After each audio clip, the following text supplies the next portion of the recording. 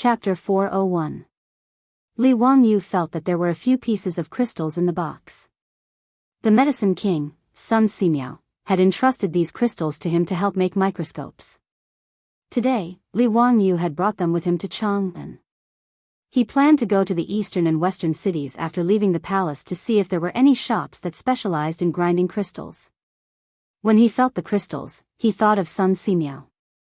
Although Sun Simiao didn't know how to perform appendicitis surgery, he knew that Sun Simiao had some surgical skills based on the fact that he had removed the rotten flesh from Niu Yang's wound and stitched it up. Since Sun Simiao knew how to debridement, suture, and bandage a broken intestine, he could try to let Sun Simiao perform surgery on Li Qingxian. At least it was better than watching Li Qingxian die in pain in front of him. However, the risk of doing so was extremely high. If Sun Simiao's surgery failed, Pai Lupi would blame him. He couldn't afford to take the blame. Furthermore, cutting open someone's stomach to perform surgery was unheard of. Would Pai Lupi be willing? Would Sun Simiao agree? Li Wangyu hesitated and opened his mouth for a long time, but he didn't know how to tell Pai Lupi his thoughts. Just as he was hesitating, he heard Fengyu from the medicine bureau whisper to Pai Lupi, "Your Majesty, we have already performed acupuncture on His Highness and given him medicine. However, His Highness's pulse is getting weaker and weaker. I'm afraid it will be difficult to save him. We are willing to die 10,000 times. Your Majesty, please be prepared." Hearing this, Pai Lupi's body couldn't help but shake. A line of tears rolled down his face. When he heard Fengyu and the doctor say that his eldest son had an intestinal abscess, he had already guessed the result. Pai Lupi sadly sat beside Li Qingxian's bed and reached out to hold Li Qingxian's burning hand. After a long time, he ordered in a hoarse voice, "If His Highness dies, don't tell the Empress for now. The Empress is pregnant and shouldn't be agitated. Do you understand?" "Yes." Inside the Xianda hall, the eunuchs and maids all knelt on the ground. From time to time, the sound of weeping could be heard. The hall was filled with a mournful atmosphere, as if Li Qingxian had already died. At this point, Li Wangyu did not have time to think too much.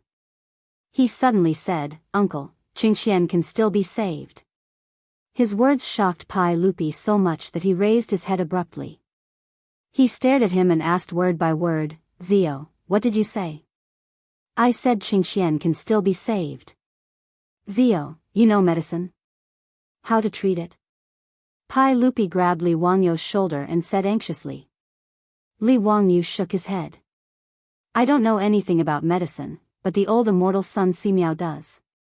"Uncle, have you forgotten that old immortal Sun is currently in Dingzhou village?" Pai Lupi was stunned when he heard this, and then he was overjoyed. "Zio, why didn't you remind me earlier? Come, quickly go to Dingzhou village in Hu County and summon Sun Simiao into the palace to save the crown prince." "Uncle, I'm afraid others are not familiar with the way and will waste time. My troops are outside the palace." "Let him go." Pai Lupi nodded. "I will have the palace guards and eunuchs go with him. They have to be quick. Let the horses from the palace gallop along Vermilion Bird Avenue." Li Wangyu nodded. "I still have some things that I need my troops to bring to save Qingxian." After he finished speaking, he pulled over an eunuch and asked for a brush and paper. He quickly wrote down some things he needed on the paper and handed it to the eunuch. Following Pai Lupi's order, the palace guards and eunuchs immediately rushed out of the palace gates. After meeting up with Niu Wu, a few strong horses galloped directly onto the wide imperial road in the middle of Vermilion Bird Avenue and galloped south. "Uncle, don't worry. Old immortal Sun will definitely be able to save Qingxian," Li Wangyu comforted. "I hope so, sigh." Pai Lupi sighed deeply. Even though Pai Lupi was the emperor of the Tang dynasty, he had no choice but to place his hopes on Sun Simiao. Inside Xianda Palace, Gung Fengyu's expression became a bit ugly after Li Wangyu mentioned Sun Simiao's name. As the highest-ranking official of the Shangyao Bureau and a lower fifth-rank official of the Tang dynasty, he did not have a good impression of Sun Simiao. On one hand, they were rivals in the same field, and Sun Simiao's reputation among the people was much higher than his. On the other hand, Sun Simiao had once threatened his position. In the 9th year of Wuda, Pai Lupi had once invited Sun Simiao into Chang'an. He wanted to give Sun Simiao the title of nobility and give Sun Simiao the responsibility of the Shangyao Bureau, but Sun Simiao refused. Since then, Sun Simiao had become the name that Gung Fengyu did not want to hear the most. Now that the crown prince was critically ill and the Shangyao Bureau was helpless, Hu Xianzi had actually recommended Sun Simiao to Pai Lupi at this time. Gung Fengyu could not help but feel even more stifled. He could not help but say, "Your Majesty, forgive me for speaking so boldly, but even Sun Simiao might not be able to save His Highness the Crown Prince. This intestinal blockage is an incurable disease. Apart from the legendary Huatua, who can cure intestinal blockages, no one has ever heard of anyone being able to save someone with intestinal blockages. The medical books have recorded Huatuo's divine prescription for intestinal blockages. We have already made medicine according to this prescription and fed it to His Highness the Crown Prince, but there was no effect. I'm afraid." Before he finished speaking, Li Wangyu could not help but interrupt, "Shut up. It's fine if you're useless, but what do you mean by saying that His Highness the Crown Prince is incurable?" Gung Fengyu had always been like a crow, saying that Li Qingxian was incurable. He had even told Pai Lupi to prepare for the funeral in advance. Li Wangyu had long since been annoyed by his words. Now that he had sent someone to invite Sun Simiao, he was blabbering on and on about how Sun Simiao could not cure Li Qingxian. It really made people want to beat him up. When Pai Lupi kicked Gung Fengyu, Li Wangyu felt that the old man did not have it easy. Now, he felt that Pai Lupi's kick was too light. How can you humiliate this old man like this? Hu Xianzi, this old man is also a 5th-rank official. I have practiced medicine for more than 30 years and have saved countless people. How can I be incompetent? Gung Fengyu immediately exploded when he heard Li Wangyu's words. He then knelt before Pai Lupi and spoke in an aggrieved and tearful voice, "Your Majesty, please see clearly. Ever since this subject took over the Shangyao Bureau, I have not dared to slack off in the slightest. This subject naturally hopes that His Highness the Crown Prince will be healthy. However, this intestinal abscess is difficult to cure with medicine. This subject is not incompetent. Please see clearly, Your Majesty." Pai Lupi's mood was irritable. Even though he knew that intestinal abscess was incurable, as Li Qingxian's father, how could he not have a glimmer of hope in his heart? He naturally hoped that Li Wangyu's words would be true and that Sun Simiao could save his eldest son. Alright, what's the point of saying all this now? Continue to treat the Crown Prince. Everything can be discussed after Sun Simiao arrives. Pai Lupi's words left Gung Fengyu speechless. He could only shut his mouth. However, his gaze towards Li Wangyu carried a bit of resentment. Li Wangyu naturally could not be bothered to pay attention to Gung Fengyu. He walked to the side and beckoned for an internal eunuch to come over. His words caused the internal eunuch's expression to become somewhat hesitant. However, when he saw the restless Pai Lupi, he did not dare to report. He could only comply and turn around to leave the hall. Chapter 402. While Pai Lupi and Li Wangyu waited anxiously, Sun Simiao finally arrived at Taiji Palace 3 hours later. Even though the old Daoist's body was quite good, he was still an old man in his 90s. By the time he reached Taiji Palace, Sun Simiao was so tired that he almost fainted. With Pai Lupi's orders, Taiji Palace's imperial guards didn't dare stop Sun Simiao's group. They directly rushed to the Eastern Palace's Xianda Hall. Hearing that Sun Simiao had arrived, Pai Lupi and Li Wangyu immediately came out to welcome him. "Thank you for your trouble, Minister Sunday. The Crown Prince is critically ill. Please treat him quickly." Sun Simiao didn't bother with pleasantries. He casually cupped his hands toward Pai Lupi and quickly walked into the hall. Lu Shenwei followed closely behind with his medicine chest. At Sun Simiao's age, even in front of Pai Lupi, he could do as he pleased without any misgivings. Niu Wu also jumped off his horse and took off a backpack from his back. He handed it to Li Wangyu. "Lang Jun, everything you wanted is inside." "Good.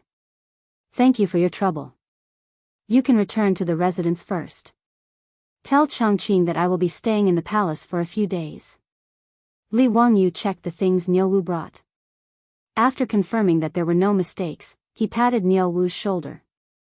Yes. Li Wangyu didn't delay and turned to walk into the hall. The trouble hadn't started yet. The key was how to convince Sun Simiao and Pai Lupi to agree to operate on Li Qingxian. Inside the hall, Gung Hong saw Sun Simiao enter and couldn't help but snort coldly. He called for the doctors of the Shangyao Bureau to retreat to the side and watch coldly. The Crown Prince's illness was confirmed. He didn't believe that Sun Simiao could treat his intestinal abscess. Sun Simiao examined Li Qingxian's body and shook his head. Your Majesty, forgive me for speaking bluntly, but the Crown Prince's intestinal abscess is difficult to cure. Before he could finish, Gung Fengyu interrupted him. Your Majesty, I'm not speaking nonsense, am I? Sun Simiao was also at his wits' end. Shut up. Pai Lupi and Li Wangyu shouted at the same time, scaring Gung Fengyu into taking a few steps back. Minister Sun, please continue. Pai Lupi glared at Gung Hong before looking at Sun Simiao. Sun Simiao stroked his beard and said, this intestinal abscess is indeed difficult to cure. I can only delay it for a while, but it is unknown whether the Crown Prince can recover completely. When Pai Lupi heard Sun Simiao say the same thing, he couldn't help but feel disheartened. After a long time, he let out a long sigh. This is all Qingxian's fate. Then I ask Minister Sun to treat him. If there's really no way to save him, we won't blame Minister Sunday. Nodding his head, Sun Simiao beckoned his disciple, Lu Shenwei, over. He took out the golden needles from his medicine box and began to treat Li Qingxian. Take the Yangming meridian of the hands and feet as the main point. Use the catharsis method when inserting the filiform needles. Leave the needles for 15 minutes. Sun Simiao whispered to Lu Shenwei as he applied the needles. Your disciple understands. After he finished with the golden needles, Li Wangyu invited Sun Simiao to a place where there was no one else around. Old immortal son, are you really unable to save the Crown Prince? I can only do my best. However, intestinal abscesses are indeed difficult to cure. How confident are you? How can I be confident? The Crown Prince is almost certain to die. Sun Simiao shook his head and sighed. Li Wangyu's eyes flashed. Old immortal son, if I have a way to save the Crown Prince, would you be willing to help? What? Hu Xianzi, are you serious? What method can cure intestinal abscesses? Hearing Li Wangyu's words, Sun Simiao immediately became spirited. May I ask old immortal son, what is intestinal abscesses? Ulcerative abscesses in the intestines. Ulcerative abscesses were acute suppurative diseases. They were a type of poisonous sore. That's right. Since medicine is ineffective, then the only way is to cut open the abdomen and remove the ulcerative abscesses. Wouldn't that cure him? How can that be done? If this person's abdomen is cut open, how can he survive? Even though Sun Simiao would be revered as the medicine king in the future, when he heard Li Wangyu's words, he couldn't help but jump in fright and shake his head. Why can't he survive? Old immortal son, didn't you once tell me that people with severed intestines can be stitched up and bandaged and survive? Why can't the person live after removing the ulcerative abscesses? Li Wangyu's words stunned Sun Simiao. He had never thought of such a thing. How can that be the same? People with severed intestines often have their abdomens cut open on the battlefield by lethal weapons. Sun Simiao was halfway through his words, but he couldn't continue. On the battlefield, there were many people who had their abdomens cut open and their intestines cut open. Many of the soldiers could survive if they received timely treatment. He had experienced the chaos of the world and saved countless wounded and disabled soldiers. If the soldiers who had their abdomens cut open could survive, then if he cut open the Crown Prince's abdomen and removed the ulcerative abscesses, he might be able to survive. Sun Simiao was silent for a moment before carefully saying, this method may work, but I have never tried it before. It may not be able to save the Crown Prince's life. Furthermore, the saint may not agree. This is cutting open the Crown Prince's abdomen. As long as old immortal Sun is willing to help, I will explain it to the saint. Sun Simiao calculated the gains and losses in his heart for a long time before finally nodding gently. As long as the saint agrees, I am willing to try. Seeing that he had convinced Sun Simiao, Li Wangyu didn't dare to delay. He walked in front of Pai Lupi and carefully asked, "Uncle, I do have an idea that may be able to save Qingxian," but, hearing him say this, Pai Lupi was like a drowning person who had found a life-saving straw. He immediately asked, "But what?" "Zio, if you have an idea, just tell me.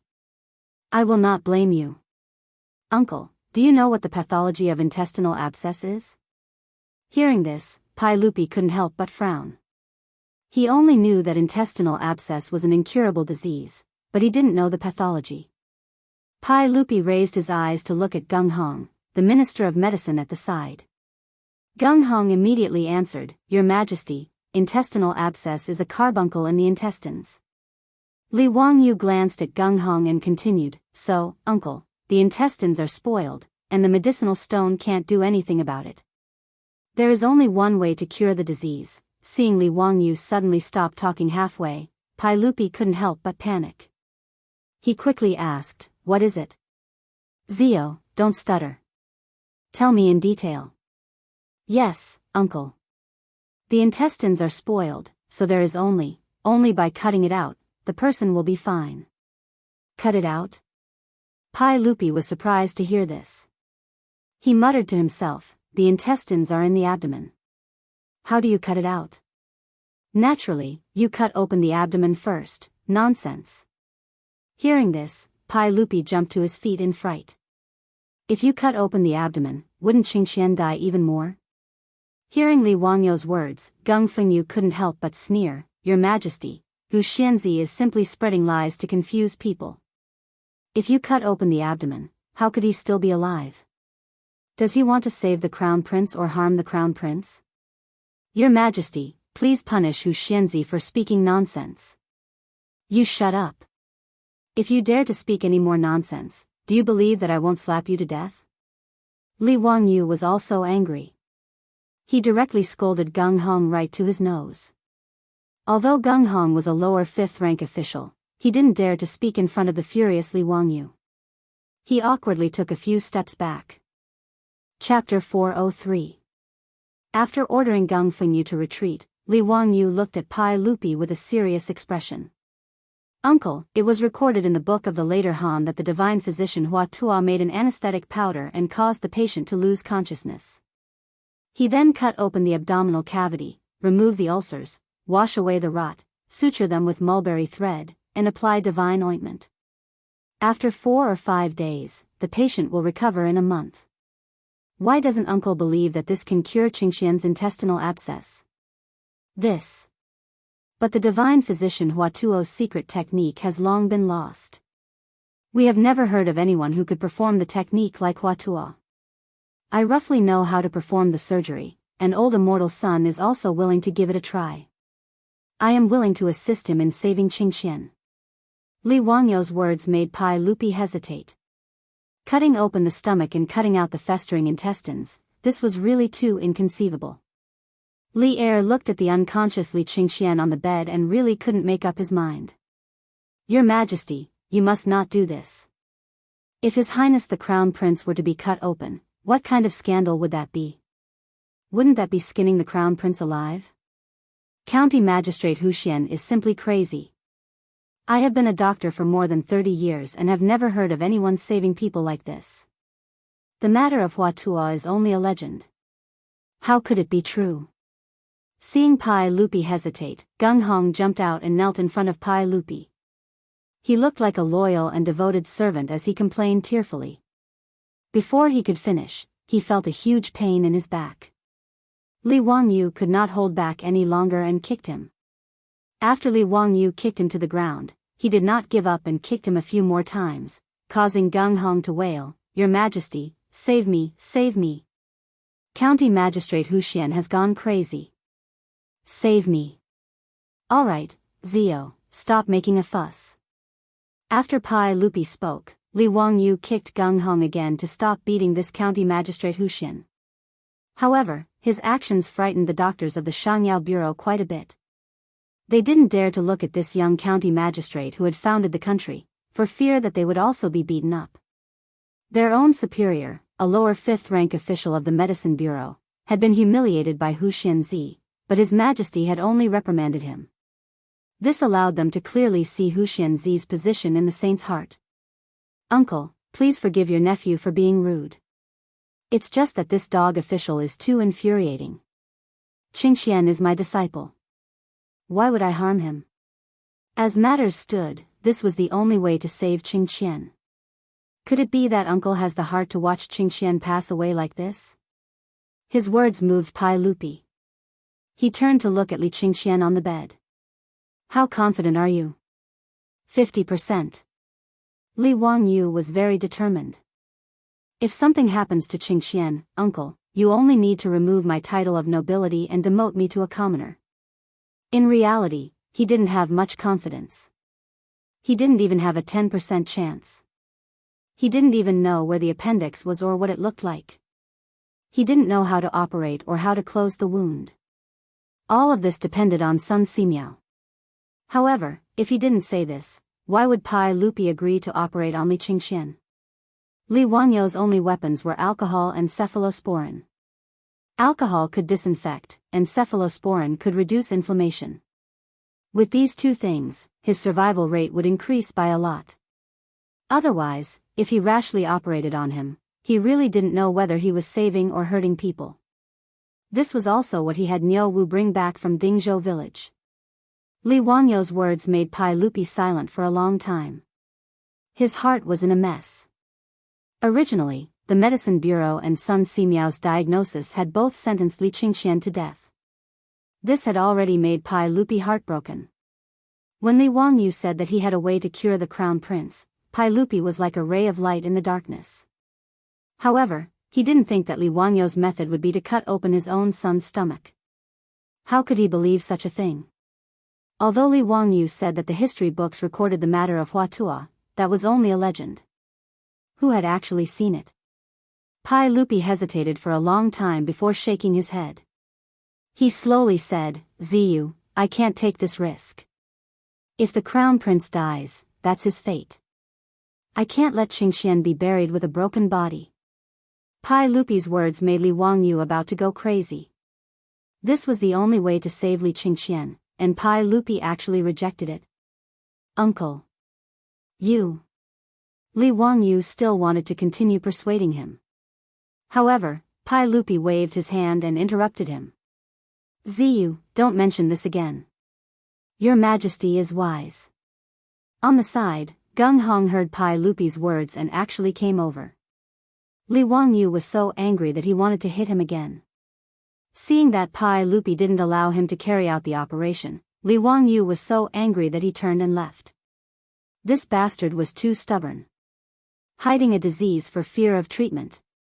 This was the classic case of hiding a disease for fear of treatment. Li Wangyu somewhat understood why the divine Dr. Huatua had lost his life when he wanted to treat Chow Chow's head disease. Sad, it was too sad. Walking out of the Shinda Palace, Li Wangyu felt suffocated when he thought of the little brat who usually called him teacher, and was about to be separated by life and death. Ah! Li Wangyu clenched his fists and let out a heart-wrenching scream.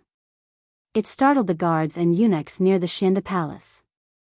After venting, Li Wangyu slowly calmed down. In the eyes of the Tangs, disemboweling someone was indeed incomprehensible. It was no different from murder.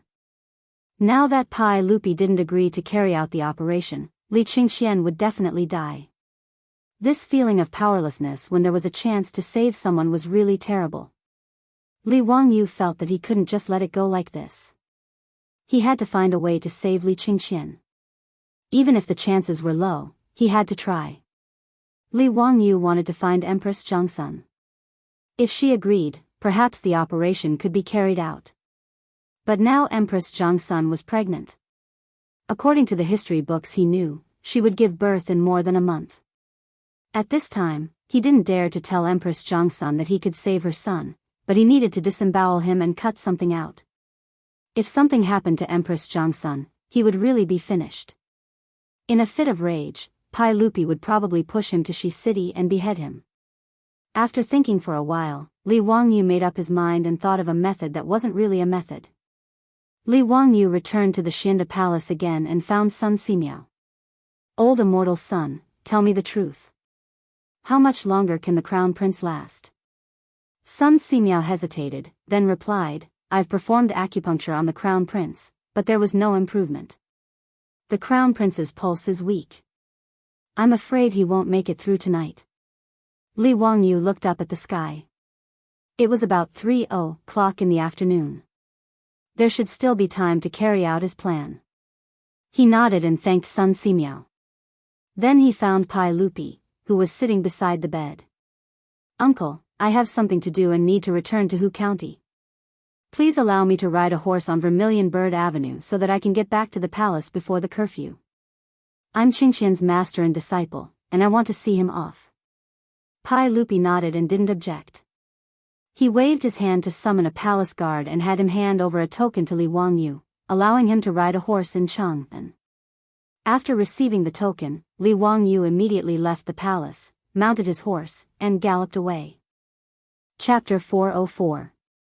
Li Wangyu galloped the entire way and returned to Dingzhou village in less than 2 hours. Lang Jun, why are you back? Didn't Niu Wu say that you were going to stay in the palace for a few days? Li Heng asked in surprise when he saw Li Wangyu return. Li Heng, don't say such nonsense. Hurry up and pack the valuables in the house. Bring more gold and don't bring any copper coins. Get everything ready, we're leaving soon. Li Wangyu didn't bother to explain. His words stunned the old housekeeper, Li Heng. Lang Jun, why is that? Where are we going? Don't ask so many questions, hurry up and pack. Where's Chongqing? Lady Su is in the backyard. Before Li Heng could finish, Li Wangyu had already run to the backyard. Li Heng was confused by Li Wangyu's actions, but he could only listen to him and hurry back to the residence to pack. In the backyard, Su Chongqing was in her room listening to music on her phone when the door was suddenly burst open, giving her a fright. When she saw that it was Li Wangyu, she couldn't help but rebuke, Wangyu, why are you so careless? You scared me to death, I thought. Li Wangyu didn't wait for her to finish and hastily interrupted, Chongqing, let's not talk about this for now and hurry up and pack. In a while, you take Li Heng, Perrin, Aphrodite, and the others with Niu Yong and Niu Wu to protect you and hide in the Qinling Mountains for a while. Also, give me the jade pendant that Empress Zhongsun gave you. What? Why are we going to the Qinling Mountains? What are we hiding from? Weren't you in Taiji Palace today? Niu Wu came back and said that Li Qingxian was sick and asked me for the cephalosporin. What exactly happened? Tell me clearly. Li Wangyu still wanted to talk about other things, but after hemming and hawing for a long time, he only said that he had nothing to do and asked them to stay in the Qinling Mountains for a while. How could his words deceive his beautiful boss? Su Chongqing's pretty face stiffened. Wangyu, speak clearly. What happened? If you don't make it clear, I'm not going anywhere. Li Wangyu said anxiously, if we don't leave, are we going to wait for death? What if? What if what? Seeing his beautiful superior being so stubborn, Li Wangyu knew that if he did not explain things clearly, she would definitely not leave. Thus, he could only helplessly tell her what had happened in the Taiji Palace today. When she heard that Li Qingxian had contracted acute appendicitis due to overeating and eating too many cold drinks, and that his life was in danger and he could die at any moment, the beautiful superior couldn't help but be shocked. Heavens, how could something like this happen? Shouldn't Li Qingxian be alive and well? How could he die prematurely? He was only 9 years old. Wouldn't an appendicitis surgery do the trick? Why didn't he do the surgery immediately? Li Wangyu smiled bitterly. Miss, this is the Tang dynasty. How could there be surgery? Appendicitis is an intestinal abscess. For the Tang people, it's an incurable disease. Hearing this, the beautiful superior was also stunned. She also liked Li Qingxian, Li Tai, and Li Lizzie very much. These 3 smart little guys. Every time Li Qingxian and the others came to the residence to learn from Li Wangyu, she would make all kinds of delicious food for them to try, play games with them, and read books and stories to them. Thinking that the little guy Li Qingxian was in imminent danger, the beautiful superior's eyes immediately turned red. Wangyu, Sun Simiao is a divine doctor. Didn't Niu Wu come back today and invite Sun Simiao to the palace? Is there nothing he can do? Li Wangyu nodded sadly. Right now, surgery is the only way. Sun Simiao also agreed to give it a try. But Pai Lupi, that damn bastard, I tried my best to persuade him, but he still wouldn't agree to do the surgery. The beautiful superior suddenly guessed something and looked at Li Wangyu in disbelief. Wangyu, then you want us to hide in the Qinling Mountains? Don't tell me you want to. Yes, right now, this is the only way. I also have a certain amount of responsibility for Li Qingxian's appendicitis. I can't just watch a 9-year-old kid who called me his teacher die in front of me, especially when I clearly had the chance to save him. Li Wangyu paused and continued, so, I plan to do the surgery for Li Qingxian privately.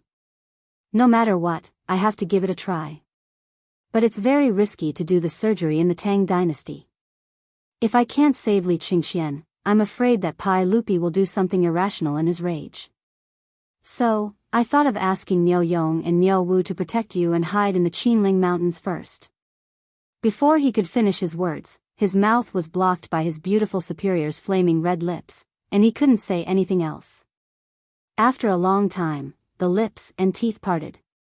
Su Chongqing stared into his eyes and said slowly, I'm not leaving. I'll go with you to the Taiji Palace to save Li Qingxian. If there's any danger, I'll bear it with you. No, it's too dangerous.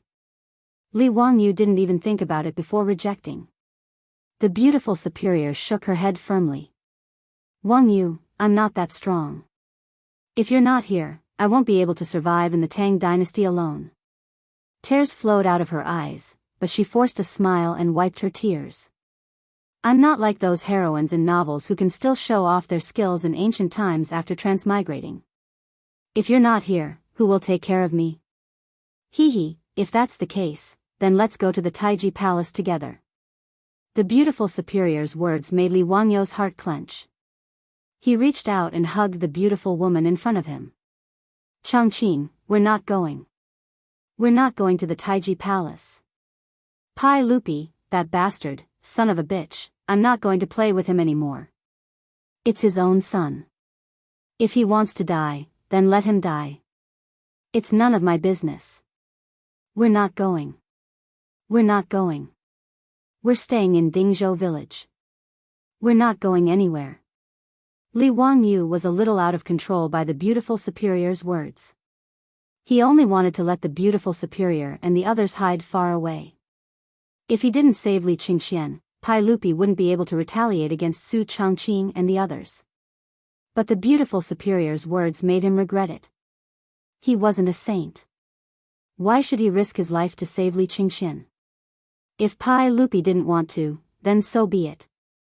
But if he put himself and his beautiful superior in danger to save his son, then he would be crazy. The beautiful superior held Li Wangyu's face with both hands and smiled like a flower. Wangyu, can you really bear to watch a 9-year-old child die in front of you like this? And under the circumstances that we have the ability to save him? Let's go. I'll go to Chang and with you to the Taiji Palace. We'll go save Qingxian. But. No buts. It's getting late. If we don't leave now, the city gates of Chang'an will close. No matter what, we know that we're doing the right thing. That's enough, isn't it? As for the outcome, let's leave it to the heavens. I think the heavens wouldn't be so blind to throw the two of us into the Tang dynasty. The beautiful superior's words finally convinced Li Wangyu. He nodded fiercely, grabbed the beautiful superior's hand, and ran out the door.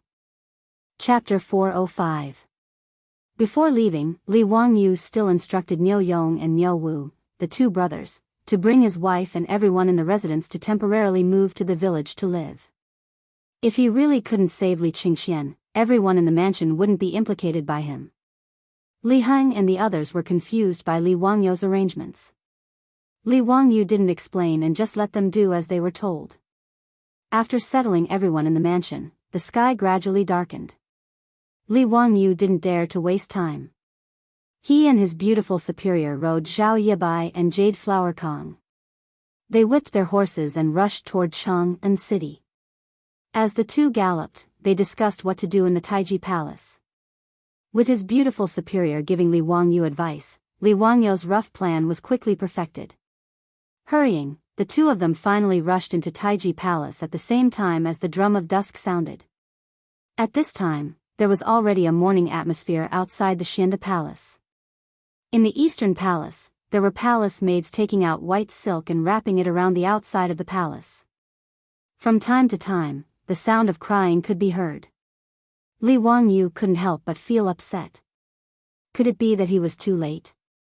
Li Qingxian had died? He quickly ran into the Xianda Palace. When he saw Sun Simiao, he quickly asked, "Old immortal son, how is the crown prince now?" Sun Simiao shook his head. The crown prince's breathing is getting weaker and his pulse is weak. I'm afraid he won't be able to hold on much longer. Just now, His Majesty has already arranged for everyone in the Eastern Palace to prepare for the crown prince's funeral under the advice of Feng Yu of the Shangyao Bureau. Hearing that Li Qingxian was still alive, Li Wangyu was slightly relieved. Then, he flew into a rage.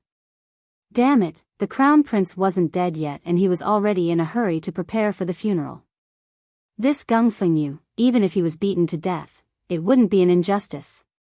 Li Wangyu was so angry that the roots of his teeth itched. He was so angry that he almost rushed in and beat that damned old man again. However, saving Li Qingxian was more important now.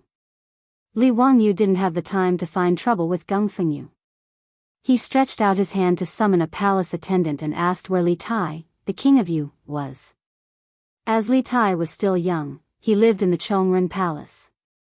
Chongren Hall was adjacent to Lijin Hall where Empress Zhongsun lived. Today, Crown Prince Li Qingxian was critically ill.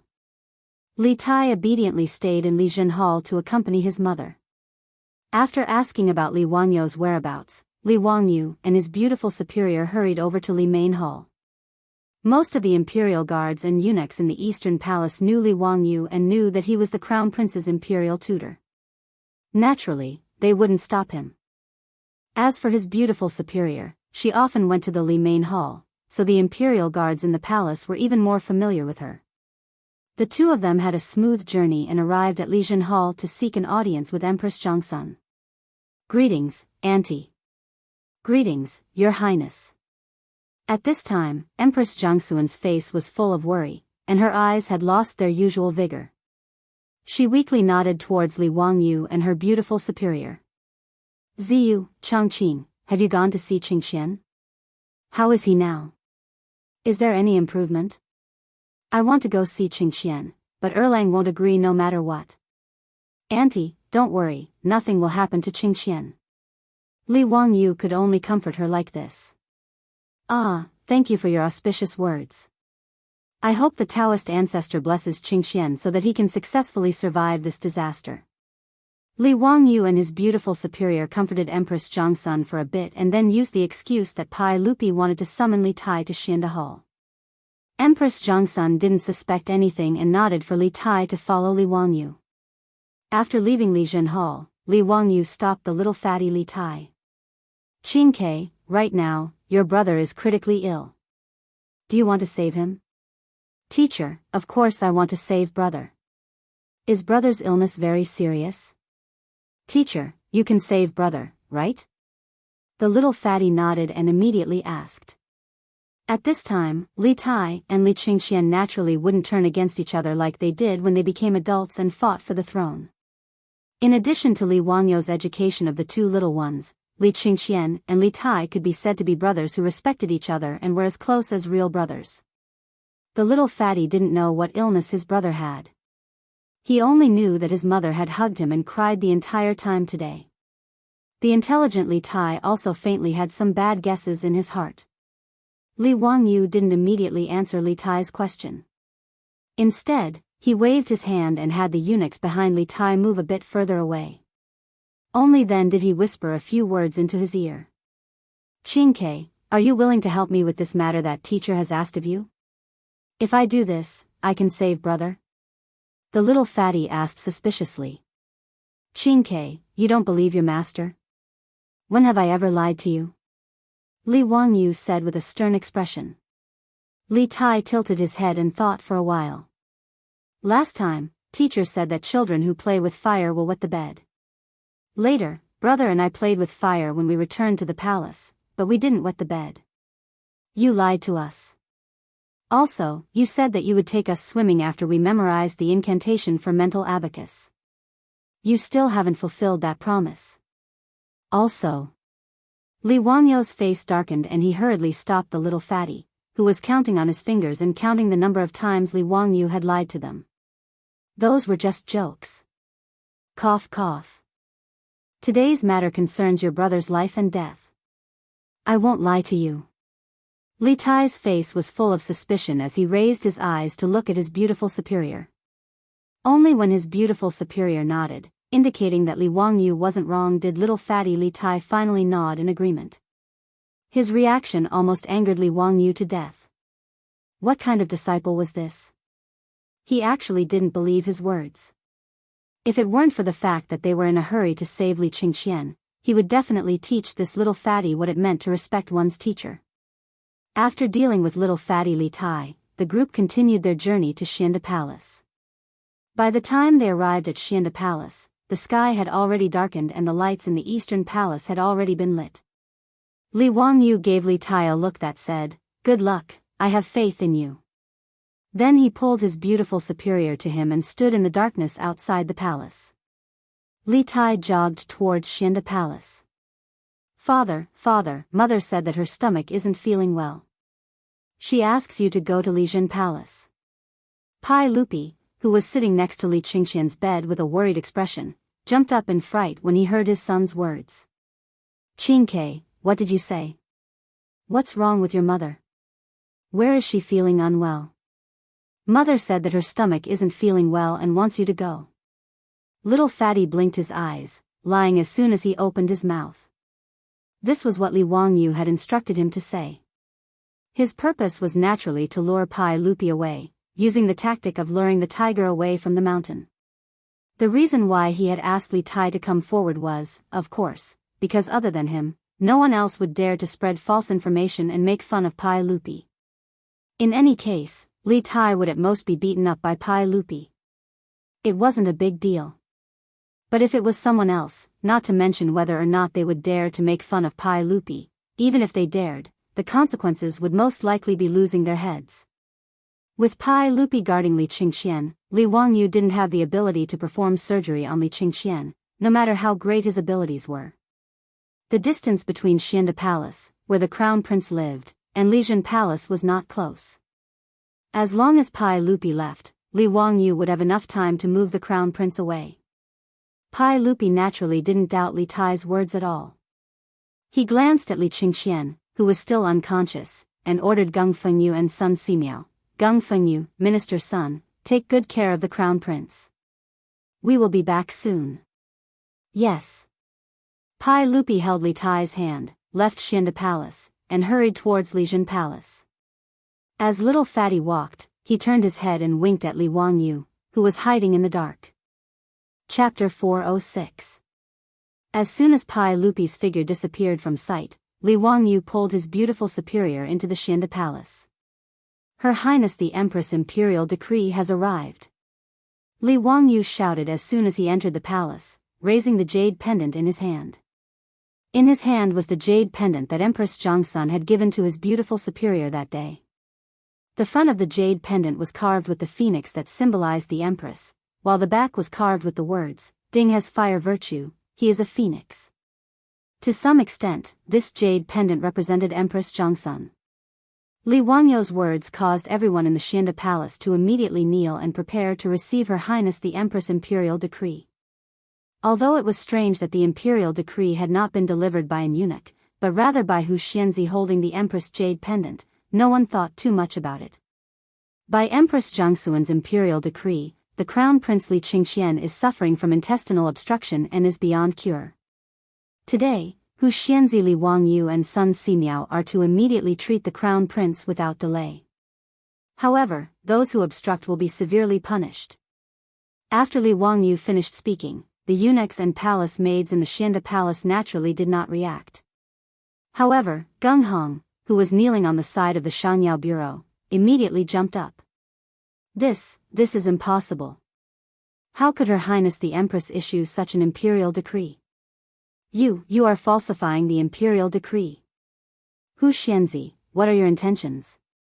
Must you cut open His Highness the Crown Prince's stomach and cripple his body? Shut up. I have Her Highness the Empress jade pendant as proof. Do you dare to not accept the imperial decree? Li Wangyu demanded as he raised the jade pendant in his hand. I don't believe it.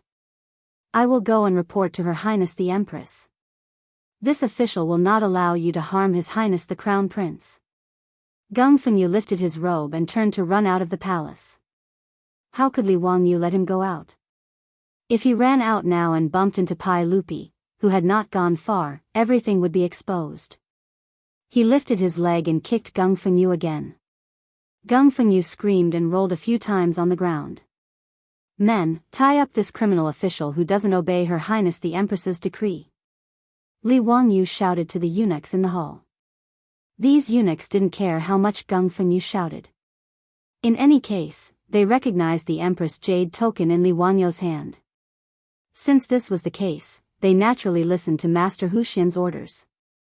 Moreover, Master Hu Xian was a relative of the saint. In the palace, he called Pai Lupi uncle, so these eunuchs were naturally willing to listen to him. After Gung Fengyu was tied up, the old man was still yelling. Li Wangyu was too lazy to talk nonsense. He simply pulled a rag and stuffed it into the old man's mouth. As for the doctors of the Shangyao Bureau, no matter how unwilling they were, no one dared to say anything when they saw that their superiors had been tied up.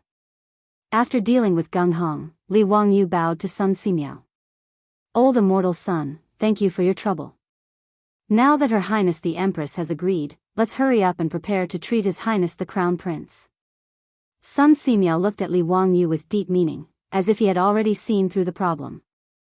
However, Sun Simiao, who had lived for more than 90 years, wouldn't say anything. Since Li Wangyu had the Empress jade token and faked a decree, he would pretend that he didn't know.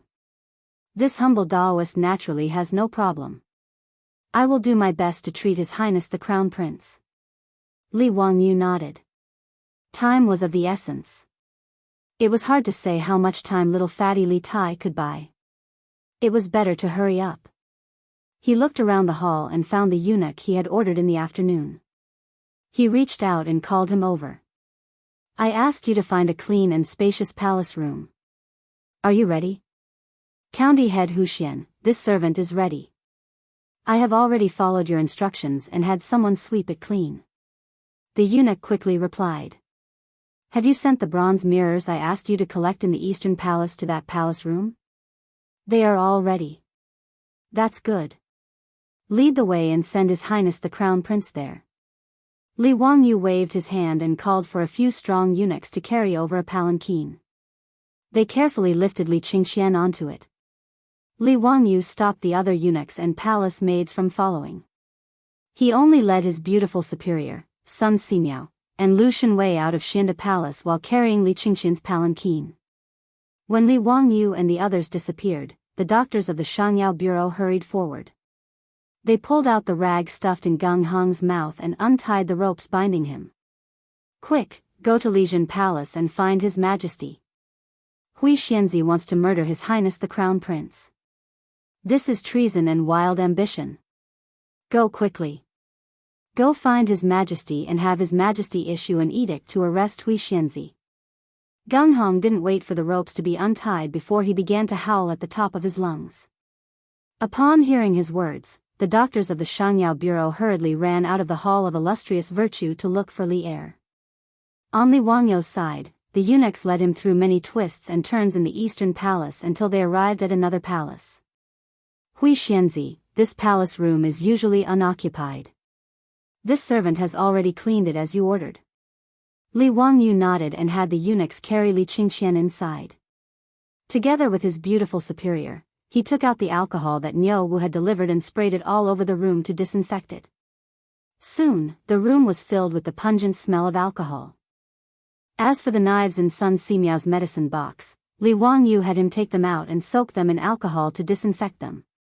The surgery required fine cotton cloth and catgut. They had all been prepared and could start the surgery at any time. At this time, the light in the room was dim. Sun Simiao shook his head and said, "Hui Xianzi, the candlelight isn't very bright. How are we going to treat His Highness the Crown Prince?" Li Wangyu had naturally prepared for this. He had ordered the eunuchs to collect bronze mirrors in the Eastern Palace to prepare for the surgery. Edison used mirrors to gather light to provide light for the surgery. This was a story that everyone knew in the language books of later generations. Although the Tang dynasty didn't have glass mirrors, they could use bronze mirrors to refract light and gather light. Li Wangyu and his beautiful superior busied themselves. They lit candles around Li Qingxian and placed bronze mirrors behind him. They constantly adjusted the angles of the mirror's refraction. Soon, Li Qingxian's body was abnormally bright under the candlelight. It had the effect of shadowless lights in the operating room. After everything was ready, Li Wangyu sent the eunuchs next door. His beautiful superior turned around and prepared to leave the room. "Wangyu, just do what you need to do. If His Majesty comes, I will do my best to stop him." She paused for a moment before continuing, "If there are any consequences, I will bear them with you." The beautiful superior spoke very casually. In fact, her whole body was trembling. She was just trying to calm her tone. Whether or not the surgery in the Tang dynasty could succeed depended purely on the person's character. Even Li Wangyu wasn't confident. Li Wangyu didn't care about shocking the world. He stepped forward and hugged Su Chongqing tightly. Neither of them spoke. After a long time, they silently looked at each other and separated. Seeing his beautiful superior walk out of the room, Li Wangyu took a deep breath and turned to look at Sun Simiao and Lu Shenwei. "Old immortal son, brother Lu, let's begin." Chapter 407. On the temporary operating table, Li Qingxian's clothes were removed. Li Wangyu picked up the alcohol and disinfected Li Qingxian's body. Sun Simiao had been observing Li Wangyu's actions from the side. At this moment, he couldn't help asking, "Hu Xianzi, what did you pour in the room?" "Alcohol." "What's alcohol?" It's the essence of wine." "What's its use?" "Sterilization." "Sterilization? Is it like what Hu Xianzi told me, that bacteria can only be seen with a microscope?" Sun Simiao asked curiously. Li Wangyu was speechless. "Sir, this isn't the time to ask questions. If we don't hurry up and perform the surgery, Li Qingxian won't be able to live. If you have any questions, can you ask them later?" Fortunately, Sun Simiao also reacted. Now wasn't the time to ask questions, so he no longer spoke and instructed his disciple, Lu Shenwei, to get the lancet. The lancet was similar to the scalpel in the modern world. It was used for surgery. Since Sun Simiao was too old and Lu Shenwei was in his prime, they decided to have Lu Shenwei as the chief surgeon for safety reasons. Sun Simiao and Li Wangyu would assist from the side. Although Lu Shenwei had been in the medical field for many years, he had never done such a thing before. Hence, his hand trembled as he held the lancet. "Hu Xianzi, where do you start?" Li Wangyu rolled his eyes. "You're asking me? How the hell would I know?" "Brother Lu, do as you see fit." "How long should the incision be?" Let's leave it to fate." Li Wangyu's words angered Lu Shenwei so much that he almost threw the lancet in his hand at Li Wangyu. Was this still something a human would say? "What do you mean by let fate? Why don't you let fate take a look?" Seeing Lu Shenwei glaring at him, Li Wangyu felt wronged. He wasn't a doctor, so why would he ask him? Fortunately, Sun Simiao was experienced. Although he had never performed surgery before, he still had a rough judgment. The intestinal abscess is in the lower right abdomen, so it should be there. "My disciple, start from here. Don't cut it too long." Slide it 3 inches away and take a look. Lu Shenwei nodded. Taking a deep breath, he tightly gripped his lancet and lightly pressed it against Li Wangyou's lower right abdomen. Just as he was about to slice down, he suddenly heard Li Wangyou shout. "Wait!" Lu Shenwei's hand trembled, and he almost dropped his saber. He felt as if 10,000 alpacas were galloping past him. He and Sun Simiao both looked up at Li Wangyou, wondering what he was shouting about. Li Wangyou couldn't help but wipe the sweat from his forehead. He was also nervous. "Old immortal son, I forgot something." "What is it?" "Anesthesia. We haven't given the crown prince any anesthetic yet." Li Wangyou's words made Sun Simiao and Lu Shenwei look at each other in dismay. Sun Simiao couldn't help but let out a dry cough to hide his embarrassment. How embarrassing. Both the master and disciple had completely forgotten about this matter. The main reason was that they were going to cut open someone's abdomen for the first time, and the patient was the crown prince of the Tang dynasty. Even the old Daoist Sun Simiao was a bit nervous. In addition, Li Qingxian had been unconscious all this time. In a moment of panic, the master and disciple had completely forgotten about this matter. Sun Simiao smiled embarrassedly. "How can we decoct anesthetic now?" "But it's not a problem. This humble Daoist will still use the golden needles to pierce the acupoints to reduce the crown prince's pain." That day in Dingzhou village, Sun Simiao had cut off the rotten meat for Niu Yong. Li Wangyou knew how powerful Sun Simiao was, so he didn't say anything. Sun Simiao took out the golden needles and pierced them into the acupoints on Li Qingxian's abdomen. Only then did he let Lu Shenwei pick up the lancet and get ready to start the operation again. Lu Shenwei took a deep breath and gripped the lancet tightly. The muscles on his arm bulged. The incomparably sharp lancet instantly cut open Li Qingxian's skin on his abdomen. Blood immediately seeped out.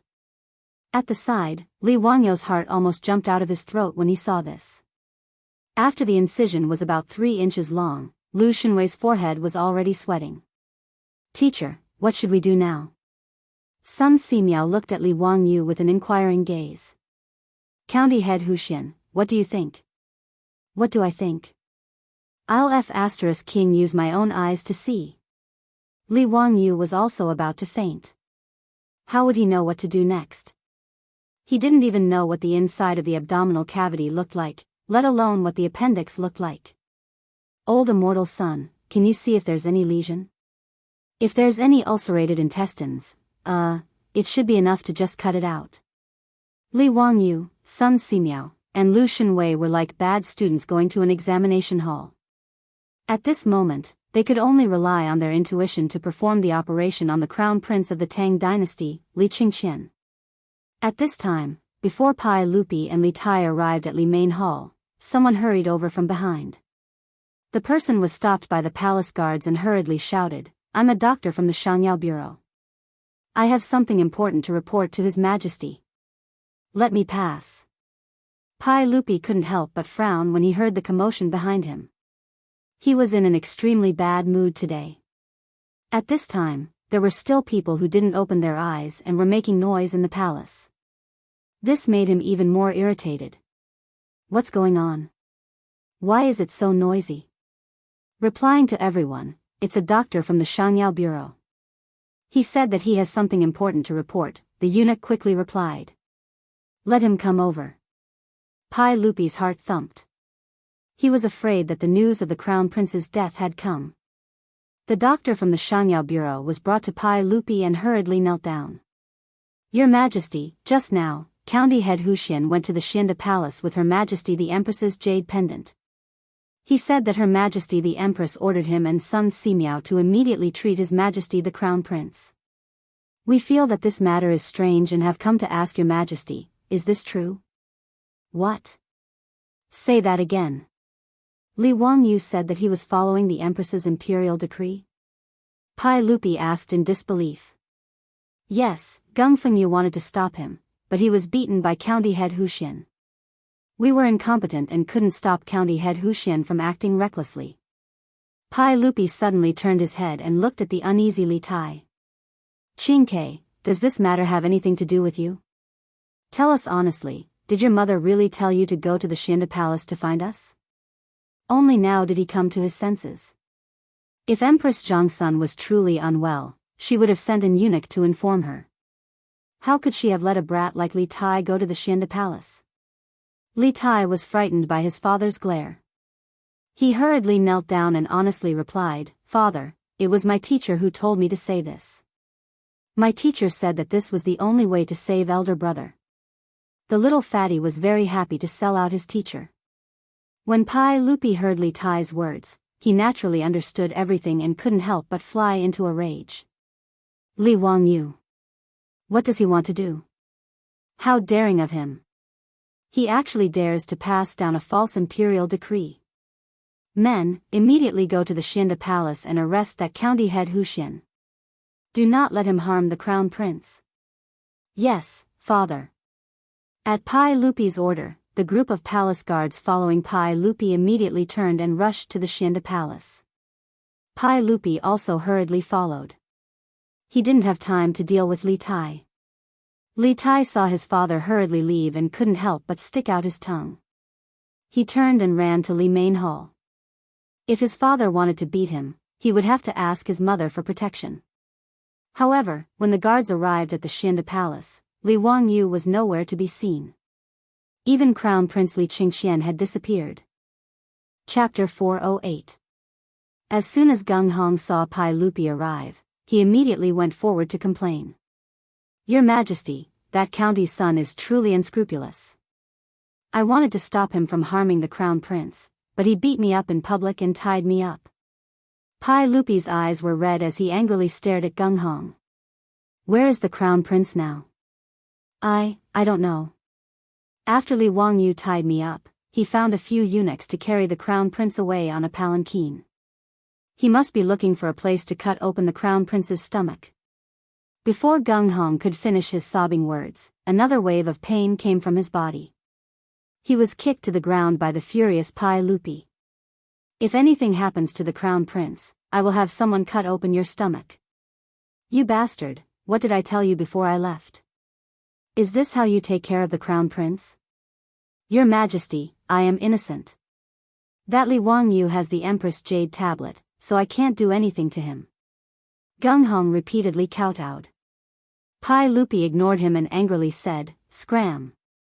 Men, search the area immediately. You must find the crown prince. Don't let that Li Wangyu hurt the crown prince." Following Pai Lupi's orders, the Eastern Palace was like a hornet's nest being poked. There were imperial guards and eunuchs carrying lanterns everywhere, searching for traces of Li Wangyu and the crown prince. There were only so many rooms in the Eastern Palace, and the room Li Wangyu was in wasn't a hidden place, so it was quickly discovered by the imperial guards. However, when the imperial guards wanted to rush into the room to rescue the kidnapped crown prince, they were stopped outside by their beautiful superior holding the Empress Jade tablet. "Stop. The Empress Jade tablet is here. Whoever dares to take a step forward is disgraceful.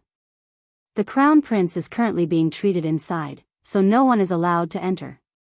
Do you want to kill the crown prince?" His beautiful superior was like a mother hen protecting her chicks. She spread out her arms and blocked the entrance of the palace. This put the imperial guards in a difficult position and they did not dare to act rashly. They simply surrounded the palace and hurriedly sent someone to inform Pai Lupi.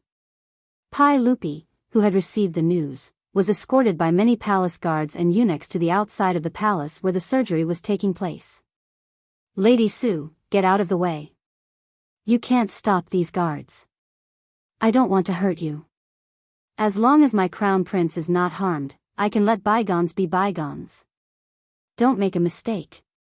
Pai Lupi's mood was unusually irritable, but he still showed some mercy to Su Chongqing, who was standing outside the hall with his bare hands. The beautiful boss bit her lower lip and shook her head with unusual firmness. "Your Majesty, forgive me for speaking bluntly, but the only ones who can save the crown prince are Li Wangyu and Sun Simiao. Your Majesty, you must believe in Wangyu. He is Qingxian's teacher, why would he harm him? He really does want to save Qingxian." The corner of Pai Lupi's mouth twitched. He had also thought that Li Wangyu would not harm his son. However, he did not believe Li Wangyu's words. Could cutting open someone's stomach save a life? Could it cure an intestinal abscess?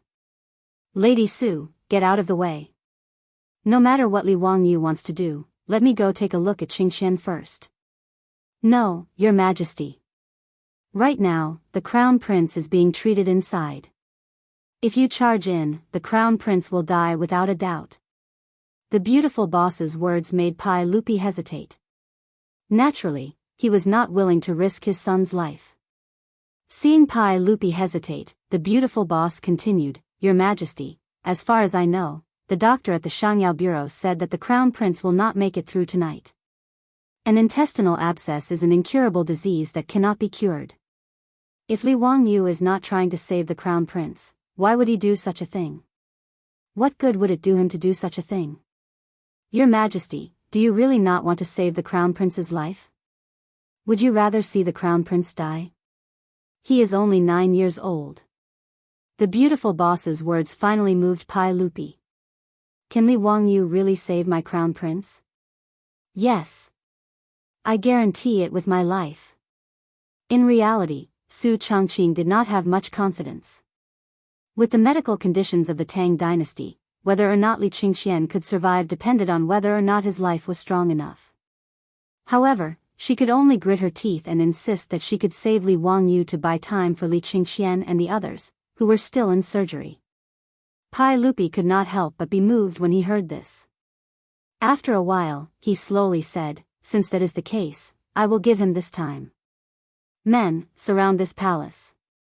No one is allowed to leave.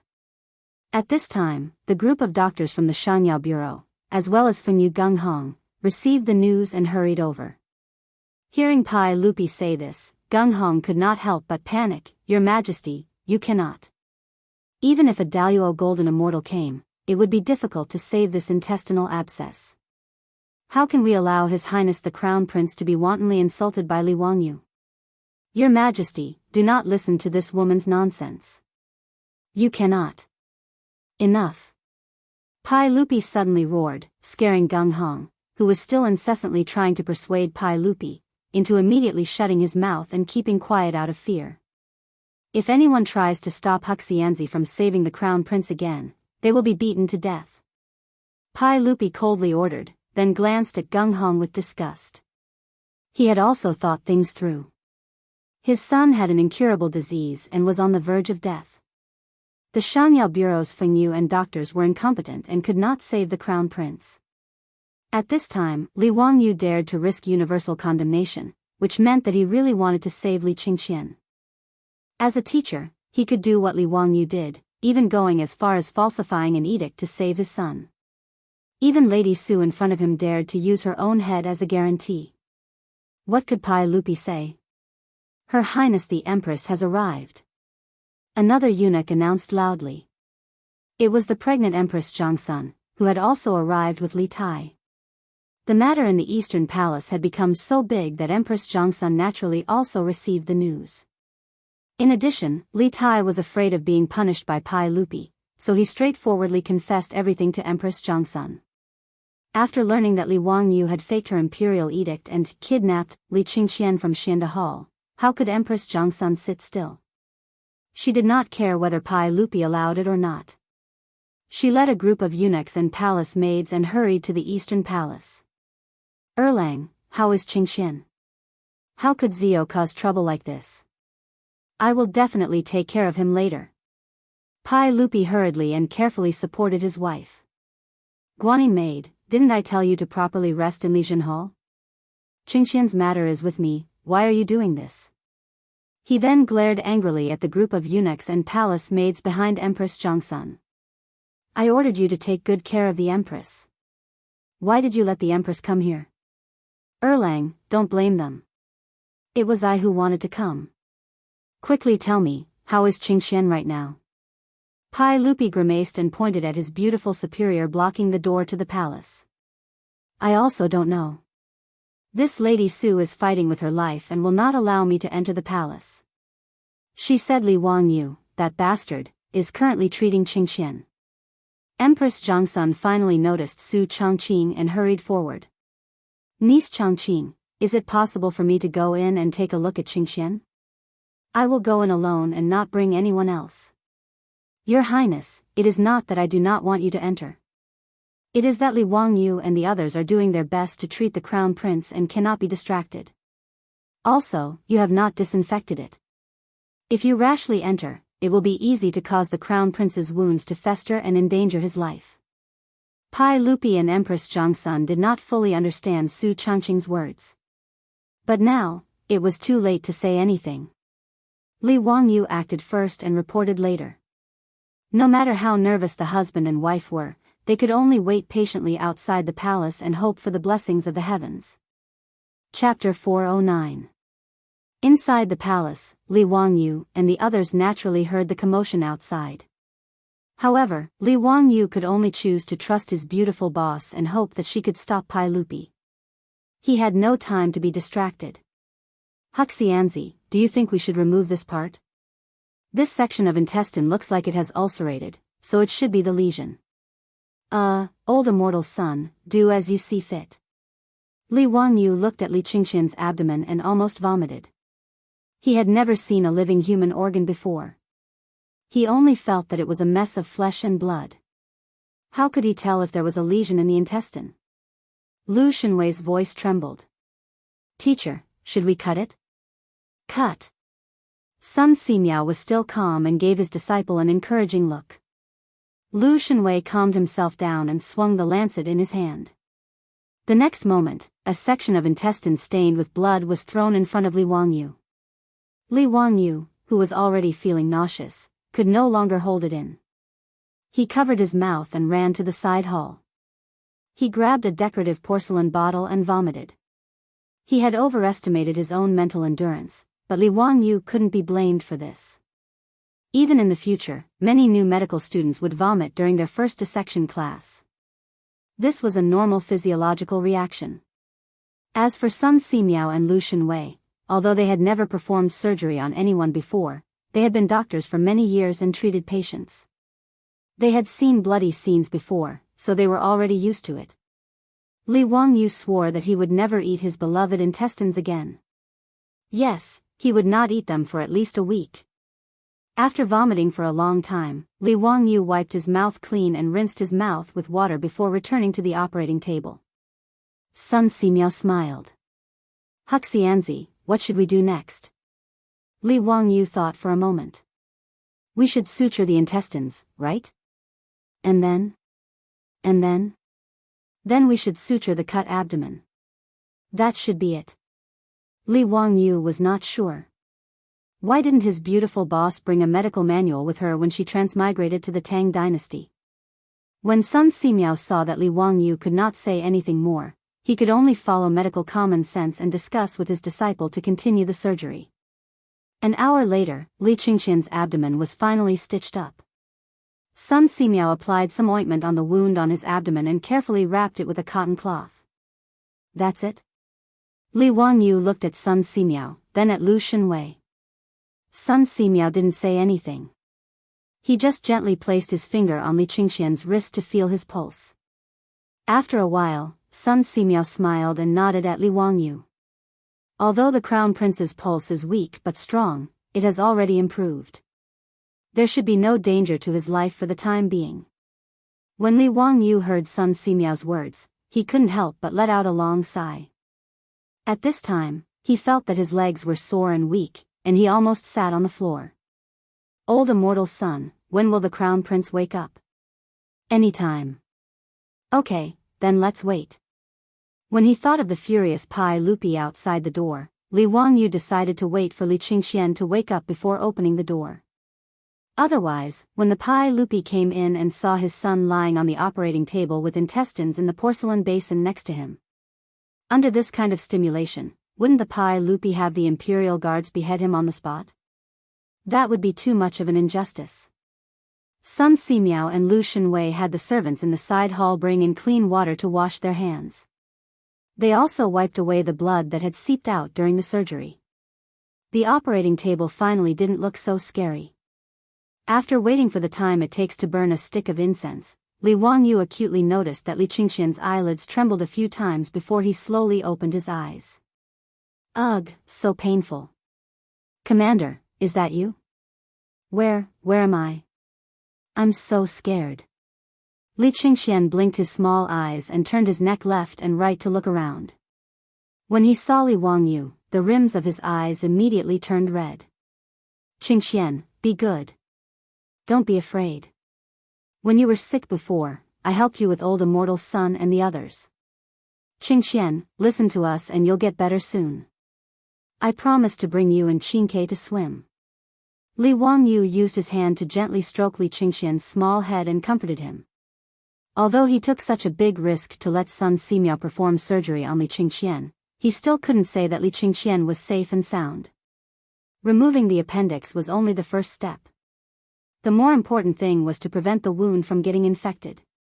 Forget about performing surgery in the Tang dynasty, even in the future, before penicillin was invented, most of the wounded soldiers on the battlefield died from wound infections after surgery. In the TV dramas of the anti-Japanese war, there were often such scenes. The underground workers risked their lives and fought a battle of wits and courage to obtain the medicine penicillin and send it to the rear to save the wounded. Penicillin was penicillin. Although it couldn't be taken seriously in the TV dramas, it indirectly reflected how dangerous it was for the wound to fester. Li Wangyu was already very careful. Before the surgery, he disinfected all the instruments with alcohol. Because they didn't have rubber gloves, Li Wangyu not only let Lu Shenwei and Sun Simiao wash their hands several times, but also carefully wiped them with alcohol. In addition, he still had the remaining cephalosporin capsules. If Li Qingxian's wound still got infected, then he really couldn't do anything. Now, he could only do his best and leave it to fate. He hoped that God would bless him. After Li Qingxian woke up, Li Wangyu called the anxious servants in the side hall and asked them to carefully serve Li Qingxian. Li Wangyu walked to the door of the palace and pushed it open with a creak. The scene outside the door gave Li Wangyu a fright. The palace guards, clad in armor and holding torches, tightly surrounded the palace. Li Wangyu almost cried. Wasn't it just a surgery? Was there a need to make such a big fuss?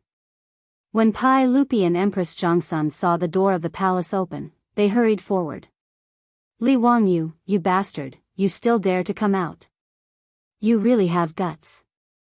You actually dared to send a fake edict and even kidnap the crown prince.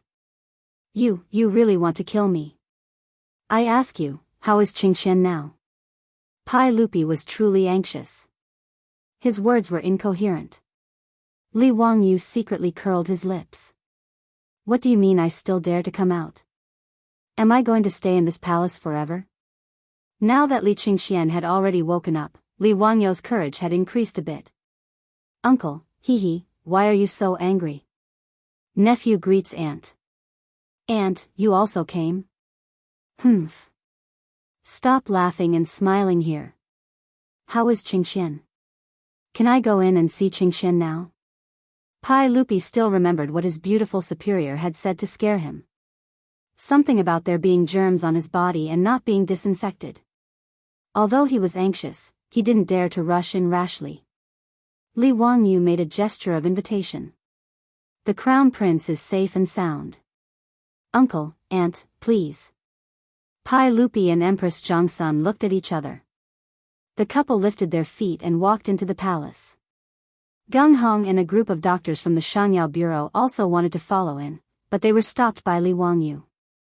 Stop. His Highness the Crown Prince is recuperating inside. The Shangyao Bureau and dogs are not allowed to enter. When he said this, Gung Fengyu and the group of doctors' faces changed.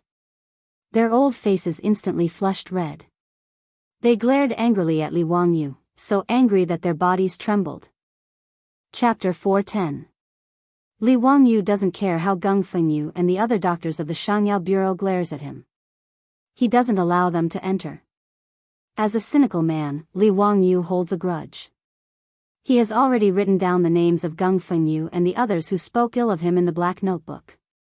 Pai Lupi also heard Li Wangyu's words, but he ignored them and helped his wife into the hall.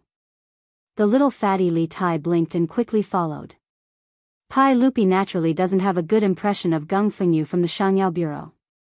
If Li Wangyu really saves Li Qingxian, it undoubtedly proves the incompetence of Geng Fengyu and the group of doctors in the Shangyao Bureau. What's more, Pai Lupi now understands. After all, Li Wangyu is his nephew.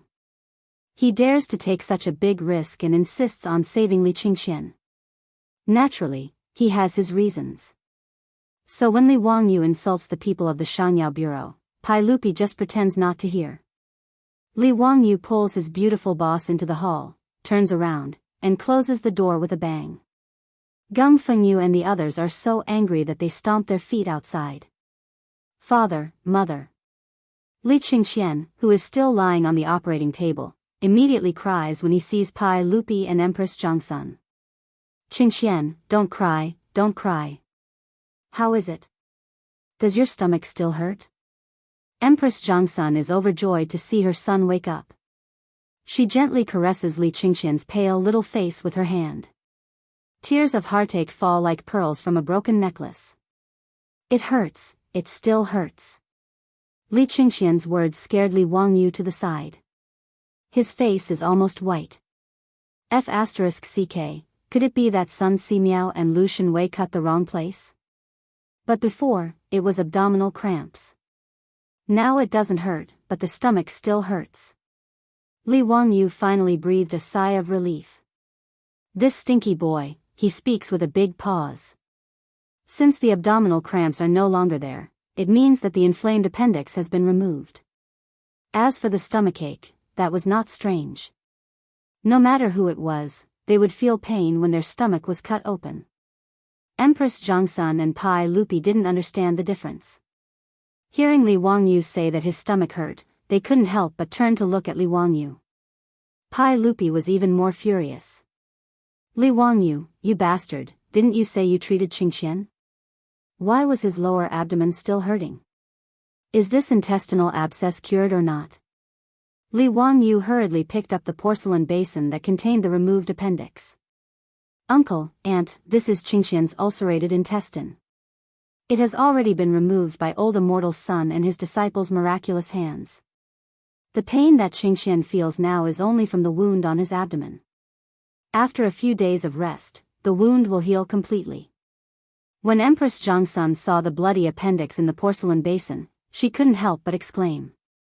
She covered her face with her hands and didn't dare to look again. Pai Lupi didn't have much of a reaction. He even moved closer for a closer look. He was an emperor on horseback and had been on the battlefield for a long time.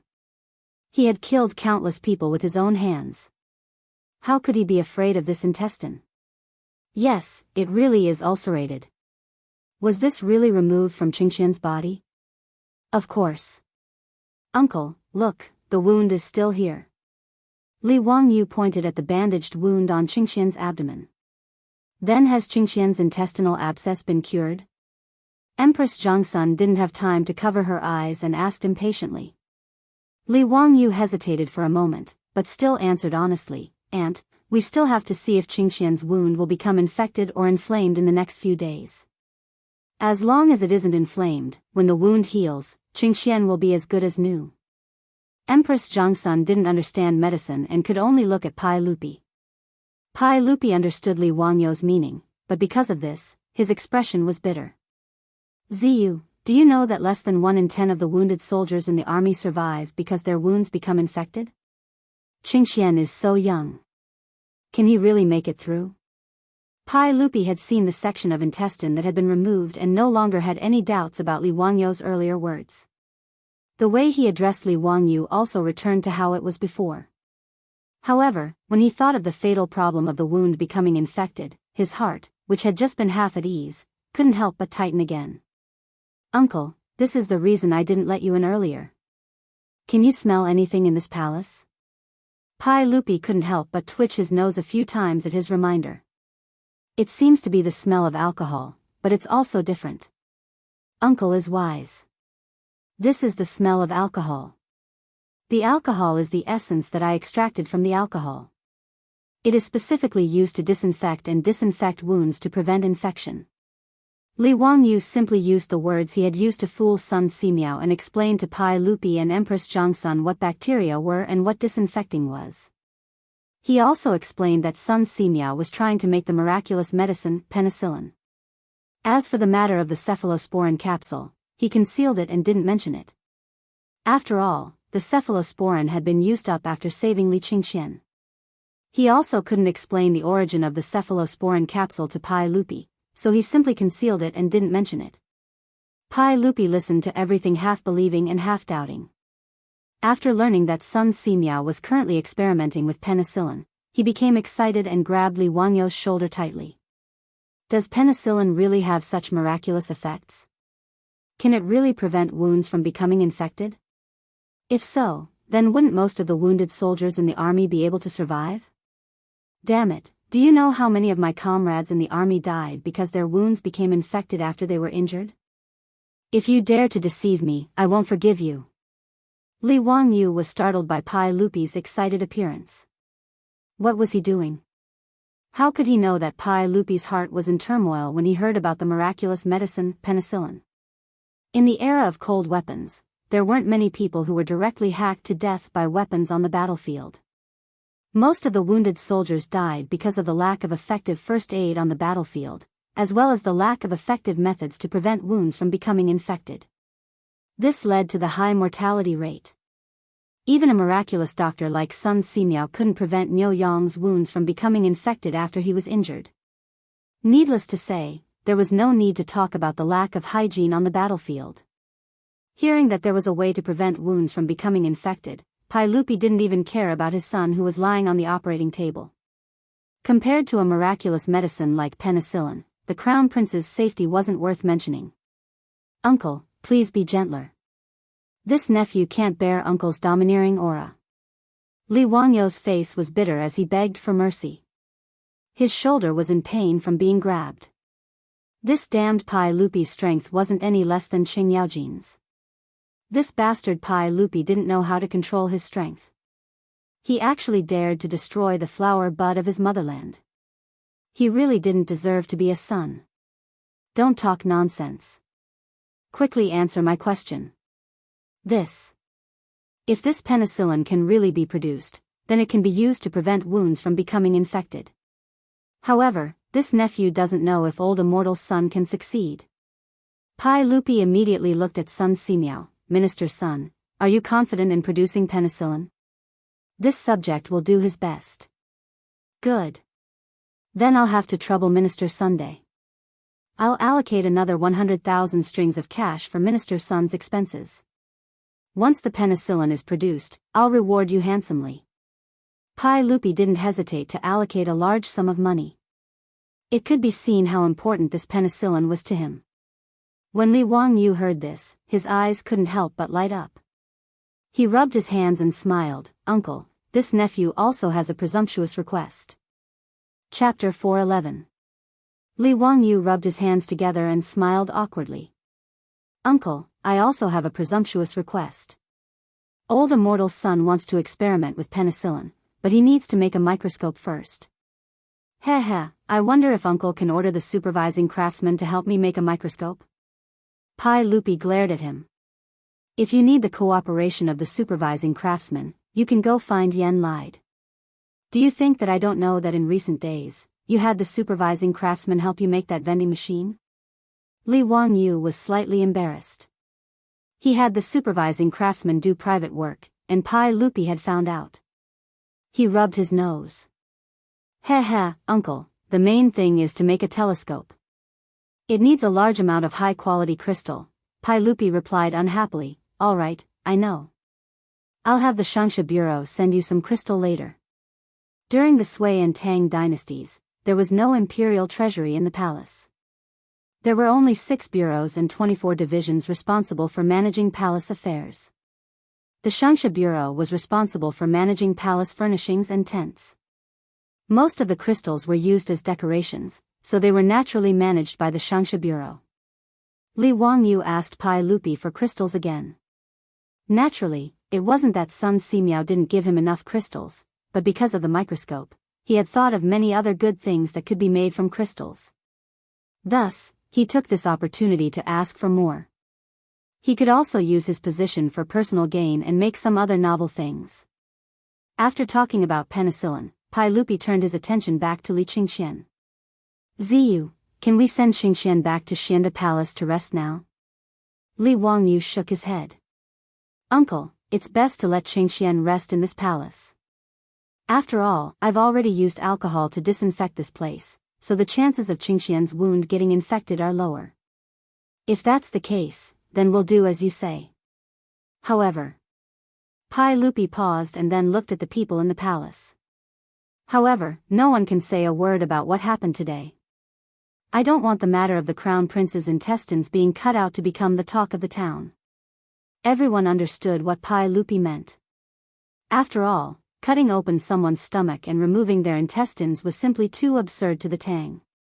If this matter were to spread to the outside world, it would damage the crown prince's reputation. Naturally, everyone bowed to receive the order and promised not to spread it out. As for the eunuchs in the Eastern Palace, they were so scared that they all knelt down and kowtowed repeatedly to show that they were tight-lipped and swore that they would not reveal anything. These eunuchs had seen this kind of thing many times in the palace. In the imperial palace, the best way to make them shut up and keep secrets was to turn them into dead people. The dead would never speak of secrets.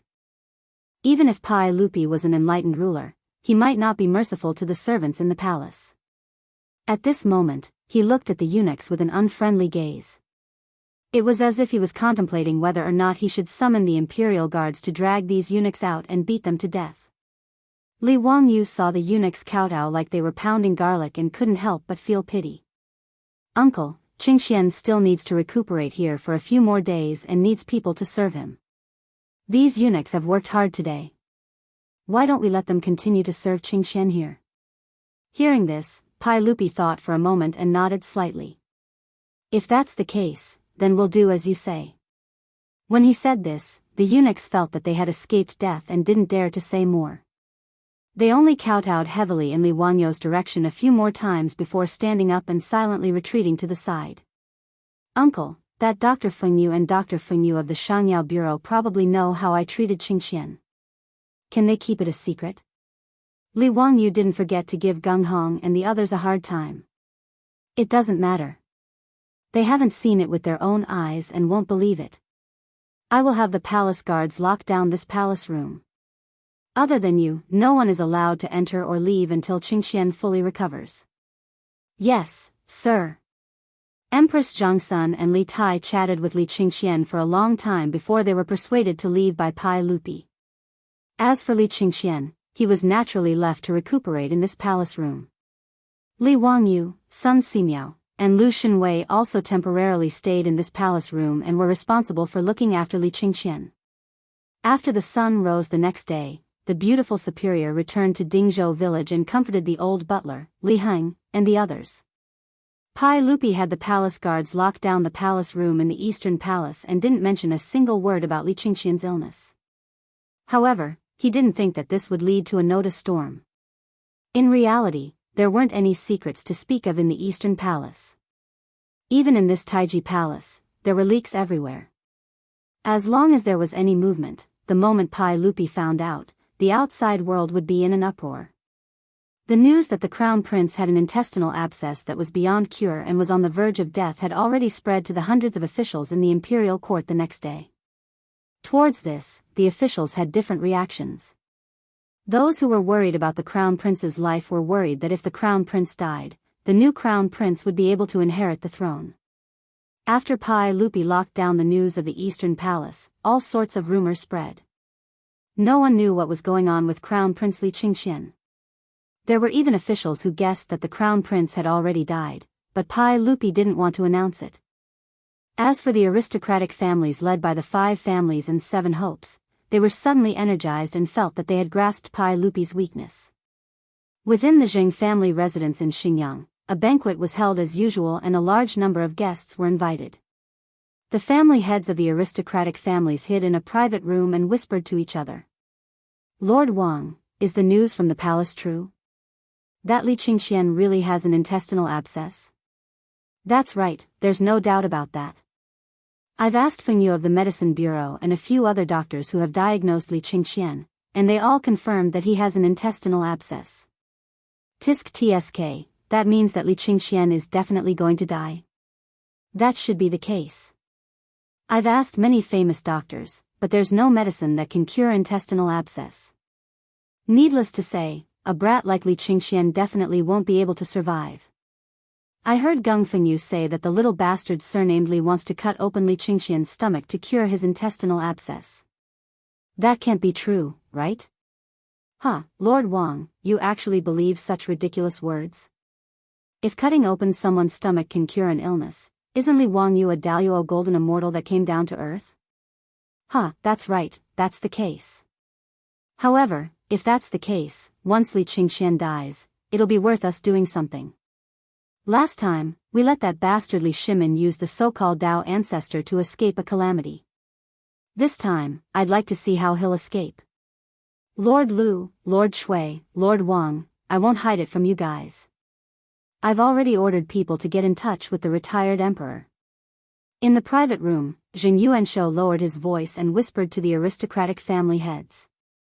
The burning candles in the private room cast the figures of the people on the wall, making them appear especially sinister.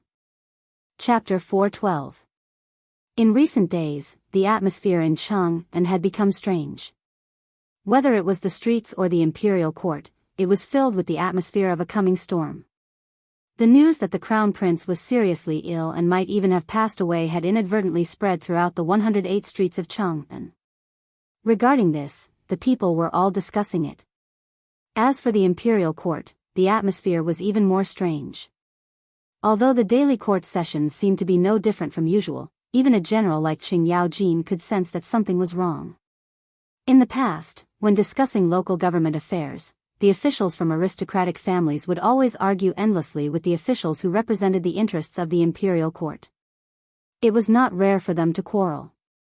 However, ever since the news of the crown prince Li Qingxian's illness spread, the imperial court had suddenly quieted down.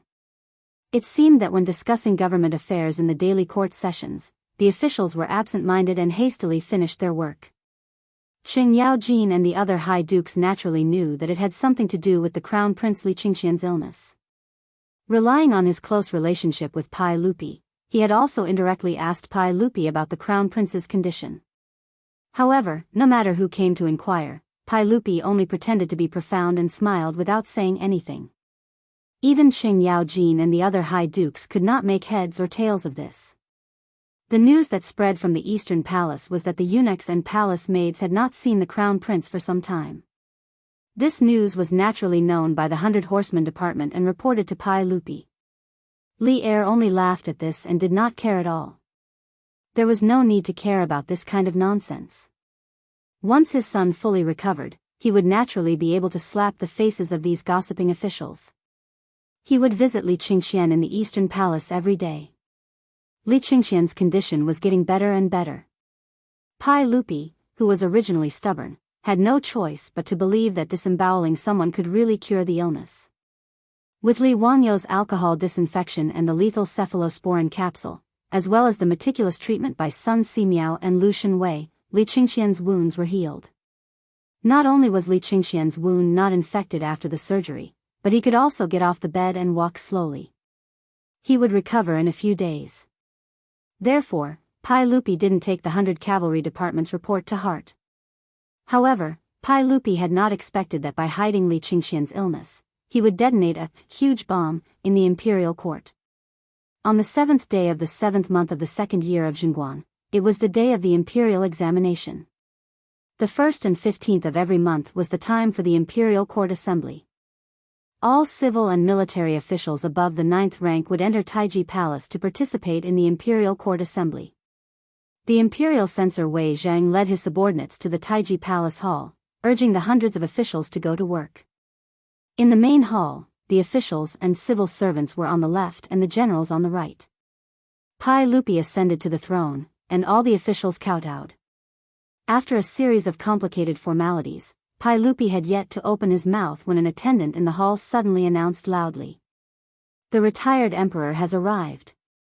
These words caused an uproar among the officials, and Pai Lupi's expression greatly changed. The retired emperor of the Tang dynasty was naturally his father, Li Yuan. Ever since the Xuanwu Gate incident in the 9th year of Wuda, Li Yuan had been forced to abdicate and live in seclusion in Taiji Palace. Although it was called living in seclusion, it was actually more like being imprisoned. But today, Li Yuan had appeared in Taiji Palace without his knowledge. Pai Lupi couldn't help but feel his scalp go numb. Who was so bold? Without Pai Lupi's permission, Li Yuan had actually swaggered out of the palace to participate in the imperial court assembly. This was truly inconceivable. Pai Lupi turned his head and angrily glared at the eunuch serving in the 100 Cavalry Department. Go and find out who it is that dares to act so recklessly. This eunuch's name was Mitua. He was unknown in history, but he was close to Pai Lupi. He was responsible for conveying news from the 100 Cavalry Department and the palace, and was most trusted by Pai Lupi. Yes. Mituo's face was pale with fear, and cold sweat covered his forehead. He hurriedly bowed and then slowly retreated, disappearing into the back of the hall. When Li Yuan's figure appeared in Taiji Palace, Pai Lupi had no choice but to leave his seat and respectfully kneel in front of all the officials to salute Li Yuan. Greetings to the retired emperor. Although Pai Lupi had obtained his position through the Xuanwu Gate incident, the Tang dynasty promoted filial piety, so Pai Lupi was very respectful in front of Li Yuan, and acted like a good son. Erlang, rise. I haven't left the palace for a long time, and today I want to attend the court meeting. Erlang, you won't object, right? Why would the retired emperor say such a thing? I'm very happy that the retired emperor can attend the court meeting. Pai Lupi immediately stepped forward and carefully helped his father, Li Yuan, to sit on the throne. Although Li Yuan was respectfully called the retired emperor, it was only in name. Many later generations had confused the two concepts of retired emperor and retired emperor. The retired emperor was only a title the current emperor gave to his father out of respect. It had no real political power, and was more of a symbol. As for the retired emperor, he was the emperor above the emperor. The emperor had real power, and he would call himself emperor. He would report all the important matters of the country to the emperor, and he would call himself emperor. However, as the retired emperor, Li Yuan naturally didn't have any power. Pai Lupi forced Li Yuan to abdicate during the Xuanwu Gate incident, so why would he give him any power? Pai Lupi was even more of an actor. In addition to acting as a filial son, in history, after the Black Tortoise Gate, in order to obtain Li Yuan's forgiveness, Li Er actually imitated that milk baby, burrowing into Li Yuan's bosom to suck on his breast, mourning for a long time. It was really hard for people to understand. After Li Yuan sat down, the officials once again bowed and kowtowed 3 times and 9 times. Pai Lupi sat next to Li Yuan and lightly coughed. Just as he was about to ask the officials what they wanted to discuss, he saw an imperial censor suddenly stand up. Your Majesty, I, Imperial Censor Wang Yuanzhong of the Imperial Censorate, have something to report.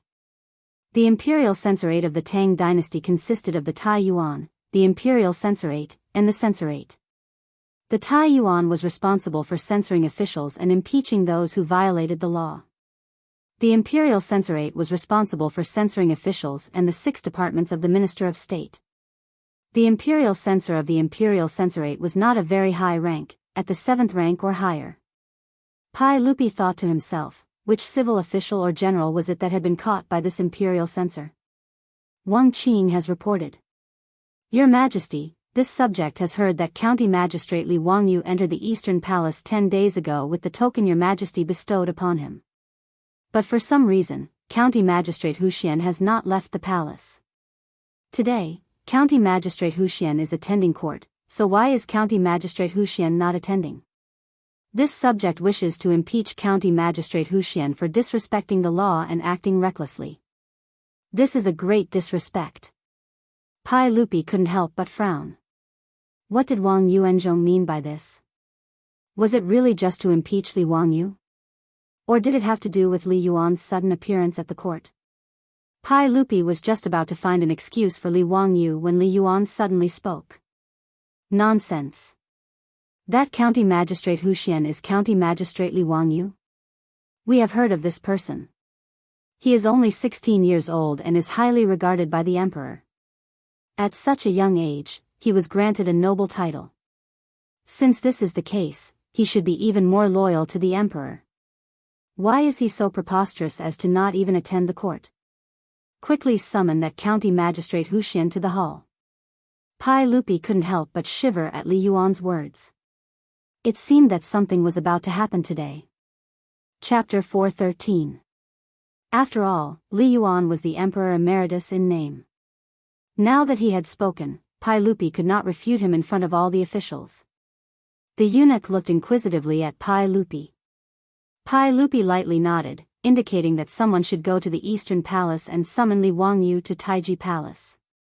Within the main hall, an eunuch immediately ran to the Eastern Palace to summon Li Wangyu. Logically speaking, Li Wangyu should have attended the lunar court assembly on the 1st and 15th of each month. But this fellow was too lazy. He had no interest in getting out of bed before dawn and riding a horse for several dozen kilometers to attend some stupid court assembly. Moreover, the lunar court assembly was only for the announcement of an imperial edict. Under normal circumstances, it was not for discussion and was considered a ceremonial court assembly. Although Pai Lupi would always ask if there was anything to report, this was just part of the procedure. Li Wangyu was a noble, but he had no official position. Thus, every time the lunar court assembly was held, he would find all sorts of excuses to ask for leave. In the end, Pai Lupi just let him do as he pleased. Today was the same. Li Wangyu would rather sit in the Eastern Palace and chat with that devilish brat Li Qingxian than attend the court assembly in Taiji Palace. But it was clear that someone wanted to use today's court assembly as an opportunity to make trouble for him. Just like a few months ago, during the plague of locusts, they wanted to force Pai Lupi to issue an imperial edict. Pai Lupi was well aware that this imperial censor Wang Yuanzhong's sudden mention of Li Wangyu's disrespect for the law was probably just a pretext to make a fuss. Although he was furious, he did not show it on his face. He wanted to see what his father wanted. It didn't take long for Li Wangyu, still dressed in white, to be summoned to Taiji Palace by an eunuch. This subject, Li Wangyu, the founding son of this county, pays respects to the Emperor Emeritus and your Majesty. Li Wangyu was also confused. Why had he been summoned to the Taiji Palace for no reason? As for Li Yuan, who was sitting on the throne, it was the first time he had seen him, so he hurriedly greeted him respectfully. However, Li Yuan was not polite at all. He opened his mouth and reprimanded, "County head Huxian, why didn't you come to Taiji Palace to pay your respects today? Who gave you the guts to be so impudent?" Li Wangyu was stunned when he heard this. He couldn't help but steal a glance at Pai Lupi. What was going on? Pai Lupi rolled his eyes and couldn't help but speak up for Li Wangyu. Replying to the retired emperor, Master Huxian has been treating the crown prince's illness in the Eastern Palace. Today's court meeting was specially permitted by this emperor to not attend. Treat the crown prince? What qualifications does he have to treat my imperial grandson? Zhen heard from the chamberlain that Zhen's imperial grandson is suffering from intestinal obstruction. Erlang, is this true? Li Yuan narrowed his eyes and stared at Pai Lupi as he asked. That's right. Qingxian is suffering from intestinal obstruction. Li Yuan suddenly slapped the armrest of the throne. His tone was unyielding. Then how is Zhen's imperial grandson now? Why is Li Qingxian nowhere to be seen in the Eastern Palace? What illness is this county head Huxian treating? Li Wangyu couldn't help but say, replying to the retired emperor, His Highness the Crown Prince is already out of danger and is currently recovering. He had yet to finish speaking when Li Yuan shouted explosively, "Shut up! You're full of nonsense. Who has ever heard of intestinal obstruction being treatable? Where is the imperial physician of the Medicine Bureau?" Among the officials, Gung Hong of the Medicine Bureau hurriedly stood up. Imperial physician of the Medicine Bureau, Gung Hong, greets the retired emperor. Zhen asks you, is there a way to treat intestinal obstruction in your medical knowledge? Replying to the retired emperor, intestinal obstruction is incurable. It is a terminal illness. I have practiced medicine for more than 30 years and have never heard of this illness being treatable. Gung Hong continued, however, I have heard that County Head Huxian is preparing to cut open His Highness the Crown Prince's abdomen and cut out the ulcerated intestines. He says that this can treat intestinal obstruction. I do not dare to speak nonsense. Perhaps it is because my medical skills are not good enough that I cannot understand County Head Huxian's thoughts. Scoundrel, cutting open someone's abdomen? Can that person still live? Is this a treatment or a plot to kill Zhen's imperial grandson? Li Yuan's tone became increasingly agitated. He slapped the armrest of the throne loudly. Pai Lupi watched Gung Fengyu and his father echo each other in the great hall and couldn't help but sneer in his heart. He gave Li Wangyu a reassuring look and then said nothing, allowing Li Yuan to do as he pleased. As soon as Li Yuan finished speaking, the imperial censor of the imperial censorate, Wang Yuanzhong, who had previously threatened to impeach him, stood up again. County Head Huxian, tell me the truth. How is His Highness the Crown Prince? Is he still deceased? Nanny? Li Wangyu was taken aback by this fellow's words. What did he mean by the Crown Prince was deceased? Li Qingxian was alive and kicking right now. If it weren't for Pai Lupi forbidding him from showing himself before he recovered, this little brat would have already run wild in the Eastern Palace. When Wang Yuanzhong saw Li Wangyu's dumbfounded expression, he thought that he had grasped Li Wangyu's weakness and left Li Wangyu speechless. He immediately put on a sorrowful expression and bowed to Li Yuan on the throne. Reporting to the retired emperor, if this subject's guess is correct, it seems that the crown prince has already passed away. I ask the retired emperor to restrain your grief. This subject wishes to impeach County Head Huxian, Li Wangyu, for his treachery and deliberate concealment of the crown prince's death.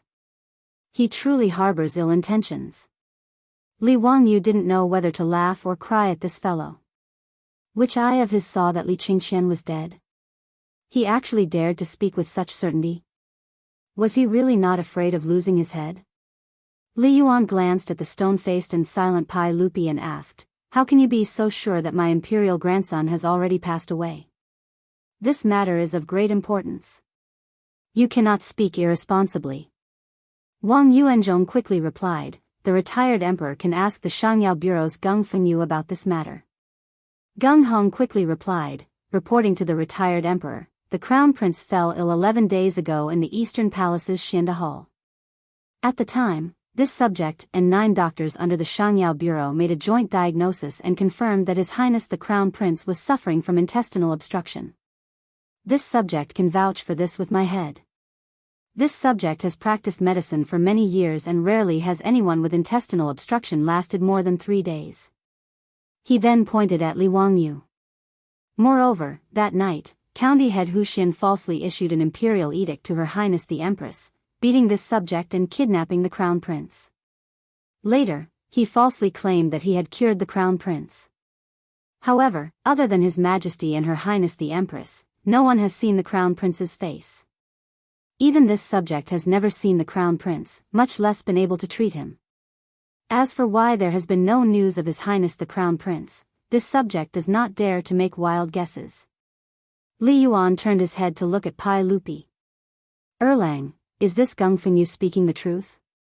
Pai Lupi was expressionless as he lightly nodded. Erlang, do you mean that my imperial grandson, the Crown Prince of the Tang dynasty, has already passed away? Pai Lupi shook his head. That is definitely not the case. County Head Huxian has already said that Qingxian is recovering. Humph. Since that is the case, why not have the County Head Huxian and the doctors of the Shangyao Bureau treat the Crown Prince? Their medical skills are lacking. My medical skills aren't good enough. Erlang, at this point, are you still going to lie to us? Li Yuan roared as he slapped the armrest of the throne. Pai Lupi naturally did not even bat an eyelid at his father's rebuke. He remained silent and pretended not to hear. Wang Yuanzhong spoke again, reporting to the retired emperor, the Crown Prince has passed away. This is a warning from the heavens. If one's virtue does not match their position, disaster is certain. If one's virtue is meager, one's position will be honored. The moment these words were spoken, the officials in the hall were in an uproar. Chapter 4:14. Wang Yuanzhong's words caused Noda's Taiji palace to boil like a pot of boiling oil. Many civil and military officials were dumbfounded by his words. Was this imperial censor Wang Yuanzhong crazy? What was he trying to do? How could he dare to say such words? A warning from the heavens. If one's virtue is not worthy of the throne, there will be disaster. These words were like a sharp sword, stabbing Pai Lupi, the emperor of the Tang dynasty. Wang Yuanzhong's words were said by Confucius. Weak virtue and high status meant that one's morals and character were not worthy of a revered status. Without a doubt, Wang Yuanzhong's words were reprimanding Pai Lupi for his lack of virtue, which led to the crown prince's premature death. This was a warning from the heavens. Wang Yuanzhong was the first person who dared to say that Pai Lupi did not deserve to sit on the throne in this hall. As soon as he finished speaking, the reactions of the officials in Taiji Palace were divided into two factions. The dukes and bigwigs who were loyal to Pai Lupi all rebuked. Qing Yaojin even rolled up his sleeves and prepared to fight. As for the ministers who came from aristocratic families, they were laughing coldly at the side, not saying a word as they looked at Li Er and Li Yuan who were on the royal stairs. Pai Lupi's face instantly became very ugly. When Wang Yuanzhong said these words, he already knew what was going on today. He never thought that this group of people would be so bold. Pai Lupi gripped the armrest with both hands so tightly that the veins on the back of his hands bulged. Wang Yuanzhong raised his head and continued to speak in a loud voice. This official believes that the crown prince's death is the fault of your majesty. In the 9th year of Wuda, your majesty raised an army and killed his highness Jiansheng, who was the crown prince at that time. This is the crime of regicide, which is disloyalty. You also forced the retired emperor to abdicate, which is unfilial. His Majesty did such a disloyal and unfilial thing, resulting in the crown prince's premature death today. He didn't care about Pai Lupi's gaze at all. He looked around at the officials in the hall and raised his voice. Your Majesty is not the eldest son of the retired emperor and has no right to inherit the throne. His Majesty had obtained the throne unjustly.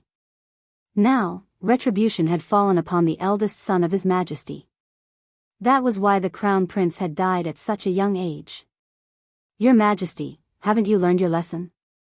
I beseech your Majesty, for the sake of the common people, issue an imperial edict and return the title of retired emperor.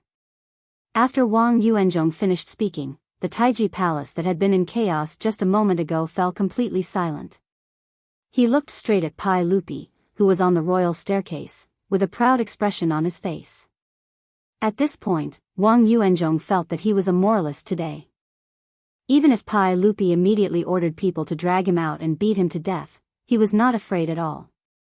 If he, Wang Yuanzhong, was killed by Pai Lupi because of this, he would be a martyr and would be revered by the world. He would be recorded in the history books. 100 years later, 1,000 years later, he would still be a loyal official like Baigan. He, Wang Yuanzhong, was not afraid of death. He even wished that right now, Pai Lupi would order him to be executed in Shi City to fulfill his reputation as a martyr. After Wang Yuanzhong finished speaking, nearly half of the officials in the hall suddenly knelt down. They didn't say anything. They just quietly knelt like this, but their gazes were fixed on Pai Lupi. The meaning was self-evident. Forcing the abdication. This was the aristocratic family's overt plot. During the court conference, they used the crown prince's death to mobilize the officials to force Pai Lupi to abdicate, welcome back the retired emperor, and support Li Yuan to ascend the throne again. In the eyes of the aristocratic families, Li Yuan returning to the throne was more beneficial to them than Pai Lupi continuing to be the emperor. Pai Lupi was too forceful.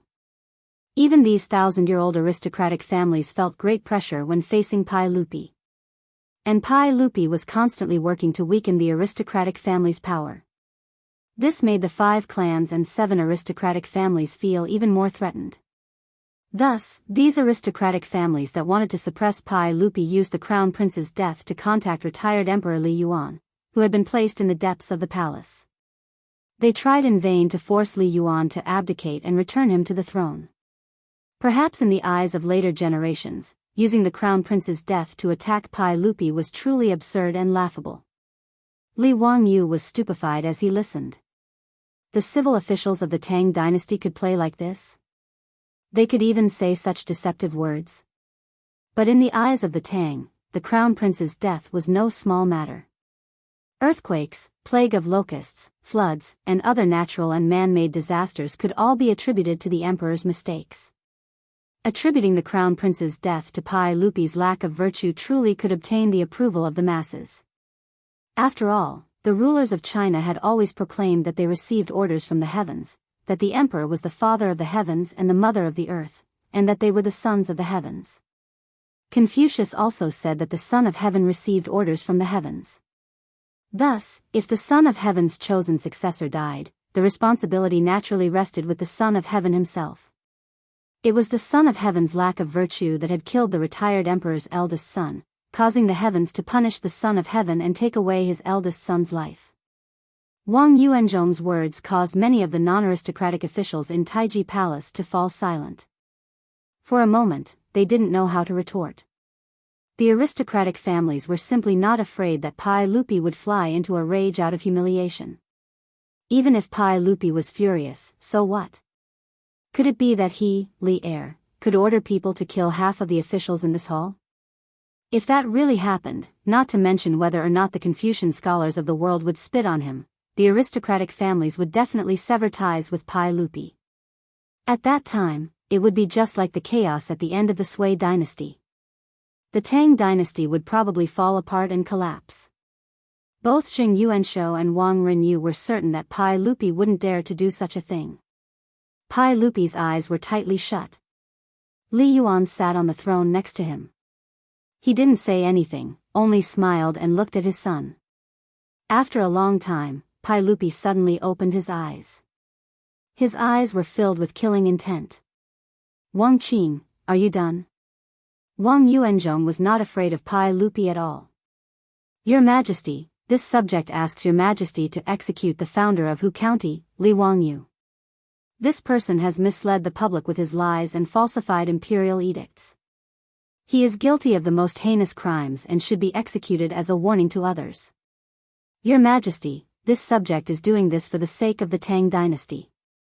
Your Majesty, please execute this treacherous subject and return the title of Emperor Taishang. Return the Tang dynasty to its former glory. This subject knows that this subject's words today have offended the dignity of the imperial family. This subject must die 10,000 times. As long as Your Majesty is still the Emperor Taishang, this subject will immediately commit suicide as an apology to Your Majesty. When Li Wangyu heard this, his nose almost became crooked from anger. What the hell does this have to do with me? You actually want to execute me? You're really a pig or dog. Pai Lupi indifferently glanced at the kneeling officials in the hall. Then, do you all think the same? In the Taiji Palace, the kneeling officials were silent at first, then they all kowtowed. Your Majesty, this subject thinks that Imperial Censor Wang Yuanzhong's words are reasonable. This subject agrees. This subject agrees. Your Majesty, please put the country first. Some of the officials began to kneel and cry bitterly. Among the hundreds of officials, the heads of the aristocratic families couldn't help but smile. The matter was settled. Sitting on the throne, Li Yuan didn't say anything, but the hint of a smile on his face couldn't be concealed. Now that things had come to this, he was the victor. This was the human heart. In the Taiji Palace, the atmosphere was extremely oppressive. Suddenly, there was a sneer that attracted everyone's attention. The one who laughed was the treacherous subject that Wang Yuanzhong spoke of, the one who should be executed, Li Wangyu. When he saw the hundreds of officials turn their heads to look at him, he was a little embarrassed. He waved his hand and smiled. That. I say, you've made such a scene, but what if His Highness the Crown Prince is still alive? How will you deal with this? Chapter 4:15. As soon as Li Wangyu finished speaking, the officials in the hall fell completely silent. Soon after, they began to clamor again. Everyone was shocked by his words. If the Crown Prince didn't die, then today's matter would become a joke. Qing Yao Jin couldn't care less about etiquette. He rushed to Li Wangyu and slapped him on the shoulder. "Brat, hurry up and tell me what's going on with His Highness the Crown Prince. Is he dead or alive?" Li Wangyu rolled his eyes. "Uncle Cheng, didn't I just say it? The Crown Prince has just recovered from a serious illness and is currently recovering. You can't joke about this. Is that true?" Li Wangyu shrugged. Why didn't anyone believe the truth these days? "Uncle Cheng, why would I lie to you? Even if you don't believe me, didn't His Majesty say it just now? You don't even believe His Majesty's words? Wahaha, that's good. I want to see how these bastards are going to deal with this." Qing Yaojin raised his head and laughed. Wang Yuanzhong sneered. How could the Crown Prince live? Li Qingxian was suffering from intestinal abscess. This was a fact. Unless this county magistrate was a golden immortal, how could he save Li Qingxian? He ignored Li Wangyu's words and treated Li Wangyu as heir. Wang Yuanzhong was just a minor 7th-rank imperial censor. Originally, he was the most insignificant existence in the imperial court. He was like an ant. But so what? Today was the highlight of Wang Yuanzhong's life. He stood straight in the main hall with a smile on his face. So what if Pai Lupi was the emperor of the Tang dynasty? Their aristocratic families controlled the truth of the world. The truth of the world was in the hands of these aristocratic families. During the Black Tortoise Gate incident, Pai Lupi was able to kill the Crown Prince Li Jiansheng and force Li Yuan to abdicate. Today, their aristocratic families could also force Pai Lupi to abdicate in the main hall. Gung Hong from the Shangyao Bureau scoffed at Li Wangyu's words. Even if he was beaten to death, he didn't believe that Li Qingxian could survive. He also didn't dare to imagine what would happen if Li Qingxian really did survive. Ever since the Wang clan of Taiyuan found him a few days ago and gave him 1,000 taels of gold and 2 beautiful singers, there was no turning back. Of course, the most important reason why Gung Hong dared to accept the gold and beauties from the Wang clan of Taiyuan was because he was certain that Li Qingxian had already passed away. Putting aside the fact that he was confident in his medical skills, if the Crown Prince was truly fine, why would Pai Lupi need to seal off the news in the Eastern Palace? Since the Crown Prince's illness had flared up 11 days ago, 10 days had passed. No one in the Eastern Palace had seen the Crown Prince. Even Gung Hong, the imperial concubine of the Shangyao Bureau, had not seen the Crown Prince, much less treated him. The meaning of this was self-evident. Besides Gung Hong's words, Wang Renyu and the others also knew that Pai Lupi had ordered people to seal off a secluded palace room in the Eastern Palace. It was surrounded by the imperial guards loyal to Pai Lupi, and not even a fly could get in. Jing Yuanshou, Wang Renyu, and the other clan heads guessed that this palace was where Li Qingxian's body was being kept. The reason Pai Lupi had kept the funeral a secret was presumably because he was afraid of the unrest in the imperial court. It was precisely because they were certain that the Crown Prince had passed away that the aristocratic families dared to contact Grand Emperor Li Yuan and choose today's court session to force him to abdicate. How could Pai Lupi have thought of any of this? He only felt that his son's stomach had been cut open, and Li Wangyu had cut out his ulcerated intestines. He felt that this matter would affect the Crown Prince's reputation, so he sealed off the news and kept it a secret. He originally wanted to wait for the Crown Prince to recover, and then everything would be calm. No one would know that his son's intestines were missing. He did not expect that the aristocratic families and his own father would give him such a big surprise today. Pai Lupi stared at Wang Yuanzhong, Imperial Censor Wang Yuanzhong. Wang Yuanzhong was not afraid at all. He smiled and said gently, "Your subject is here." Pai Lupi sneered, "You slandered the Crown Prince and spoke nonsense about the Emperor's father. Do you know your crime?" Wang Yuanzhong's expression did not change. He bowed, "Your subject will die 10,000 times. Your subject will die 10,000 times for the Tang dynasty and for the people of the world. Your Majesty thinks that your subject deserves to die, so your subject is naturally willing to bow my head and stretch my neck for your Majesty to punish. Your subject will die without regrets." Wang Yuanzhong no longer cared about life and death. What joy was there in life? What was there to fear about death? He, Wang Yuanzhong, had already put life and death out of his mind. There was no ripple in his heart. Being able to leave his name in history was his goal. Today, his words would definitely spread throughout the world along with the aristocratic family's mouths. Today, his blood would illuminate the history books. Wang Yuanzhong elegantly tidied up his clothes and smiled at the furious Pai Lupi. On the imperial steps, the originally angry Pai Lupi suddenly laughed.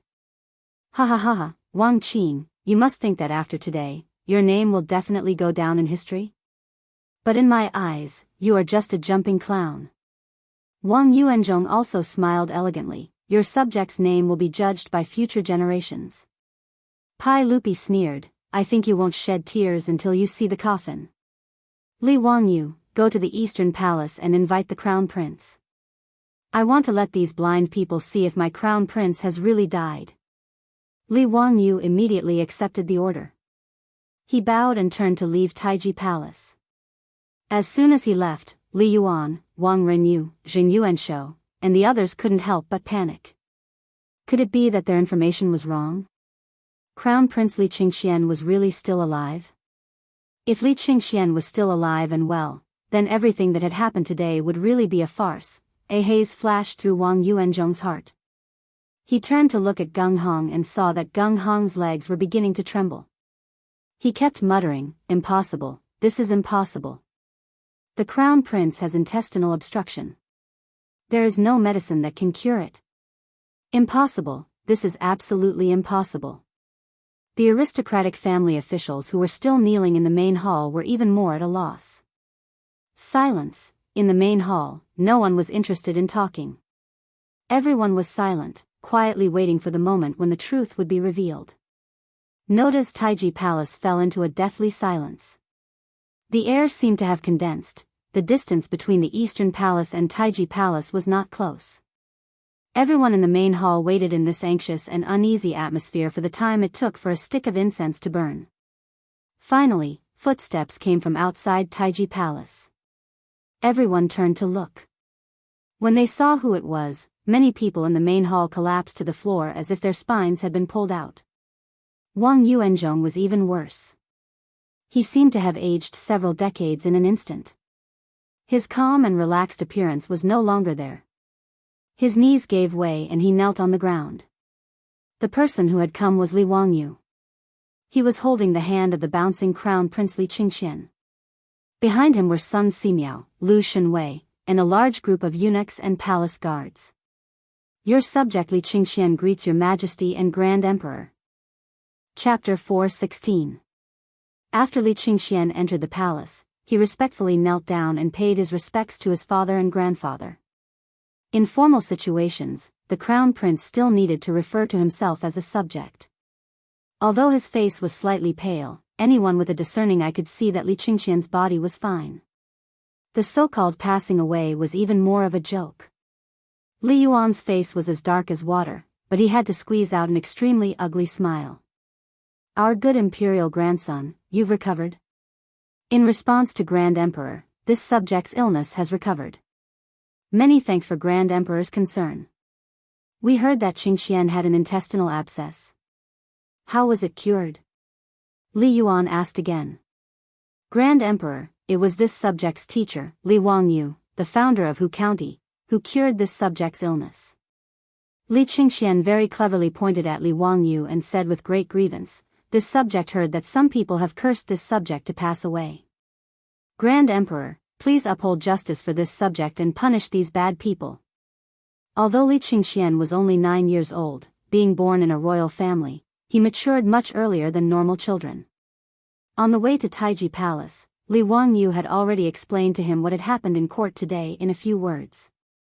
Hearing that the aristocratic family officials had actually cursed him to be dead, Li Qingxian, this little brat, was extremely angry. Li Qingxian's words caused Li Yuan's face to redden involuntarily. He had already been embarrassed by Li Qingxian's appearance. Now that his imperial grandson had said this, he felt his old face burn with pain. Wasn't he, Li Yuan, the bad person that Li Qingxian spoke of? Li Yuan coughed lightly and stood up. We are a bit tired and will return to the inner palace to rest. We will leave the matters of court to Erlang. You can handle Qingxian's matters as you see fit. Don't let Qingxian suffer any grievances. Today's so-called abdication had already become a farce. Continuing to stay in the palace would only increase the number of jokes. Li Yuan saw that things were not going well and prepared to slip away. As for those aristocratic families, why would Li Yuan care about their lives? Moreover, Li Yuan also felt resentment towards the aristocratic families. If it weren't for these bastards swearing that Li Qingxian had already passed away, how would he have lost so much face in front of the officials today? Farewell, retired emperor. Pai Lupi smiled and bowed, but he almost laughed out loud in his heart. Hundreds of officials also knelt down one after another to respectfully send off the retired emperor. However, the expressions of those aristocratic family officials were as ugly as they could be. Wang Yuanzhong and Gung Hong, the two people who stood out, could no longer speak. Their faces were even paler than Li Qingxian, who had just recovered from a serious illness. There was no trace of blood in them at all, and their bodies were trembling. Li Yuan had just walked down the royal stairs and hadn't even gotten into the carriage when he saw Pai Lupi's personal attendant, Mito, hurriedly walk in from outside the hall. Li Yuan had also been on the battlefield for a long time. He immediately noticed the strong smell of blood on Mituo's body. The eunuchs of the Tang dynasty wore the same clothes as the officials, according to their rank. As Pai Lupi's most trusted eunuch, Mituo was pardoned from his position as a lower third-rank official and wore a purple robe. Li Yuan's eyesight was also very good. He was already 60 years old, but he could still keenly notice that there were some fresh bloodstains on Mituo's purple robe. Mituo respectfully bowed to Li Yuan, reporting to retired emperor. This servant just received a notice that there were a few eunuchs in the Crane Feather Palace who were not clean and had stolen from the palace. This servant acted on my own initiative and beat those eunuchs to death. This servant, as the eunuch of the eunuch, is not strict enough. Please forgive this servant, retired emperor. The Crane Feather Palace was the palace where Li Yuan lived after he abdicated his position. As for the eunuchs that Mituo mentioned, if there was no accident, they must be Li Yuan's remaining trusted eunuchs. This time, the internal and external contact with the aristocratic families was also carried out through these eunuchs. Li Yuan wanted to get angry, but he couldn't say anything. He knew very well that this was a warning from his son. The eunuch of the emperor was an organization that managed the internal affairs of the palace. Mituo was the eunuch of the eunuch of the eunuch of the eunuch of the eunuch, a lower third-rank official. If he wanted to beat a few eunuchs with dirty hands to death, what could Li Yuan do about it? Could it be that he had to shed all pretense of cordiality with his son? After living in the palace for 3 years, Li Yuan was like a tiger without fangs. He had long lost his courage. Mituo's actions were naturally ordered by Pai Lupi. As the eunuch of Pai Lupi, he was the most trusted eunuch. During the 23rd year of Taizong Zhengguan, he was the only eunuch who was given a lower third-rank official position. Pai Lupi had made a rule that the eunuch of the eunuch would not have a third-rank official. Fourth-rank eunuchs were the highest.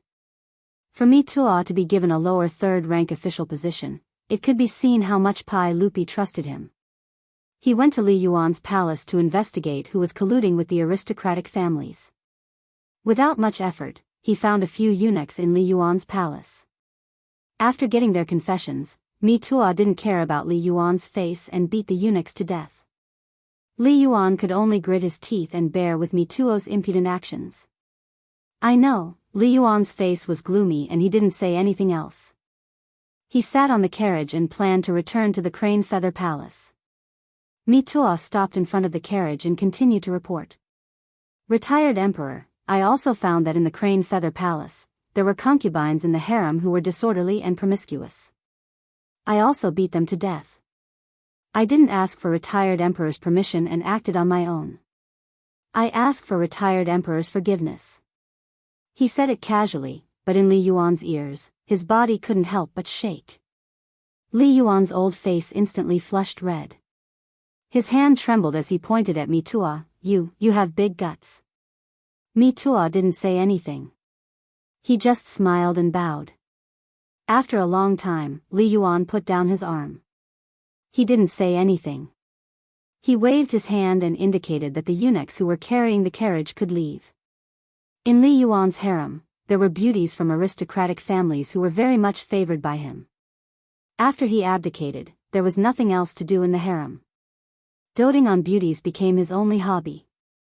From abdication to death, in a few years, Li Yuan, who was 60 years old, gave birth to 17 younger brothers and 18 daughters for Pai Lupi in the harem. He could be called a stallion among stallions. Now, Mi Tua actually told him so casually that some of his concubines were also beaten to death. This was simply a naked humiliation. But the situation was pressing. Even if Mi Tua was so presumptuous, Li Yuan could only grit his teeth and endure. Beating his father's eunuchs and concubines to death was just a warning to Pai Lupi. After all, Li Yuan was his father. No matter how dissatisfied he was, he could only do this. He even had to pretend to be a filial son in front of the officials and the world. In this regard, Li Wangyu could only ridicule in his heart. Hypocritical, really King hypocritical. Whether it was Pai Lupi or Li Yuan, in Li Wangyu's eyes, they were both actors. The Oscars owed them a trophy. After respectfully sending off Li Yuan, Pai Lupi sat back on the throne and smiled at the officials in the hall. These damn aristocratic families. Pai Lupi did not plan to let them off so easily. Today, if he did not peel off a layer of skin, this matter would not be over. Pai Lupi was still thinking about how to deal with these aristocratic families when suddenly, from the crowd of officials, a few people rushed out. They rushed in front of Wang Yuanzhong and Gung Hong, grabbed their collars and fiercely slapped them. Slandering the crown prince and speaking nonsense about the emperor's father. Who do you think you are? You are worse than pigs and dogs. This old man will beat you to death, you traitor. After a few slaps, Wang Yuanzhong saw stars and was stunned silly. Gung Hong was hit until his face burned with pain. He howled miserably and fell to the ground like mud. Li Wangyu and the others, at this time, felt like 10,000 grass mud horses were galloping in their hearts. Too damn shameless. Chapter 4:17. The ones who rushed out to beat up Wang Yuanzhong and Gung Hong were none other than Wang Renyu, Jing Yuanshou, and other family heads. Bah! Wang Renyu spat on Wang Yuanzhong's face, his face full of indignation. Your Majesty, these two are heartless and unscrupulous. They slandered the crown prince's death and even insulted your Majesty. They are truly wicked beyond redemption. Your Majesty, please kill these two as a warning to others and return the Tang dynasty to its former glory. That's right, Your Majesty. These two beasts are harboring evil intentions.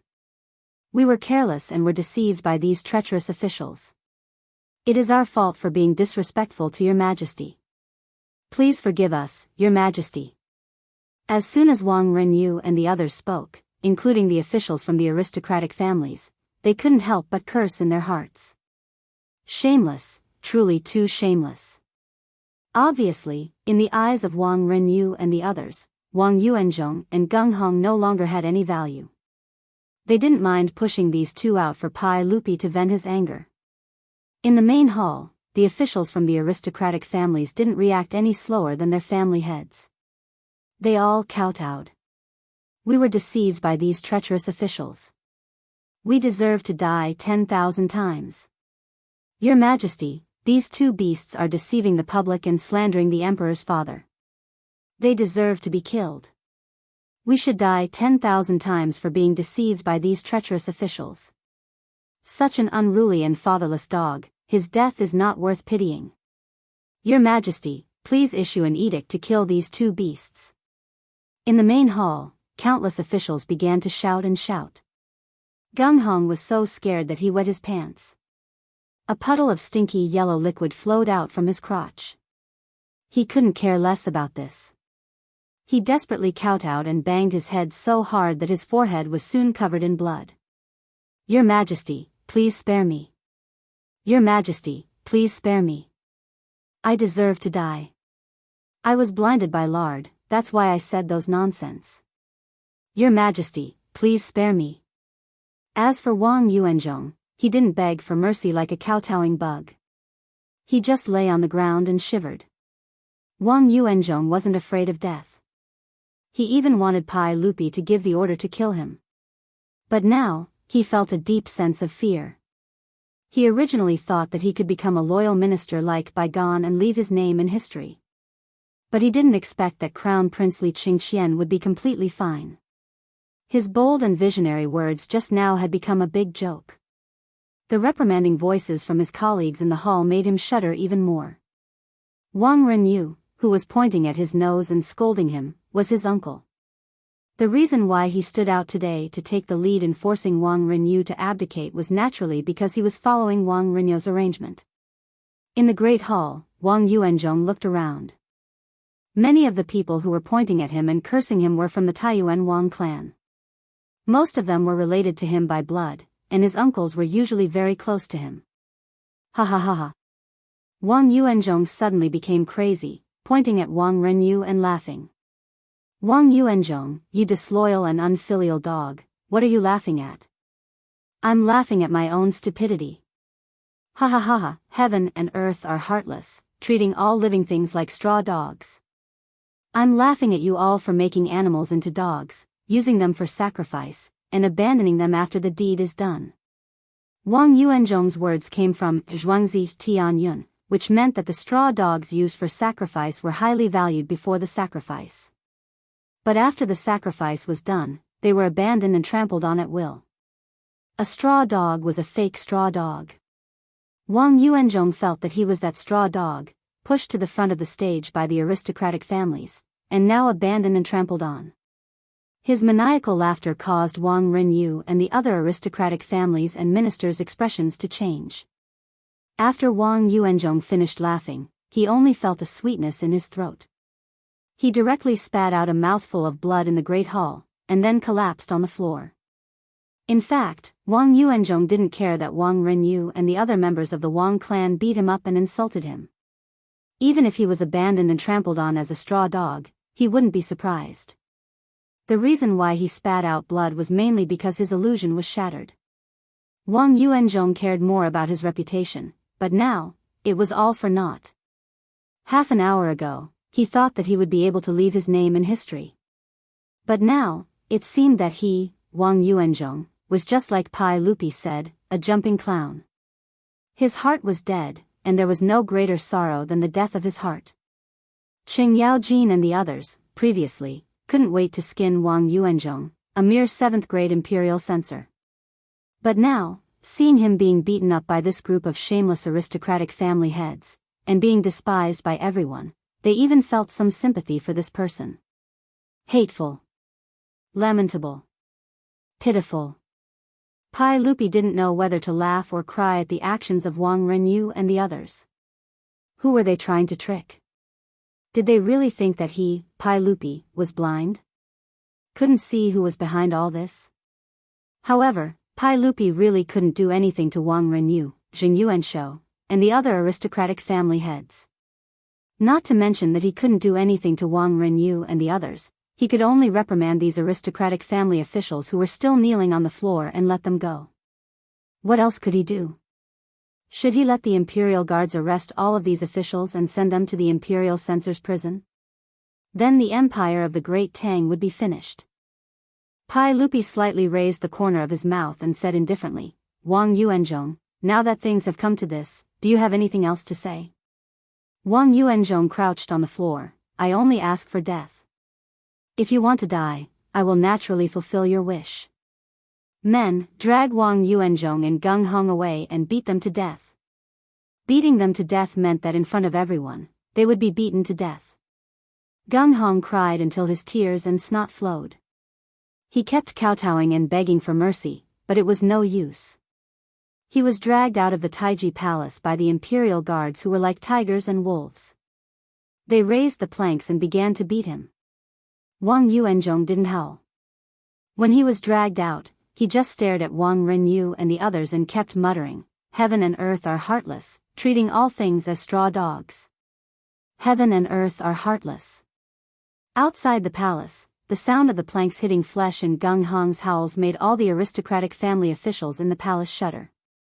Gung Hong's howls became softer and softer, and soon there was no more movement. Not long after, the sound of the planks hitting disappeared and the imperial guards entered the palace to hand in the order. Imperial physician Ginghong and Imperial censor Wang Yuanzhong of the Imperial censor were both beaten to death outside the Taiji palace. Pai Lupi smiled and looked at the officials in the palace. Everyone, how should I deal with you now? In the palace, the aristocratic family officials bowed again.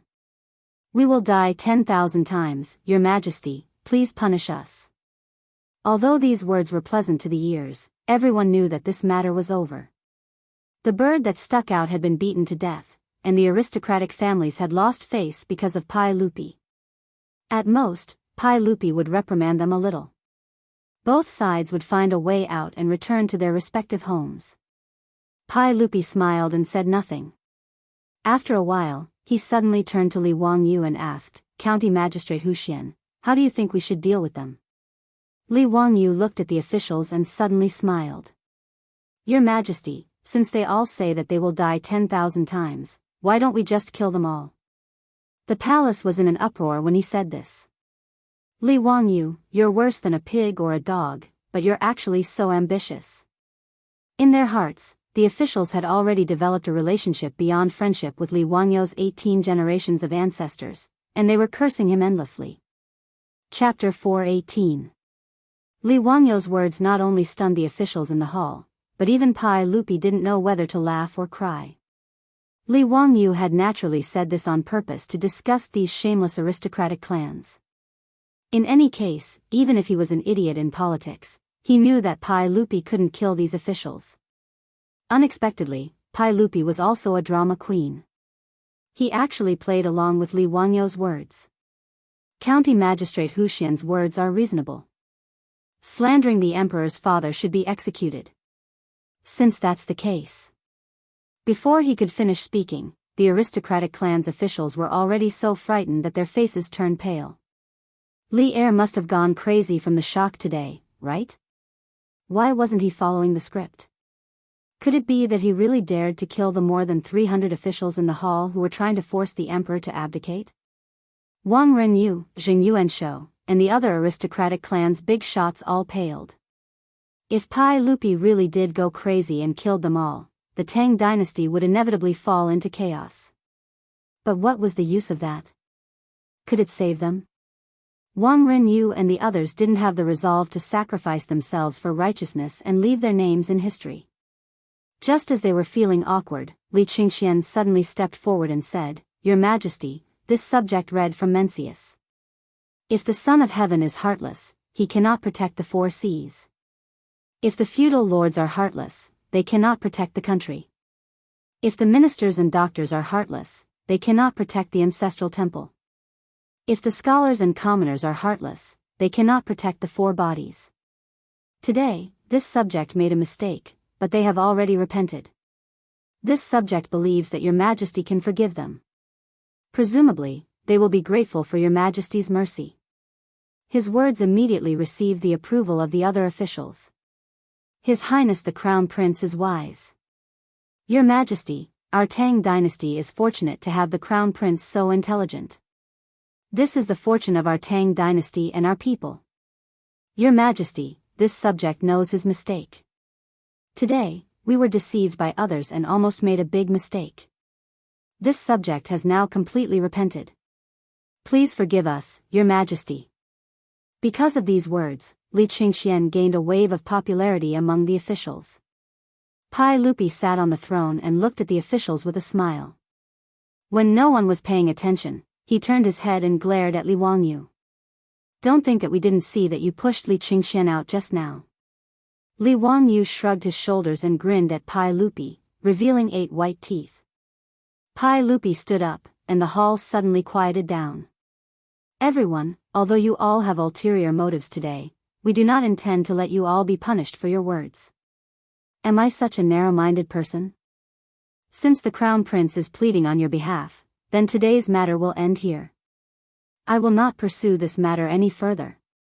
But all of you, please remember that you should be loyal to the monarch if you want to eat his salary. Don't make a mistake. Pai Lupi's words caused the officials in the hall to fall to their knees. Your Majesty is wise. Li Wangyu couldn't help but curl his lips. Bluff, keep bluffing. If you aren't punished for your words, then what's going on with those two bloody corpses outside Taiji Palace? Pai Lupi, why don't you explain this? Of course, he only dared to criticize in his heart. Just as he was letting his imagination run wild and cursing Pai Lupi, he heard Pai Lupi say in a loud voice, "Where is son of Huxian, Li Wangyu?" Li Wangyu hurriedly stepped forward. This official is here. Son of Huxian, Li Wangyu, is brimming with talent and erudite. Today, Li Wangyu saved the crown prince and should be rewarded for his service. He is granted the title of County Count, and the title of County Count. 700 households. He will be rewarded with 200,000 taels of gold for his service. Nanny? Another title? County Count? Li Wangyu felt his mind go blank. He had been conferred the title of Count by Pai Lupi. Being conferred the title of County Count by Pai Lupi didn't make Li Wangyu happy. On the contrary, he wanted to cry. He really couldn't live like this. He had originally thought that it would be difficult to get Pai Lupi and Empress Zhongsun to agree to him marrying a beautiful superior.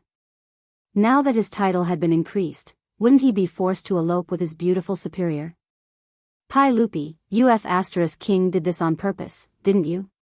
Biting the hand that feeds you. Not a son. Return 200,000 taels of gold, not fess. Do you dare to directly say 200,000 copper coins? Li Wangyu really wanted to ask Pai Lupi, why was your family's gold not gold, but copper coins? This official, Li Wangyu, accepts the decree and thanks for your kindness. Li Wangyu really wanted to refuse, but in front of all the civil and military officials, he couldn't not give Pai Lupi face. He could only squeeze out an ugly smile and accept the decree. Inside the Taiji Palace, all the officials were speechless. It had only been a few months, and Li Wangyu had turned from a commoner to a county official who had founded the country. All the officials were secretly muttering in their hearts. In the past few months, they had already sent people to Dingzhou village to deliver congratulatory gifts twice. Now, after the court, they had to do it again. Giving gifts was also stressful, okay? This was too frequent. Ma Zhou and Yan Liben were laughing so hard that their eyes almost couldn't be seen. Their teacher had been conferred the title of Count again. This was worthy of celebration. The Tang dynasty had always been very cautious when it came to conferring titles. Many old officials would only be conferred the title of Count when they passed away. But Li Wangyu's title was like it didn't cost money. In just a few months, he had been conferred the title 3 times. Even Yu Shinan, an old member of the Duke of Qin's household and a great scholar of the era, had yet to be conferred the title of Count. In history, Yu Shinan was only conferred the title of Count of Yongxing by Pai Lupi in the 7th year of Zhenguan era. From this, it could be seen that titles were definitely not cabbages in the Tang dynasty. Li Wangyu was the county count of the founding of the country. He was at least a 4th-rank official and was already 1 foot into the ranks of the top nobles. Of course, the title of Count of the Tang dynasty was only an honor. Other than not having to pay taxes and being able to live in a village, which allowed them to enjoy the same treatment as officials, there weren't many other benefits. It was different from the title of Count of the West. Although later generations used the title of Count of the West to translate the title of Count of the West, the rights of the two sides were completely different. The title of Count of the West was a hereditary fief, and the fief had a high degree of autonomy. The title of nobility in Huaxia was basically a symbol. If one did not enter the imperial court and hold an official position, they would not have any rights to speak of. Even so, the hundreds of officials in the hall, except for Fang Xianling, Du Ruhui, Qing Yaojin, and Qin Xiong, were all envious of Li Wangyu. Congratulations, County Earl Hu. Congratulations to the Count of Huxian for being rewarded by His Majesty. Although they had just been disgusted by Li Wangyu, the officials from the aristocratic families still had to force smiles and congratulate Li Wangyu. Only the people from the Wang clan of Taiyuan, including Wang Renyu, did not come to congratulate Li Wangyu. The higher Li Wangyu's title rose, the more the Taiyuan Wang clan's face was slapped. The Taiyuan Wang clan's annulment of the marriage with County Earl Hu, oh, no, County Earl Hu, had long become an unavoidable topic in Chang'an. It was widely used and spread widely. Perhaps only the tea eggs and pickled mustard stalks of the future could compare. After Li Er increased Li Wangyou's nobility in front of everyone, he looked at Sun Simiao and his disciple Lu Shenwei. Where is Lu Shenwei? I am here. Lu Shenwei's medical skills are superb, and he is young and promising. He helped County Earl Hu treat Crown Prince Li Qingxian and has contributed to the country. I hereby confer Lu Shenwei the title of Minister of Medicine. I accept the decree and thank you for your kindness. In truth, Pai Lupi wanted to confer Sun Simiao a title, but the old Taoists still refused. Therefore, Pai Lupi could only take a step back and confer Lu Shenwei the title of Minister of Medicine. Originally, Lu Shenwei was invited to the Imperial Hospital by Li Ji in the 4th year of Xianqing. But because of Li Wangyou's interference, Lu Shenwei entered the Minister of Medicine 31 years earlier. Moreover, he was promoted to rank 5 Minister of Medicine, which surprised Li Wangyou. No matter what, a promotion was a good thing. Chapter 419. After awarding Li Wangyou and Lu Shenwei, Pai Lupi announced the end of the court session. The curtains were drawn to the lunar court examination on the 7th month of the 2nd year of Jingguan. The so-called attempt to force the emperor to abdicate was more like a joke. But in truth, Pai Lupi only felt joy and even fear.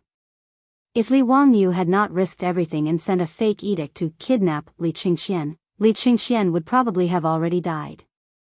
At that time, if the aristocratic families used this opportunity to force the emperor to abdicate, he might really be in trouble today. At that time, no matter what Pai Lupi chose, the consequences would not be good. After all, it was only the 2nd year of Jingguan, and Pai Lupi had only been on the throne for 3 years after the Xuanwu Gate incident. His status and reputation had not yet reached its peak. Li Yuan still had tremendous prestige in the royal court at this time. If he had used the crown prince's death and the hundreds of officials forcing the emperor to abdicate, Li Yuan might have had a chance to return to the throne. After understanding all this, Pai Lupi could only rejoice that he had such a capable nephew like Li Wangyou. He also rejoiced that he had forced Li Wangyou to take Li Qingxian as his disciple. Pai Lupi was very proud of this. What he did not know was that if Li Wangyou had not taught Li Qingxian how to make ice cream, his son would not have gotten this intestinal blockage. Every sip and every peck is predetermined. The various events of the court session were quickly spread by the hundreds of officials to all of Chang'an's 108 markets. The common people were not interested in discussing the matter of forcing the emperor to abdicate. To the common people, it made no difference who sat on the throne in Taiji Palace. But they were rather interested in the matter of the crown prince, who was rumored to have died, being brought back to life by Count Hu's miraculous hands. Even the crown prince with intestinal blockage could be saved. This was truly inconceivable. All the doctors and medical workers in Chang'an had said in unison that there was no cure for intestinal obstruction, which made Li Wangyou even more mysterious. Li Wangyou, who was worshipped by many people as the god of wealth, was now rumored to be a Daluo golden immortal who had descended to the mortal world. He could regrow flesh and blood and had the ability to bring people back from the dead. Li Wangyou's name was so popular in Chang'an that he could be said to be an internet celebrity of the Tang dynasty. Fortunately, cameras had not been invented in the Tang dynasty. In Noda's Chang'an, only a few people knew Li Wangyou. Otherwise, he really didn't need to go out. Walking on the streets, he would definitely be surrounded by people like a rare animal. The rumors about Count Li Wangyou's medical skills became more and more exaggerated, and many nobles and officials even believed them. After all, this was what Pai Lupi had said in front of everyone in Taiji Palace. Li Wangyou had even been promoted to county count because he had saved the crown prince. Therefore, many officials and generals who were ill really went to Dingzhou village in Huxian to ask Li Wangyou for medical treatment. Li Wangyou felt extremely annoyed about this. How could he know any medical skills? He had only saved Li Qingxian by chance. Moreover, the ones who had actually operated on Li Qingxian were Sun Simiao and Lu Shenwei. He had only been talking from the side. Facing the officials who were asking for medical treatment, Li Wangyu could only patiently explain over and over again that he didn't know how to treat illnesses and didn't know any medical skills. The one who had saved Crown Prince Li Qingxian was the divine Dr. Sun Simiao. Regardless of whether they believed it or not, Li Wangyu could only introduce Sun Simiao to them. Fortunately, Sun Simiao was now in the Xianwei outside Dingzhou village, so these nobles and officials who had specially come to see him wouldn't have made a wasted trip. Sun Simiao's reputation was big enough. After all, even Pai Lupi knew about him. With an old immortal like Sun Simiao treating them, these officials who had specially come to Dingzhou village weren't disappointed. Even so, many officials expressed their doubts about Li Wangyu's claim that he didn't know any medical skills. In private, they felt that county count who was too arrogant. The fact that his master was a divine doctor naturally couldn't be hidden from the villagers of Dingzhou village. After all, the villagers of Dingzhou village had to travel to Chang'an City every day. Most of them were well-informed merchants. They were like taxi drivers in the future when it came to all kinds of news in Chang'an. They belonged to the profession that was the most well-informed. However, the villagers of Dingzhou village, from the old village chief to the naughty children in the village, had long been accustomed to Li Wangyu's shocking abilities.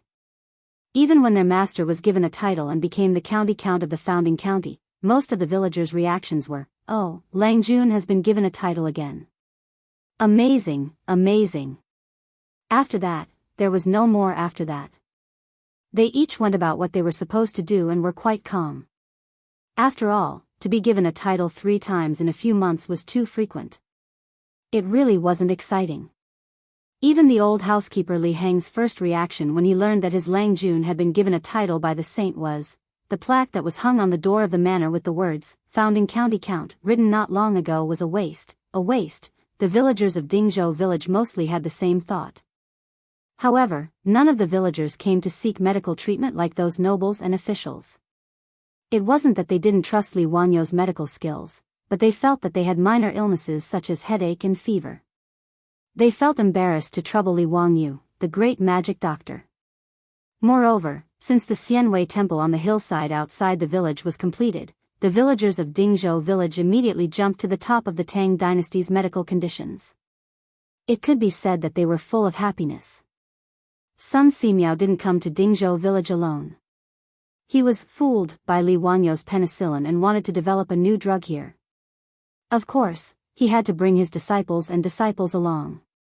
Sun Simiao was 90 years old. Naturally, Lu Shenwei wasn't the only disciple Sun Simiao had. Now, in the Xianwei temple, there were 27 disciples and disciples of Sun Simiao, all of whom were proficient in the art of ointment. Sun Simiao's pursuit was to enter Taoism through medicine. He didn't refuse anyone who came to seek medical treatment. Regardless of their status, nobles, officials, or villagers, they were all treated equally. Therefore, whenever the villagers had headaches, fevers, or bumps, they would go to the Xianwei temple to ask the Taoist priests for help. No one dared to disturb their master because of these minor illnesses. Li Wangyu was naturally happy to see this happen. He felt that it was a wise decision to trick Sun Simiao into coming to Dingzhou village. However, there were always exceptions to everything. On this day, Li Wangyu was leisurely drinking tea with his legs crossed. Suddenly, someone knocked on the door of the Li family's old residence. "Lang Jun, help. Someone is going to die. Lang Jun, please save my wife." The old butler, Li Heng, hurriedly ran to open the door. A person stumbled in from outside. It was Carpenter Lu's eldest son. "Lu Dalong, why are you in such a panic?" "Don't worry, speak slowly." Li Wangyu quickly stood up and asked. Lu Dalong's forehead was covered in sweat. He said in a panicked tone, "Lang Jun, my wife is going to give birth today." Li Wangyu was baffled. "Damn, what does your wife giving birth have to do with me? Go find the midwife." However, Lu Dalong quickly said, "The midwife said that my wife's fetus is not in the right position. She's afraid that she'll have a difficult labor. I'm afraid that she won't be able to save the child. Lang Jun, please save them." As Lu Dalong spoke, He knelt down in front of Li Wangyu and kowtowed repeatedly. Li Wangyu was dumbfounded. What was going on? Difficult labor? What's the use of looking for me? Chapter 420. As an ordinary person in the future, if someone suddenly came to you and told you that your wife was having a difficult labor and asked you to save her, your first reaction would be to be very confused. Li Wangyu was the same. He didn't come back to his senses for a long time. Lu Dalong's wife was having a difficult labor. Why was she looking for him? Lu Dalong, you idiot. What are you waiting for? Hurry up and ask old immortal Sun for help. Why are you looking for me? Lu Dalong said with a crying face, my father has already asked old immortal Sun for help. He said the same thing. He said that my wife's child is in a wrong position and the umbilical cord is wrapped around the neck. He can't do anything. Lang Jun, please save my wife and child. Li Wangyu was even more dumbfounded when he heard that Sun Simiao couldn't do anything. If even the king of medicine couldn't do anything, what could he do? While he was in a daze, he heard a commotion outside. His beautiful superior, who had come out to see what was going on, heard that Lu Dalong's wife was having a difficult labor. She subconsciously blurted out, hurry up and do a cesarean section. Why are you still in a daze? What? Cesarean section? Li Wangyu looked at his beautiful superior in a daze. Are you sure you're not talking nonsense? Who knows how to do a cesarean section? Is it you or me? Or Sun Simiao? Wangyu, you and Sun Simiao can perform an appendectomy for Li Qingqian. You should be able to do a cesarean section, right? Li Wangyu was speechless. How could they be the same thing? Besides, if they cut open Lu Dalong's wife's stomach, how could they prevent her wound from getting infected? They didn't have any cephalosporin capsules. As for the penicillin that Sun Simiao wanted, they couldn't even find it. If they really cut open Lu Dalong's wife's stomach, whether she could survive or not would depend on her luck. Wangyu, why are you still in a daze? Hurry up, it's more important to save people. The beautiful boss was also anxious and pushed Li Wangyu out. I. Li Wangyu was so anxious that he started sweating. He said incoherently, ask Niao Wu to bring the alcohol from home. Sigh, what's going on? Got it. Hurry up and go. I'll have Niao Wu send the things over later. The beautiful boss said anxiously. Li Wangyu was at his wit's end. He could only wait and see. He could only follow Lu Dalong out of the manor and jog towards Carpenter Lu's house. Lu Dalong thought that Li Wangyu was running too slowly, so he bent down and carried Li Wangyu on his back before running home. This fellow was worried about his wife, so he ran as fast as he could. However, Li Wangyu, who was lying on his back, was jolted so much that he almost vomited. When Lu Dalong ran back to his house and put Li Wangyu down, Li Wangyu's little face was pale and cold sweat was dripping down his forehead. He glared at Lu Dalong angrily, but he didn't have the time to find trouble with this idiot. He hurried into the house. Since ancient times in Huaxia, giving birth to a child was akin to a woman breaking through the gates of hell. Not to mention these ordinary peasant women, even in the imperial palace, there were countless concubines who had died because of difficult childbirth. Lu Dalong's wife had a difficult birth. That was basically a step into the bridge of helplessness. Li Wangyu didn't care about the taboo between men and women. He pushed the door open and entered the house. Lu Dalong wanted to follow him in, but he was stopped by his father, Carpenter Lu. You idiot, the woman inside is giving birth. Why are you going in? Then why did Lang Jun and old immortal Sun go in? Lu Dalong wasn't convinced and said with a stiff neck. He was worried about his wife, so he didn't care about these things. Nonsense, who is Lang Jun? He and old immortal Sun are miracle doctors, do you understand? Are miracle doctors human? Li Wangyu, who had just stepped into the house, almost tripped when he heard Carpenter Lu's words. What is this old man talking about? How am I not human? He didn't care about the topic of whether he was human or not. He looked at Sun Simiao and asked, old immortal Sun, how is Lu Dalong's wife? Is she in danger? Sun Simiao shook his head. I'm at my wit's end.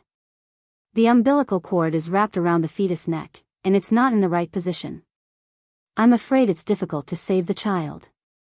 Hey, County Count Who, do you have any ideas?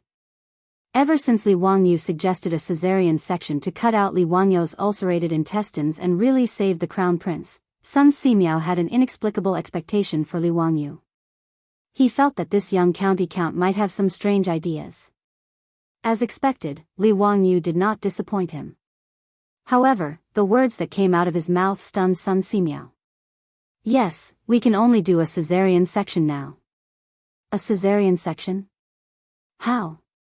Cut open the stomach, take out the fetus, and then suture the wound. Li Wangyu said it very simply. It wasn't that he was a man of few words, but that he only knew so much about a cesarean section. Who the hell knew how to perform a cesarean section? Li Wangyu also felt wronged. He was a student at a second-tier university who majored in e-commerce. How did he fall to the point where he had to perform surgery to save someone's life? It was a shame for the education he had received over the years. It's that simple. Why don't we give it a try? Sun Simiao was a little tempted. It seemed to be the same when he treated Li Qingxian. Cut open the stomach, cut out the intestines, and suture the wound. This woman couldn't give birth, so it seemed like it could be done. Let's give it a try. Li Wangyu looked up at the sky and sighed. He could only give it a shot. Whether Lu Dalong's wife could survive or not was up to fate. Anyway, Lu Dalong's wife would definitely die without the surgery, so he might as well take a gamble. Then quickly send this young lady to the visualization room. After I came back from Chang'an, I imitated the Eastern Palace's surgery room and set up the operating room you mentioned. It's just right for today, Sun Simiao said without hesitation. Medical fanatic Sun Simiao had tried surgery once, so he was naturally very interested in it. When he was taking care of Li Qingxian in the Eastern Palace, he asked Li Wangyu about surgery every day. What was surgery, how to set up the operating room, what surgical instruments were needed, why did they have to use alcohol to disinfect, and so on. Li Wangyu was often speechless. He could only rely on the common sense and imagination he had learned from watching television dramas to deal with the curious baby, Sun Simiao. After returning from Chang'an, Sun Simiao immediately ordered someone to set up an operating room, intending to study surgery in depth. It came in handy today. Li Wangyu nodded and walked out of the room. He said to the anxious father and son of the Lu family, Lu Dalong, old immortal son, and I can try to save your wife, but we might not be able to save her. The risk is great. Are you willing to give it a try? Lu Dalong and his father looked at each other and knelt down without hesitation. Yes, I'm willing. Lang Jun, please save my aunt. If anything happens, I won't complain. That's my wife's life. Lang Jun, old immortal son, please treat her. In this era, there were no such things as medical disputes in the future. Not to mention, Lu Dalong knew that his wife's life was in danger.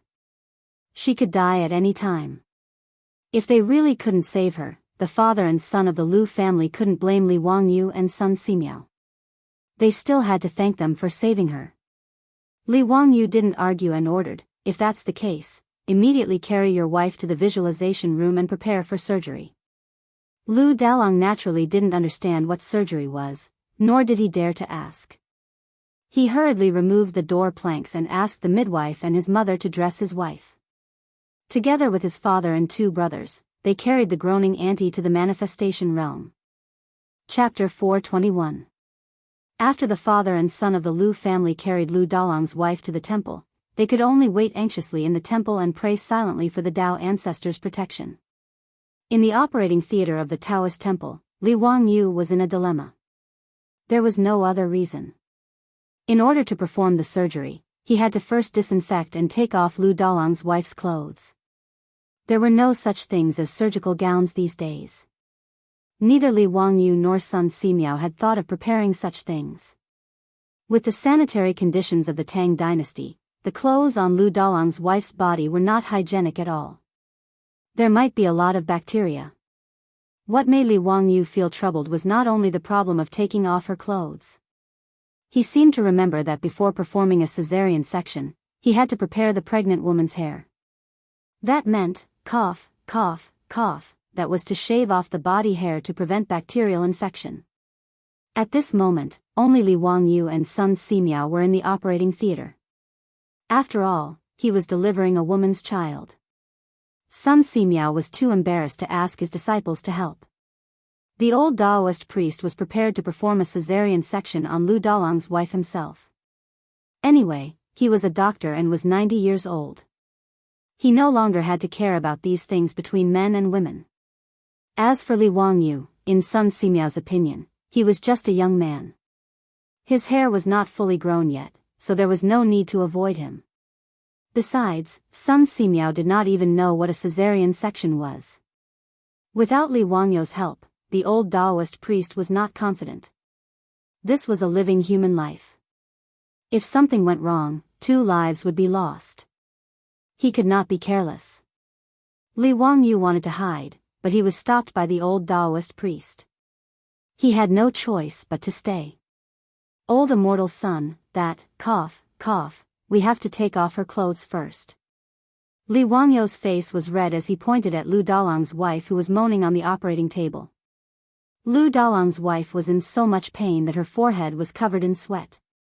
However, when she heard this, she could not help but widen her eyes in fear and shake her head repeatedly. No, how can this be? I'm a woman. Lu Dalong's wife protested in a voice as soft as a mosquito's. She would rather die than be naked in front of Sun Simiao and Li Wangyu. Although the people of the Tang dynasty were civilized, unlike the Ming and Qing dynasties where people were confined by feudalism, it was still difficult for Lu Dalong's wife to bring up this matter. If Li Wangyu had accidentally transmigrated to the Ming and Qing dynasties, then there was no need to think about a cesarean section at all. The patient's family members would rather watch the patient die of pain than let them save the patient. The Ming dynasty's medical practice specifications stated, even if you are separated by curtains, you must cover your hands with gauze. Needless to say, a male doctor delivering a baby to a woman. In the book, there was a woman named Ma who would rather die than see a male doctor because of an indescribable disease. Madame Ma said, I would rather die than let a man see this illness. In the end, Madame Ma died, but she was praised by the people of her time for being a woman of virtue, which was lamentable. Lu Dalong's mother-in-law was now mostly shy like a woman and not bound by etiquette and morals. Sun Simiao frowned slightly. Madame Lu, if you don't do this, I'm afraid that today will be the day you die. That's a corpse and 2 lives. Have you thought it through? I and the county magistrate are both doctors. As the saying goes, doctors have the heart of parents. Do you need to avoid your parents like this? Sun Simiao's words made Lu Dalong's mother-in-law fall silent. In the end, she suppressed her shyness and closed her eyes. She nodded slightly to show that she agreed. Sun Simiao picked up the scissors and handed it to Li Wangyu, indicating that he should cut open Lu Dalong's mother-in-law's clothes. Old immortal son, why don't you go? Li Wangyu swallowed and asked anxiously. Sun Simiao's face turned red, but he pretended to be calm. I have to prepare for the surgery. I don't have time. Although he had persuaded Lu Dalong's wife, Sun Simiao had never had the experience of making a female patient take off her clothes completely. He was embarrassed. Li Wangyu and Sun Simiao stared at each other. Neither of them knew what to do. Just as they were struggling, the door of the operating room was pushed open. Their beautiful boss rushed in with alcohol. Seeing their beautiful boss come in, Li Wangyu and Sun Simiao were secretly relieved. Changqing, you came at the right time. Help Lu Dalong's wife cut open her clothes. Oh, right, you also need to prepare the hair. Hee, you do it. Li Wangyu quickly handed over the scissors and signaled for his beautiful boss to help. Su Changqing also knew that Li Wangyu and Sun Simiao were inconvenienced, so he hurried over to help. Without saying anything, he took the scissors and started working. Li Wangyu quickly took the alcohol and sprayed it everywhere in the operating room. He also disinfected Sun Simiao's surgical instruments one by one and prepared for the surgery. At this time, Lu Dalong's wife on the operating table was in so much pain that she almost fainted. Her screams were getting louder and louder. Lu Dalong, his father, and brother, who were outside the door, were all worried. Fortunately, there was no lack of all kinds of herbs in the microscopic world. Sun Simiao gave Lu Dalong's wife anesthetic powder and pierced the acupuncture points on her abdomen to stop the pain. After drinking the anesthetic powder, Lu Dalong's wife quickly fell asleep. However, when he heard that his wife's voice was no longer in the operating room, Lu Dalong's heart tightened again. He grabbed his father's arm and asked, "Father, what's wrong? Why is there no sound? My wife, she couldn't have." Bah, what are you talking about? With old Immortal and Lang Jun helping your mother-in-law deliver the baby, there's no need to worry about that laborious surgery. Carpenter Lu comforted his son, as well as himself. However, they didn't know that there was an academic debate going on in the operating room. "Madam Su, are you sure you should cut from here? When I was performing the surgery on the Crown Prince, I cut from here." Sun Simiao held the shining scalpel and kept gesturing on Lu Dalong's wife's big belly. It was very scary.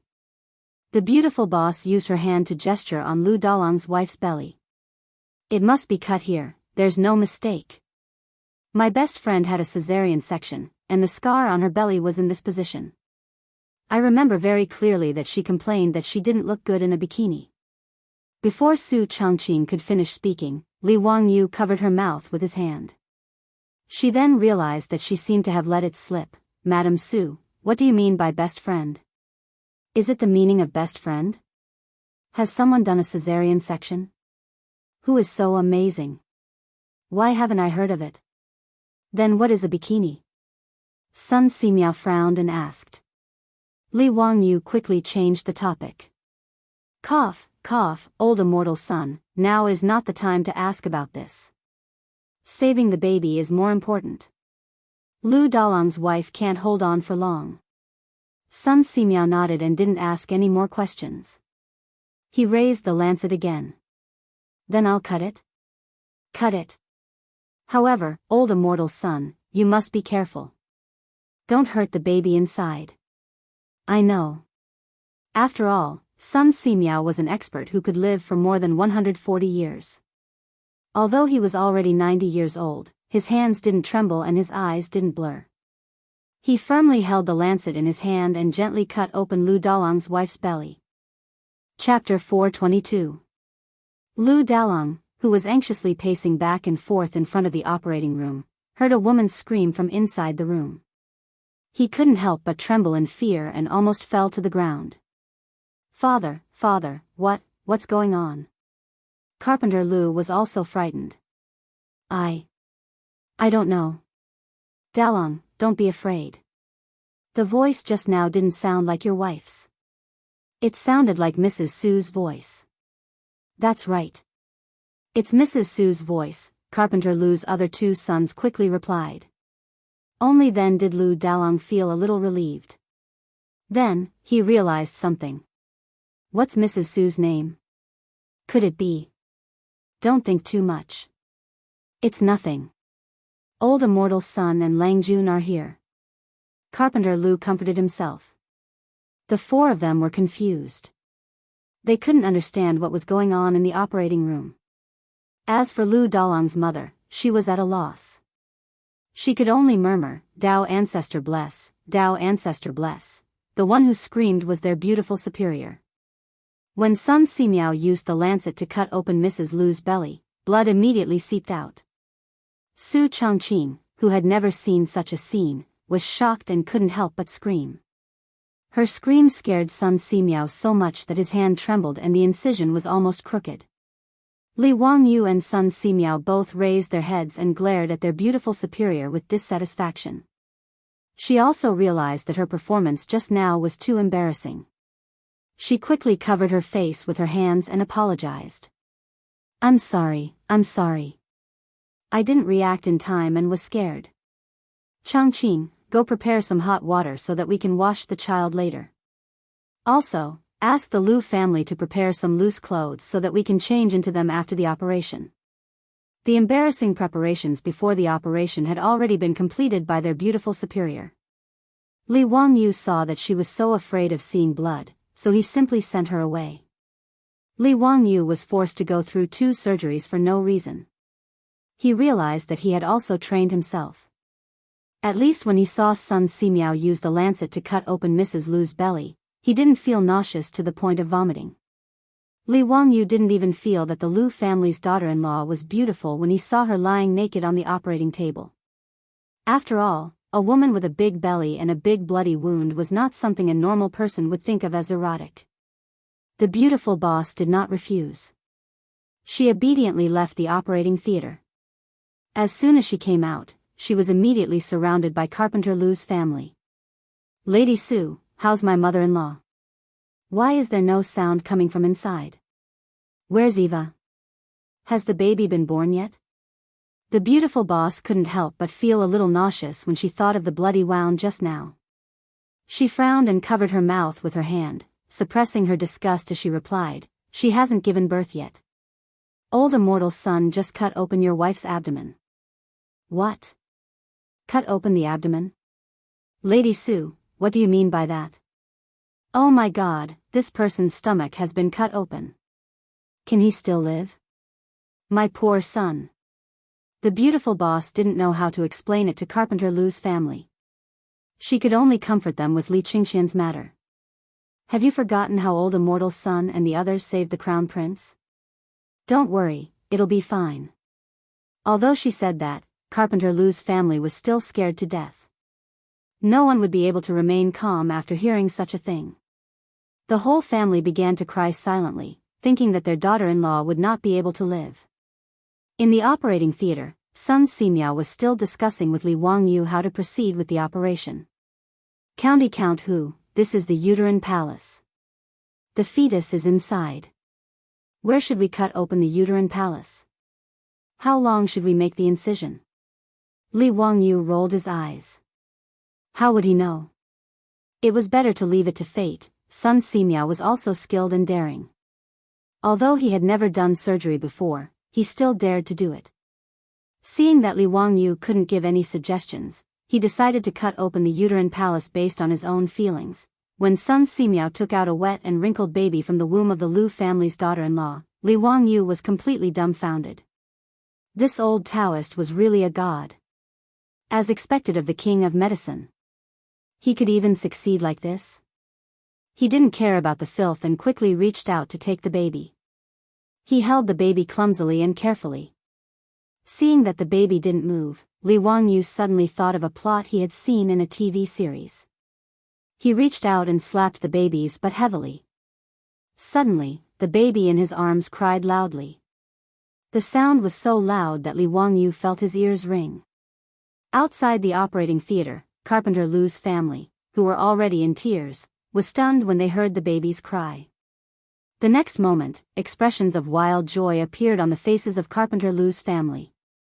Liu Dalong grabbed his 2 brothers. "My baby, it's my baby. Second brother, third brother, did you hear that? It's my baby crying. Ha ha ha, I, Liu Dalong, have a baby." He was ecstatic when Carpenter Liu slapped his head. "What are you laughing about? We don't even know if your wife is dead or alive." When he heard his father's words, Liu Dalong's face fell again. However, when he heard the baby crying in the room, he couldn't help but smile. At this time, the beautiful boss also brought hot water. She was also surprised when she heard the baby crying. "Wangyu, the baby is born? Is it a boy or a girl?" Li Wangyu looked down at the baby in his arms and replied with disdain, "A boy, a money-losing product. Construction bank." The beautiful boss couldn't help but cover her mouth and laugh. "If Liu Dalong heard what you said, he would definitely fight you to the death. This is the Tang dynasty. They want to have a boy." Li Wangyu curled his lips. "Humph, I like girls. It's so good to have a sweet little jacket. Hee hee, Chongqing, let's have a daughter in the future, okay?" The beautiful boss blushed a little when she heard what he said. She glared at him and carefully reached out to wash the baby in the warm water. Neither of them had any experience in taking care of a baby. After a while, they finally cleaned the baby and wrapped it in the cloth they prepared. Li Wangyu couldn't help with the rest. He simply carried the baby out of the operating room with the beautiful boss. Sun Simiao was left to clean up the mess and suture the wound. Now that the unprecedented cesarean section was done, the baby was born safely. However, whether the Lu family's daughter-in-law could survive or not depended on whether she was lucky enough. Li Wangyu couldn't do anything about it. When the beautiful boss came out of the operating room with the baby in her arms, Carpenter Lu and his family all knelt down and kowtowed to Li Wangyu. Lang Jun, you are my reborn parent. I won't forget you saving my life. I'll repay you with everything I have. What are you doing? Get up quickly. Huh, congratulations, Dalong. You gave birth to a boy. Carpenter Lu, congratulations on having a grandson. You don't have to worry that no one will inherit your family's good craftsmanship. When he heard that it was a boy, Carpenter Lu was so happy that he couldn't close his mouth. This baby was the eldest grandson of the Lu family. Lu Dalong's mother hurriedly took the baby and carefully held it in her arms. She even chased Lu Dalong away when he wanted to look at the baby. When the midwife said that the mother and child were in danger, Carpenter Lu and his family felt that the sky was falling. However, they didn't expect Li Wangyu to pull them out of the abyss. Carpenter Lu looked at the crying baby. Just as he got up from the ground, he knelt down again. Lang Jun, please give this baby a name. Without Lang Jun's help, this little thing wouldn't have had the chance to be born. Lang Jun, please give this baby a name. A name? Li Wangyu was a little confused. He was the least talented when it came to naming. Surname Lu. What name should he give a boy? Urgent, waiting online. Chapter 423. Hearing Carpenter Lu's words, his beautiful superior couldn't help but laugh. Li Wangyu's bad naming skills were also well known in his original company. Many of his colleagues in the company had become parents, and they happily asked them how to name their children. It was fine if other people came up with names, but Li Wangyu's names were all difficult to pronounce and difficult to remember. Moreover, they were all rare words that were difficult to write. Everyone suspected that this guy's name was a random combination of words from a dictionary.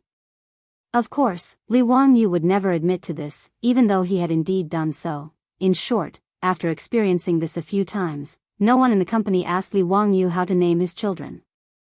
Now that Carpenter Lu actually asked Li Wangyu to name his grandson, his beautiful superior naturally thought of Li Wangyu's glorious achievements. How could she not laugh? Li Wangyu was also very depressed. He glanced at his beautiful superior who was laughing and replied awkwardly, well, the child's name can't be Sloppy. Let me think about this for a while before I give an answer. He didn't plan to scratch his own head. If the master had something to do, the disciple would naturally do it for him. He would leave the matter of naming Carpenter Lu's grandson to Ma Zhou and Yen Liben. Seeing that Li Wangyu agreed to name his grandson, Carpenter Lu quickly thanked him and got up with a smile. He went to his wife's side to tease his grandson. The beautiful superior saw through Li Wangyu's plan and whispered in his ear, "You want Ma Zhou and the others to name your grandson, right?" Am I that kind of person? Li Wangyu felt a little guilty and quickly changed the topic. Have you brought the clothes of Lu family's wife? Quickly go in and see if old immortal Sun has finished suturing her wound. Help her change her clothes later. The beautiful superior saw through Li Wanyu's thoughts, but she didn't expose him. She just winked at him and turned to walk into the operating room. After the operation, Lu Dalong's wife was left by Sun Simiao to recuperate. After all, the Lu family's old house was a thatched hut made of yellow mud. It was not hygienic at all. After experiencing Li Wangyu's surgery, Sun Simiao began to realize the danger of the bacteria that Li Wangyu mentioned. Naturally, he would not agree to Carpenter Lu's request to bring his daughter-in-law home. As Carpenter Lu's family carried the baby home, the news that Li Wangyu and the old immortal Sun had saved Lu Dalong's wife spread like wildfire throughout Dingzhou village. Lu Dalong's mother carried her grandson in her arms and walked around the village as if she was advertising. She then vividly described how Count Huxian, an old immortal son, had used a knife to cut open her daughter-in-law's belly and carried her grandson out. This naturally caused the surrounding aunts to cry out in surprise. Auntie Lu enjoyed these exclamations very much. She naturally wouldn't tell everyone that she didn't see it with her own eyes and only said these words based on her imagination. She also wouldn't tell these aunties that she was so frightened that she almost fainted from crying. "Auntie Lu, is your eldest son's wife still alive? This person's belly was cut open with a knife. I'm afraid she's dead, right?" "Humph, why don't you take a look at who did the knife? That's Count Huxian and old immortal Sunday. How could they harm my daughter-in-law's life? My daughter-in-law is currently recuperating in the Xianwei Temple. Auntie Lu, your eldest son's wife is really lucky to have Lord Zhu and old immortal Sun save her. I heard from the midwife that she has never seen your daughter-in-law like this before. She can still be saved, let alone give birth to a child. It's really a blessing from the heavens." Auntie Lu spat at the woman. "Bah, what blessing from the heavens? It's Lord Zhu's blessing." Yes, Auntie Lu is right. It's our Lord Zhu's blessing. TSK, our Lord Zhu is indeed a heavenly immortal. Like old immortal Sun, he's not immortal. When did our Dingzhou village burn incense? To be able to become Lord Zhu's fief is really a great blessing." The surrounding aunts nodded in agreement. "That's right. Nowadays, which village in this area doesn't want to marry their daughter into our village? Back then, my eldest son wanted to find a wife. How many private matchmakers did he hire and how much copper coins did he spend? If it wasn't for his father's craftsmanship, other young ladies wouldn't be willing to marry into our village. Now, the private matchmakers who want to matchmake my second son and third son are almost stepping on our doorstep." Auntie Lu's face was full of pride when she spoke of this matter. "I heard that the people who want to marry your second son are from the wealthy families in Huxin County." The topic of the aunts quickly deviated. It was just as the 2 elements gave birth to the 4 divisions, and the 4 divisions gave birth to the 8 trigrams. A group of gossipy aunts began to discuss family matters with relish. Lu Dalong's wife was indeed in good health. Without antibiotics, not only was Lu Dalong's wife's wound not infected, but it also healed very well. In just 3 to 4 days, she could get off the ground and walk normally. Sun Simiao couldn't stand Lu Dalong's wife's pleas and could only agree to let her return home to recuperate. Lu Dalong was so happy that he couldn't close his mouth when his wife returned home alive and kicking. On the same day, he ran to Xianwei Temple and offered a large amount of money for incense to express his gratitude. When the villagers of Dingzhou village saw that Lu Dalong's wife had really returned home, they were even more in awe of Li Wangyu and Sun Simiao. They didn't think that this was the art of Qi Huang. Instead, they all saw it as Li Wangyu and Sun Simiao's supernatural powers and the work of extraordinary people. Li Wangyu could only smile bitterly at this, but he couldn't be bothered to correct the villagers' thoughts and just let them be. The news that Li Wangyu and Sun Simiao had performed a caesarean section to save a pregnant woman with dystocia quickly spread to Chang and City through the mouths of the crowd. However, any matter would always lose its original meaning after being spread by the crowd. Just like the mouthpiece game that was the favorite in the variety shows of the future, the meaning of the original words that the few of them were transmitting had completely changed. When the news of Li Wangyu and Sun Simiao performing a caesarean section to save a pregnant woman with dystocia reached Chang and City, it became that the pregnant woman had died from dystocia. Count Huxian had arrived in time and performed a ritual. After a series of changes, the pregnant woman came back from the dead and successfully gave birth to a Qilin child. At that time, there were even fresh flowers falling from the sky, heavenly music playing, and colorful clouds blooming. Everyone was shocked, but they firmly believed in this absurd rumor. Pai Lupi lived deep in Taiji Palace, but he was also well informed. After the 100 Horsemen department reported this matter, Pai Lupi immediately summoned Li Wangyu to Taiji Palace. "Zio, have we treated you unfairly?" The moment Li Wangyu entered the legislative hall, he didn't even have time to bow to Pai Lupi before Pai Lupi began to make things difficult for him in an unfriendly tone. Li Wangyu couldn't help but be stunned. What was Pai Lupi up to this time? Chapter 424. Li Wangyu didn't understand what Pai Lupi meant, so he quickly flattered him. Uncle, why do you say that? Uncle, of course, you care about and love me. It's because of Uncle's teaching and encouragement that I didn't become a useless playboy. If Uncle has any orders, I'll do it without hesitation. Pai Lupi's expression eased a lot when he heard that. He nodded proudly and said, in that case, why don't you perform the ritual for your aunt when you have the supernatural power to protect the pregnant woman? What? Li Wangyu's eyes nearly popped out of their sockets. Why did he understand every word Pai Lupi said, but he didn't understand what the guy was talking about? What did he mean by having the supernatural power to protect the pregnant woman? Why did he have to perform the ritual for Empress Zhongsun? Did he look like Yuan Tiangang, Sun Simiao, and other old Taoists? Li Wangyu really didn't understand what Pai Lupi meant. He could only brace himself and ask carefully, Uncle, what do you mean? Nephew, why can't I understand? Uncle, do you need to pray for my aunt? I'll go to Taoist Yuan immediately and ask him to prepare the Luo Tian grand ritual to pray for my aunt. Pai Lupi glanced at him and said, what's the use of me looking for Yuan Tiangang? I heard that you saved a dead pregnant woman in Dingzhou village and gave birth to a child. Is that true? Now your aunt is pregnant for 10 months and is about to give birth. As a nephew, don't you plan to do something for your aunt? Li Wangyu was completely confused. It took him a long time to figure out that he and Sun Simiao had performed a caesarean section and saved Lu Dalang's wife. It was actually rumored to be like this. Even Pai Lupi, the emperor of the Tang dynasty, believed it. It was really nonsense. He quickly explained to Pai Lupi, Uncle, who is talking nonsense? If I had the ability to bring the dead back to life, would I have been bullied by the Li clan of Huxian? I did save a pregnant woman, but I didn't perform any ritual. Instead, I performed a caesarean section for the pregnant woman with old immortal Sunday.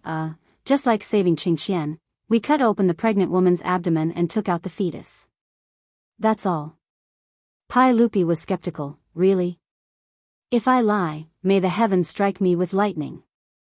Seeing that Li Er didn't believe him, Li Wangyu even swore an oath. Hearing Li Wangyu's words, Pai Lupi also knew that he made a blunder. He couldn't help but blush as he coughed lightly. Since that's the case, you and Minister's son can stay in the palace for the time being.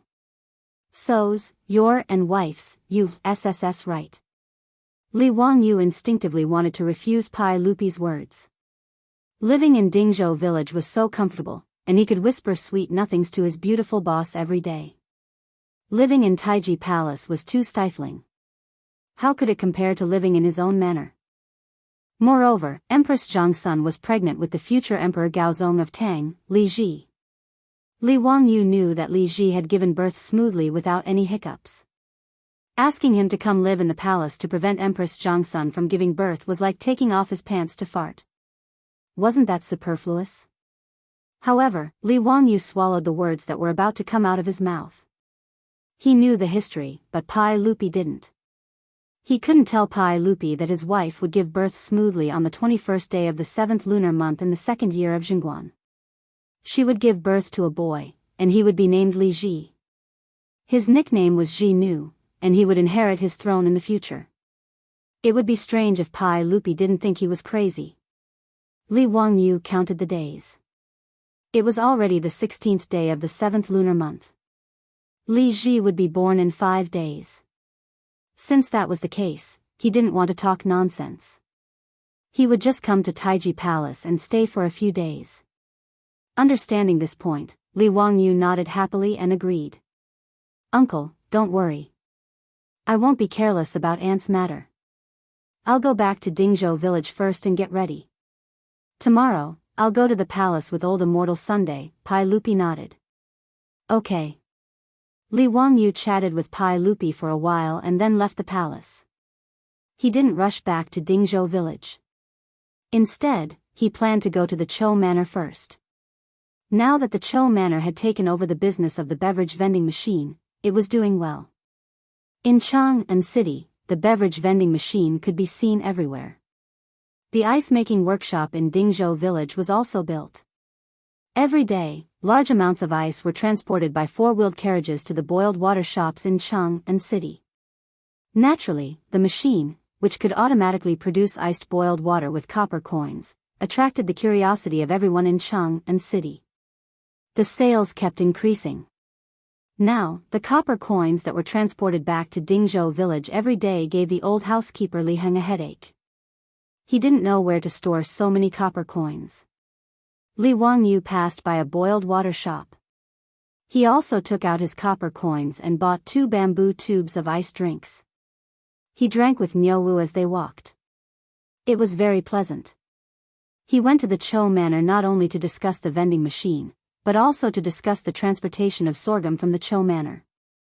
The sorghum used by the brewery in the Qinling Mountains was provided by the Chou Manor. Now, the sorghum wine produced by the brewery was in short supply. If he wanted to increase the production, he needed more sorghum. The Chou Manor was located in Xianyang Lane. This was also where the county magistrate of Wanyan County was located. He and Niu Wu rode to the Chou Manor. Naturally, they had to pass by Wanyan County. When they passed by the county magistrate of Wanyan County, a few yamen runners on duty saw him from afar. They all showed a flattering smile and bowed.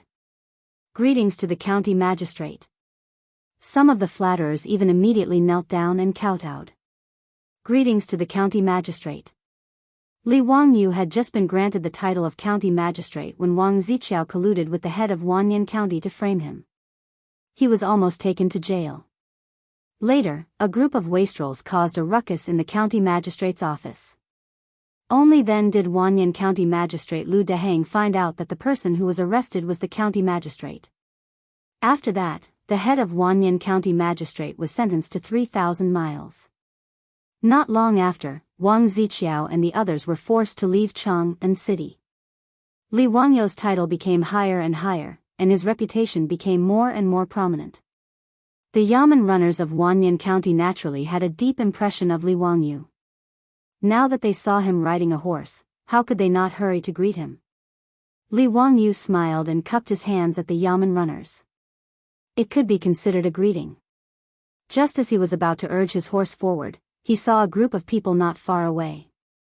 They were extremely noisy as they headed towards the county magistrate of Wanyan County. In a moment of curiosity, Li Wangyu pulled on the reins and stopped to watch. He saw the group of people escorting a man over. They shouted, "Bring this disobedient son to see the magistrate. This damned gambler. Disobedient son, he deserves to be killed. He will die a horrible death. Auntie Fong, don't worry. We will testify for you. The Ming house will definitely punish this disobedient son." In the crowd, there was a white-haired old woman. She was wiping her tears and crying.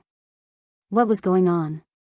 Seeing this scene, Li Wangyu was in no hurry to leave. He wanted to see what was going on. The group of people quickly arrived in front of Wanyan County. Naturally, a yamen runner came forward to inquire. "Stop. Why is it so noisy? What's going on?" "Greetings, Duke. We are here to bring this disobedient son to see the magistrate. Not only is this Fong Dalang a gambler, he is also disobedient and unfilial. Not only did he lose all his copper coins, he also wanted to steal his mother's coffin money to continue gambling. Auntie Fong didn't want to give it to him. This disobedient son actually dared to hit his mother. He is truly abominable. We are all Auntie Fong's neighbors. We can't stand this disobedient son, so we brought him to see the Ming house. We asked the Ming house to seek justice for Auntie Fong." When the yamen runners heard the purpose of their visit, they were also furious. Filial piety was the most important thing in the Tang dynasty. Naturally, everyone would want to beat this disobedient son. "Alright, wait a moment. I will go and inform the Ming house. This disobedient son, even if he is beaten to death, it won't be wrong." A yamen runner immediately walked quickly into the county magistrate's office. Seeing this, Li Wangyu was not in a hurry to go to the Chiu residence. He stayed behind to watch the show. Chapter 425. After Wanyan County Magistrate Lu Dehang heard the report, he did not delay and immediately ordered the 3 groups of bailiffs to begin the trial. Pai Lupi himself had lost his filial piety due to the Xuanwu Gate incident, so he paid more attention to it. In the laws of the Tang dynasty, one of the 10 unpardonable crimes was disobedience, which had the same status as rebellion. Those who beat their parents were beheaded. In the Song dynasty, the punishment for disobedience was even harsher. Those who insulted their parents were beheaded and their bodies thrown out on the streets. The Ming and Qing dynasties were even worse. The reason why the ancient Chinese laws were so strict on disobedience was not only to respect filial piety, but also to protect the ruling position of the emperor. Even one's own father could not disobey, so it was naturally the same for the emperor's father. Therefore, in ancient China, disobedience was no different from suicide. If what these people said was true, then the man called Fong Dalong would be dead without a doubt. This was the first time Li Wangyu had seen such a disobedient son in the Tang dynasty, so he was naturally curious. He and Niao Wu dismounted from their horses and followed the commoners who reported to the officials. They entered the main hall of the county yamen to watch and listen to the trial. Lu Dehang sat in the hall and saw Li Wangyu in the crowd. He hurriedly sat down and bowed. "Greetings, County Magistrate Lu." Li Wangyu returned the bow. "Lu House, I was passing by and saw someone reporting, so I came to watch out of curiosity." "Sorry for disturbing you." "County Magistrate Lu, what are you saying?" "Please take a seat." Although Lu Dehang knew that Li Wangyu had a worrisome relationship with the aristocratic families, he was only a branch of the Fanyang Lu family. How could he offend Li Wangyu because of this? Furthermore, after Li Wangyu was given the title of county magistrate, his official rank was higher than Lu Dehang's, so he naturally would not be rude. Li Wangyu smiled and waved his hand, indicating that he would just watch from the side. Lu Dehang could only bow again and return to the court to prepare for the trial. The case was very simple. Just as the people who had escorted Fong Dalong to see the officials had said, this unfilial son's father had died early, and it was his mother, Madame Fong, who had raised him. However, after Fong Dalong grew up, he hung around with the gangsters in Chong'an and got a bad habit. Usually, the neighbors did not like him. Fong Dalong was a gambling addict and often visited gambling dens. The Tang people loved gambling, so this was not a big deal. However, ordinary people only gambled a little for pleasure, while Fong Dalong gambled a lot.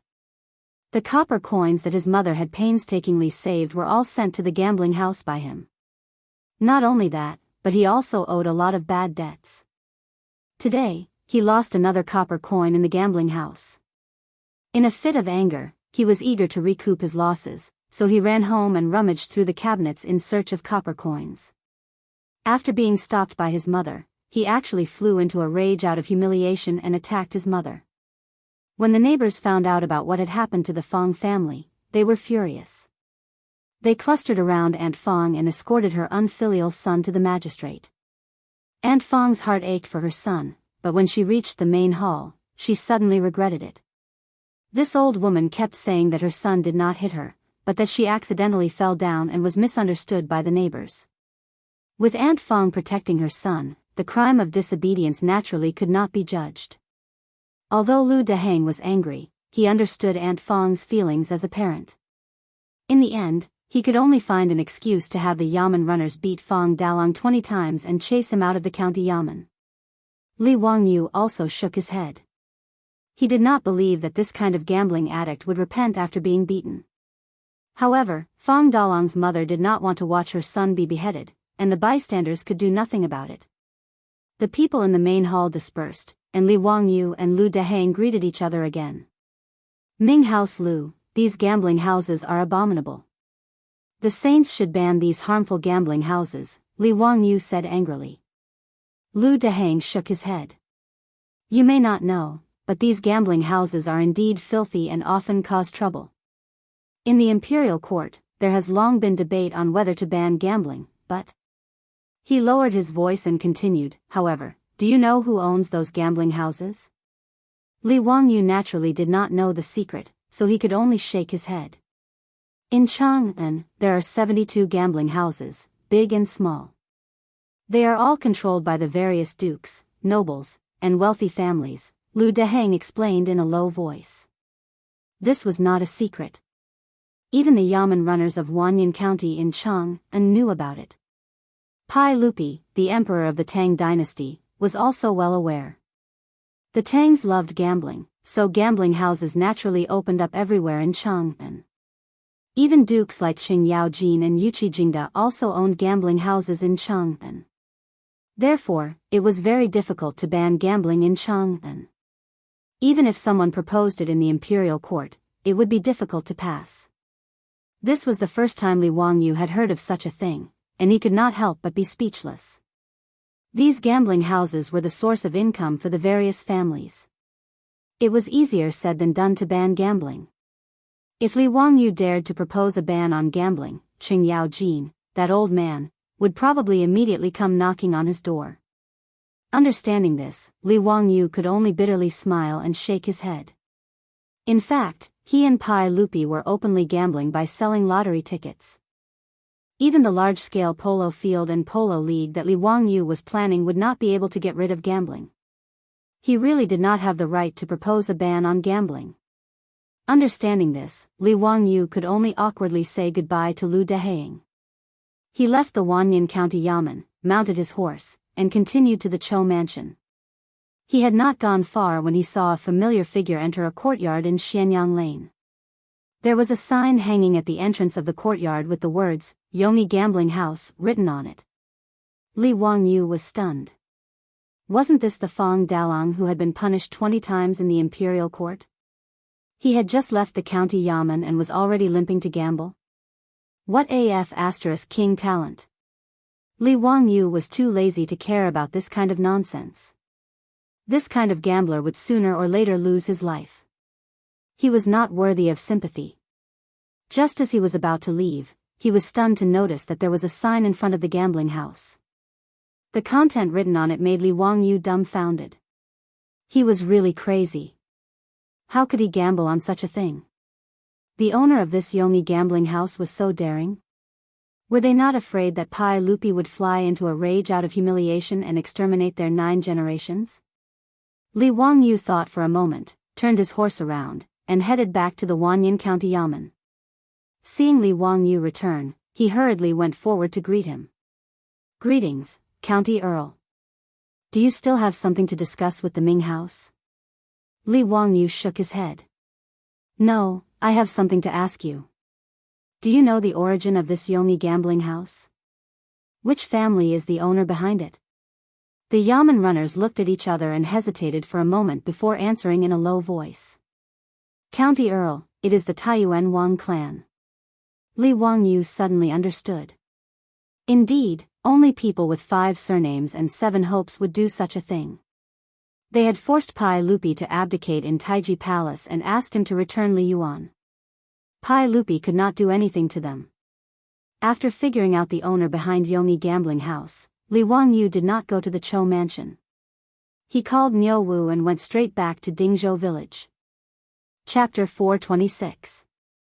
As soon as Li Wangyu returned to the residence, he summoned the old steward, Li Heng. Li Heng, how much money do we have in the residence? Do you need money, Lang Jun?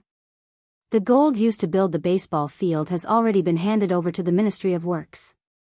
Now we have more than 8,000 taels of gold and 10,000 strings of copper coins. You and Lady Su have instructed us to exchange as much copper coins as possible for gold, so we don't have much copper coins. Li Heng was full of pride when he talked about the wealth in the residence. A few months ago, he thought that the sky had fallen. Especially when the little master's name was removed from the clan, and all the family assets were taken away. Moreover, he was burdened with a huge debt of 2 million gold coins, and all the servants in the family were released. All these blows caused Li Heng to even have the thought of committing suicide. If it weren't for the fact that he couldn't bear to part with his Lang Jun, he would have followed the old master in the underworld. But he didn't expect that in just a few months, the young master seemed to have changed into a different person. Li Heng, who had watched Li Wangyu grow up, had a misconception that his Lang Jun had changed into a different person. Now, not only had the family's debt been paid off, but they also had so much wealth that even the old master had never seen before.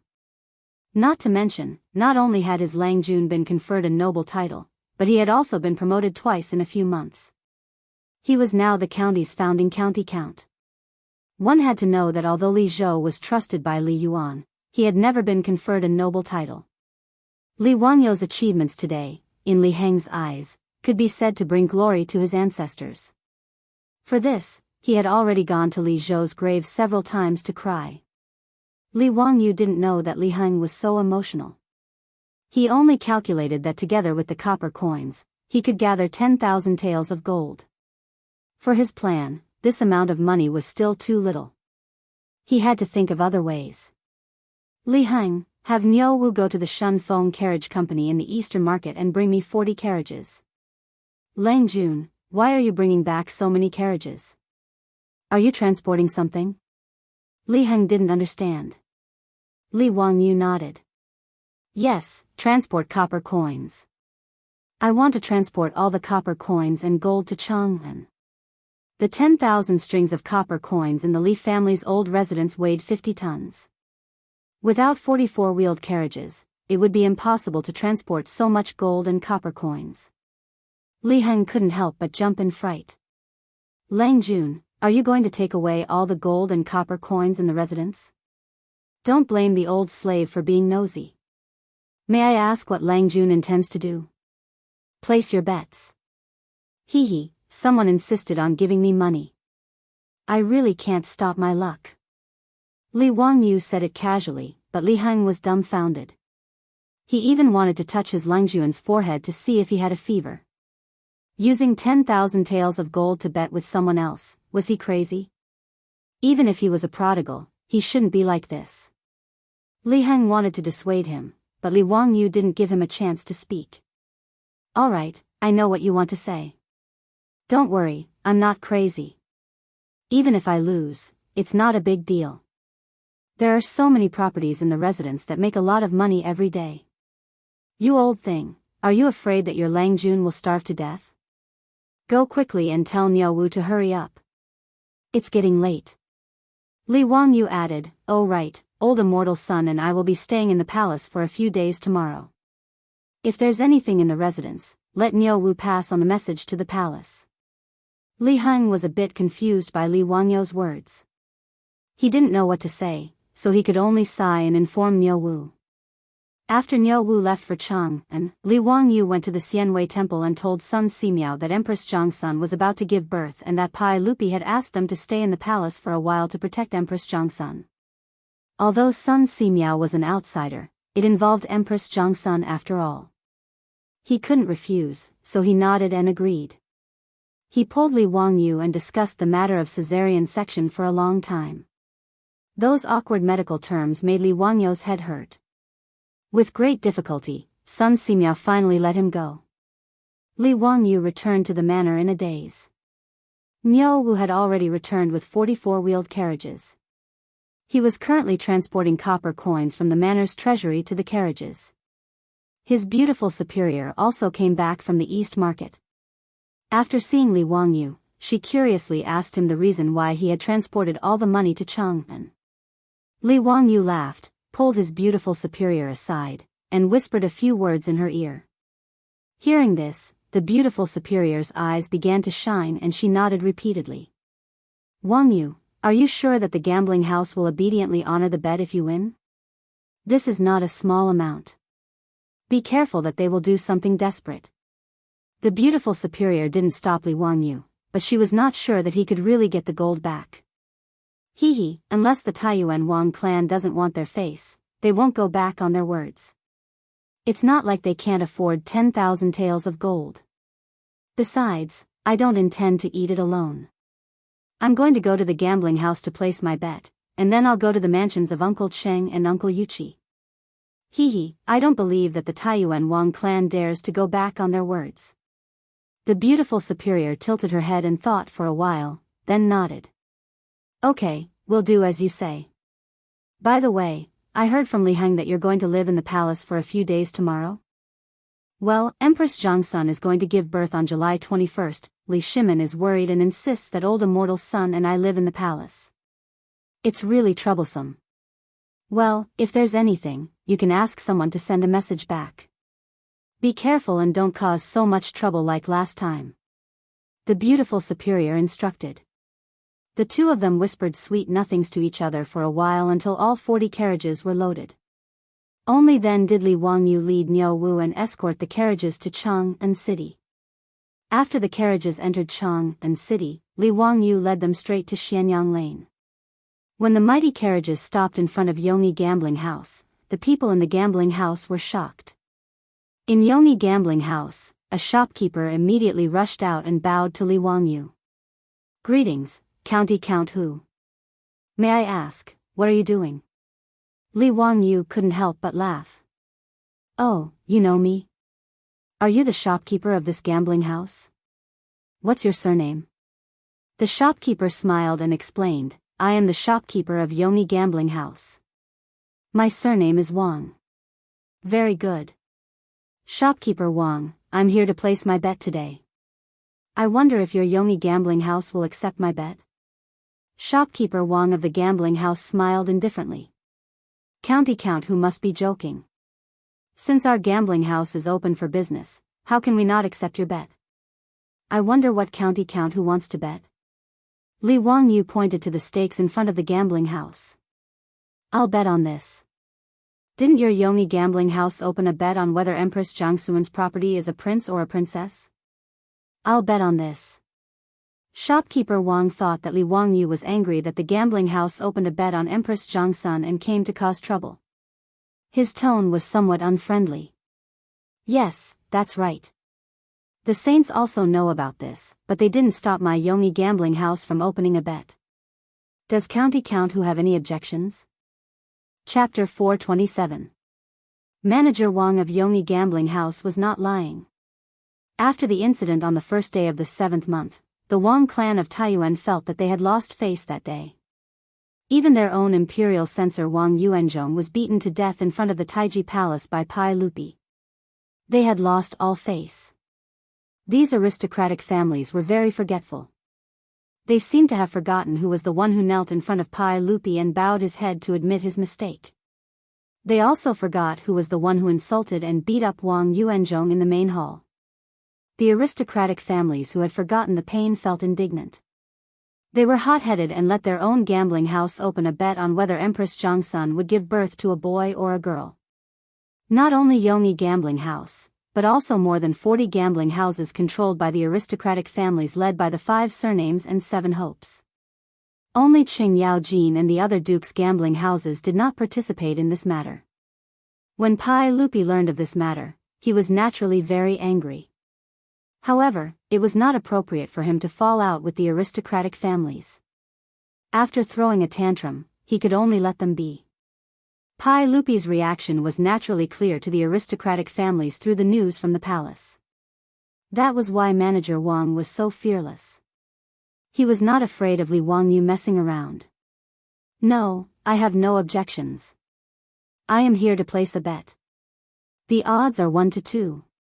However, if I bet 1 tael of gold, your gambling house will pay me 2 taels of gold? Li Wangyu shook his head. He was not here to be angry. It was because he had noticed the gambling house by chance that he was surprised to find that the gambling house dared to bet with Empress Jongsun. After asking the county bailiff for 10,000 years, he learned that Yongyi Gambling House was the property of the Wang clan of Taiyuan. He naturally understood that the aristocratic families were deliberately embarrassing Pai Lupi. However, for Li Wangyu, the aristocratic families doing this was simply setting up a target for him to hit. Empress Jongsun would give birth to the future Crown Prince Li Ji in 5 days. This was a matter of certainty. Since the aristocratic families wanted to use this opportunity to humiliate Pai Lupi, then they shouldn't blame him, Li Wangyu, for being impolite. He had to use this opportunity to cut a piece of meat from the aristocratic families and make them feel distressed. Even for the Wang clan of Taiyuan, tens of thousands of taels of gold was not a small sum. Of course. In response to Li Wangyu's inquiry, shopkeeper Wang nodded slightly. At the same time, he was very surprised. Could it be that this county earl was really here to place a bet? Wasn't he the nephew of the sage? How could he dare to bet on Her Highness giving birth? However, this matter had nothing to do with the gambling house. As long as Li Wangyu dared to place a bet, the gambling house would dare to accept the bet. If I want to bet with your casino on when Her Highness the Empress will give birth, whether it's a boy or a girl, do you dare to bet with me? Li Wangyu thought for a moment and then asked. The gambling houses of the Tang dynasty were not simple casinos. They were more similar to the gambling companies in Europe and America. Not only did they dare to open gambling bets on all kinds of things to attract gamblers to bet, but they also accepted special bets proposed by gamblers. As long as they thought it was profitable, the gambling house dared to bet with gamblers. Li Wangyu's words made shopkeeper Wang hesitate. Although he was the shopkeeper of Yongyi Gambling House, in fact, he was only a collateral member of the Wang clan of Taiyuan. He was only responsible for maintaining the operation of the gambling house. However, he was not qualified to agree to the bet proposed by Li Wangyu. While he was hesitating, he saw another person dressed as a steward run out of the gambling house and whisper a few words in his ear. Shopkeeper Wang nodded and turned his head to look inside the gambling house. Then, he looked back at Li Wangyu. If County Count who wants to bet on the exact date and time of Her Highness the Empress' birth, that is naturally possible. If you can guess the exact time and gender of Her Highness the Empress' child, you can bet 1 to 5. Is County Count who interested? Li Wangyu also smiled and looked at the entrance of the gambling house. He nodded at shopkeeper Wang and said, if that's the case, then write down the bet. I will bet with your gambling house. How many copper coins is County Count who going to bet? Li Wangyu jumped off the horse and walked to the side of a four-wheeled carriage. With a swish, he pulled open the cloth covering the carriage. Hee, not much, just this. 40 carriages of gold and copper coins, a total of 10,000 taels of gold. Shopkeeper Wang, let someone count it. Shopkeeper Wang of Yongyi Gambling House was so shocked by the scene in front of him that he could not speak for a long time. Looking at the carriage full of copper coins and gold that were shining under the sun, he could not help but swallow his saliva. He hesitantly looked at the entrance of the gambling house. After seeing that there was no movement in the gambling house for a long time, shopkeeper Wang calmed down and called the staff of the gambling house to count the copper coins. Fortunately, when the Tang dynasty dealt with so many copper coins, they did not count them one by one. Instead, they directly weighed them. Otherwise, who knew how long it would take to count more than 10,000 copper coins? Even so, the staff of the gambling house counted for almost 2 hours before the 40 carriages of copper coins and gold were counted and moved into the gambling house. Shopkeeper Wang called the bookkeeper of the gambling house and asked him to write down the bet for Li Wangyu. County Count who, what are you going to bet with your 10,000 taels of gold? I will bet that Her Highness the Empress will give birth to a prince on July 21st, the second year of Jingguan dynasty. Li Wangyu did not hesitate to say his bet. Shopkeeper Wang nodded and asked the bookkeeper to write down the bet, indicating the contents of the bet and the odds. After using the gambling house's special anti-counterfeiting seal, the bet between the two sides was officially established. Li Wangyu took the bet and carefully looked it over. After confirming that there were no mistakes, he carefully put it in his pocket. He bet 10,000 taels of gold. According to the gambling house, the odds were 1 to 5. That was 50,000 taels of gold. Even though Li Wangyu was not short on money, such a large sum of gold was still worth treating with caution. Hee, shopkeeper Wang, prepare the gold in 5 days. If I win the bet, I will come to collect the money. Shopkeeper Wang sneered in his heart, but the smile on his face remained. Of course. As long as County Count who wins the bet, our gambling house will pay the full amount without any objections. Our Yongyi Gambling House is a golden signboard in Chang'an City. Li Wangyu did not say much and turned to leave. He still had to rush to Qing Yaojin's residence. Seeing Li Wangyu leave, shopkeeper Wang, who had been polite just a moment ago, coldly snorted and turned to enter the gambling house. Clan head, the matter has been taken care of. The 10,000 taels of gold have been put into the treasury and the bet has been issued to him. Hee, I think that Li guy is crazy. He actually used 10,000 taels of gold to bet with us. He really has too much money to spend. Shopkeeper Wang said as he handed over a copy of the bet. A middle-aged man stood behind the gates of Yongyi gambling house. He was the clan head of Taiyuan Wang clan, Wang Renyu. Today, he had come to the gambling house to check the accounts. He had heard a servant report that County Count Hu Li Wangyu had come to the gambling house and wanted to make a bet with the gambling house. Wang Renyu was curious and hid behind the gambling house's gates to eavesdrop. He wanted to see what Li Wangyu wanted to do. When Li Wangyu proposed that he not only wanted to bet on the gender of Empress Jiangxuan's child, but also the date of birth, Wang Renyu could not help but sneer in his heart. This kind of thing was difficult for even an immortal to decide. If someone dared to bet, then Wang Renyu dared to agree.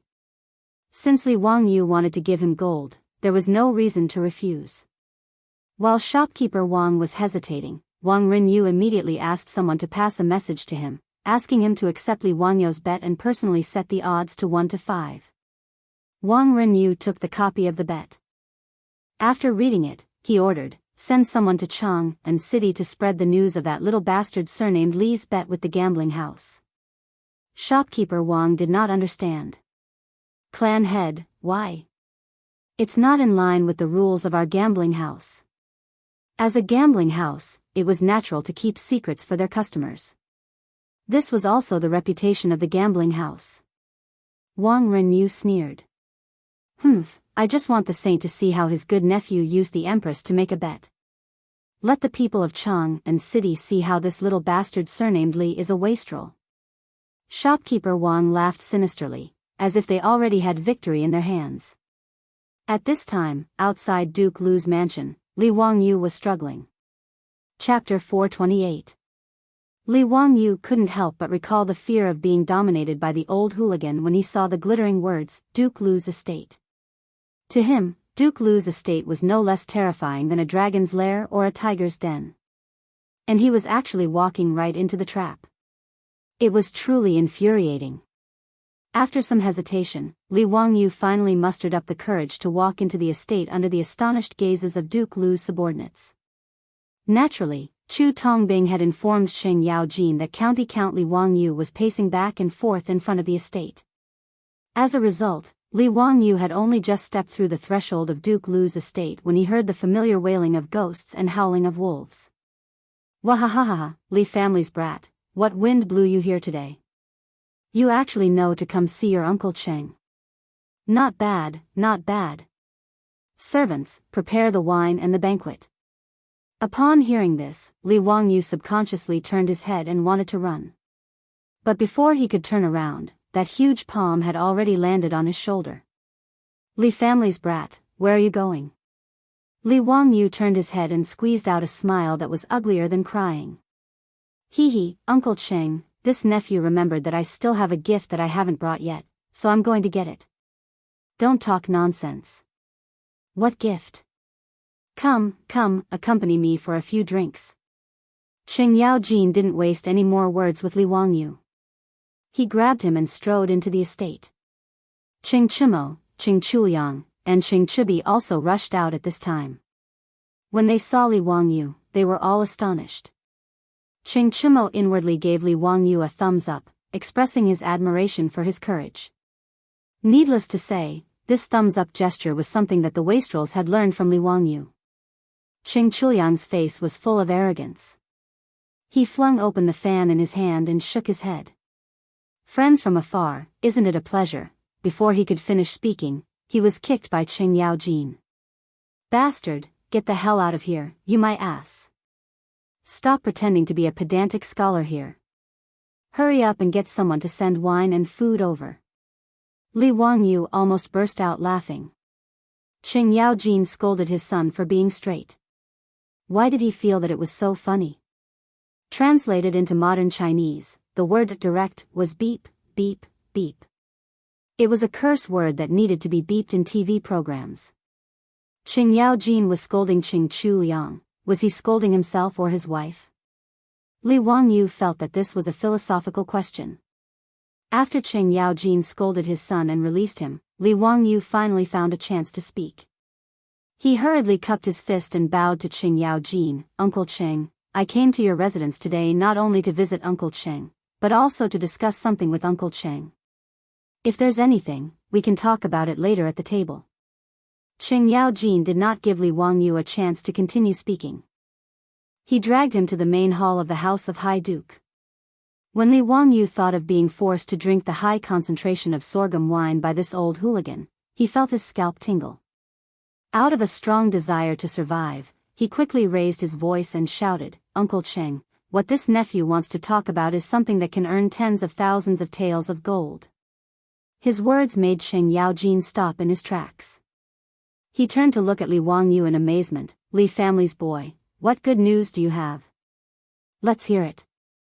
Although the House of High Duke Lu had a lot of property, Qing Yaojin had also benefited from Li Wangyu's fame and won a lot of gold from gambling with the officials.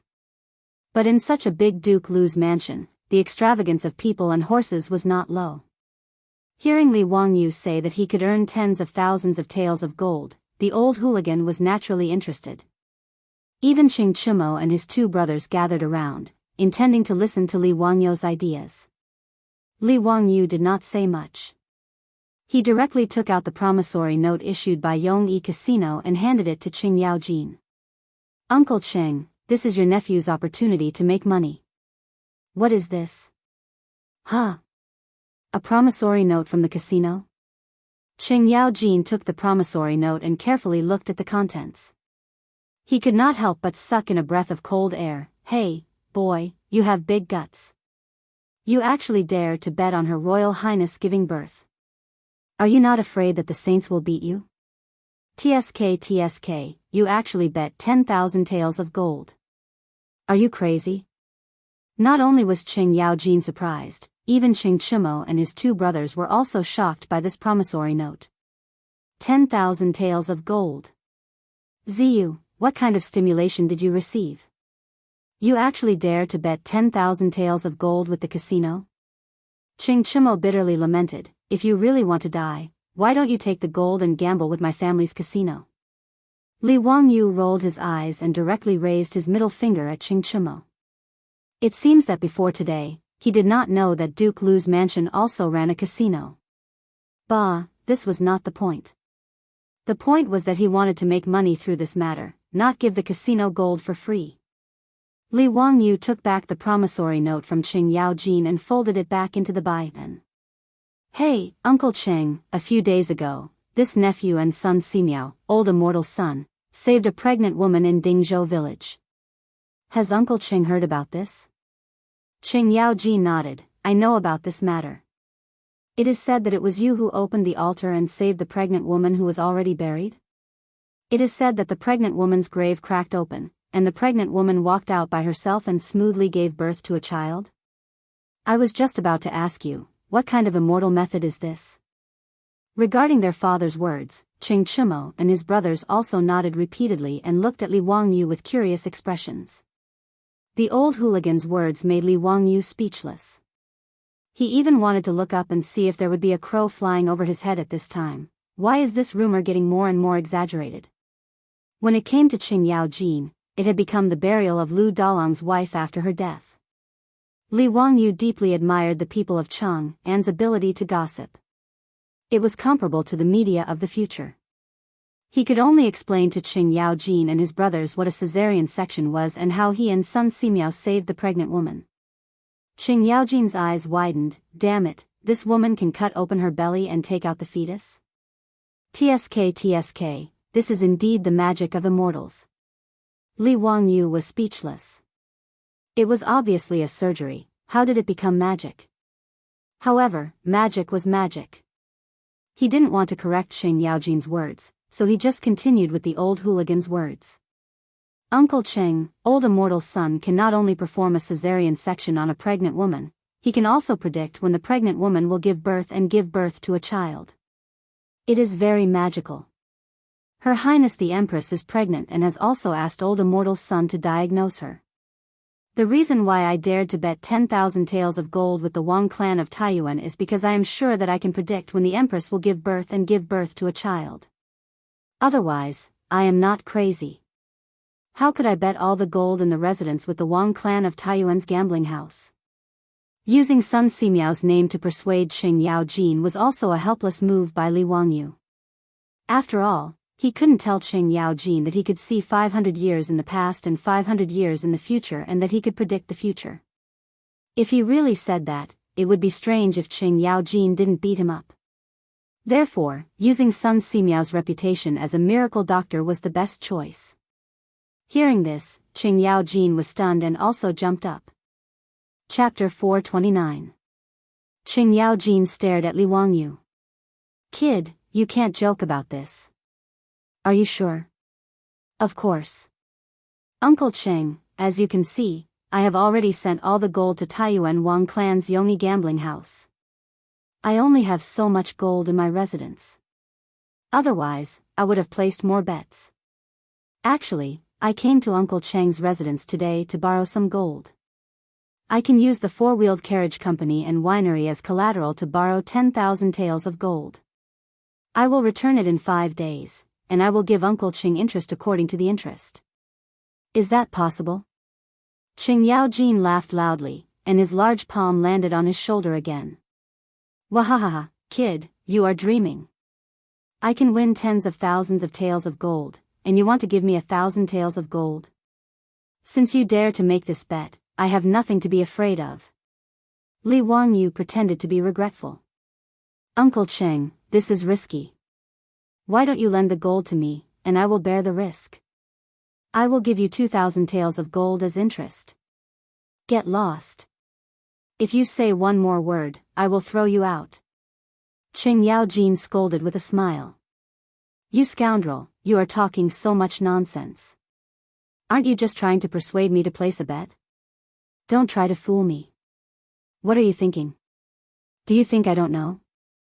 Seeing that his thoughts had been seen through by Qing Yaojin, Li Wangyu rubbed his nose awkwardly and said with an embarrassed smile, "Hee, Uncle Qing, isn't it because your nephew has a chance to get rich, and I'm thinking that you're old? Let's go and drink. Let's chat. Uncle Qing, do you want to invite Uncle Yuqi and Uncle Qin to the residence?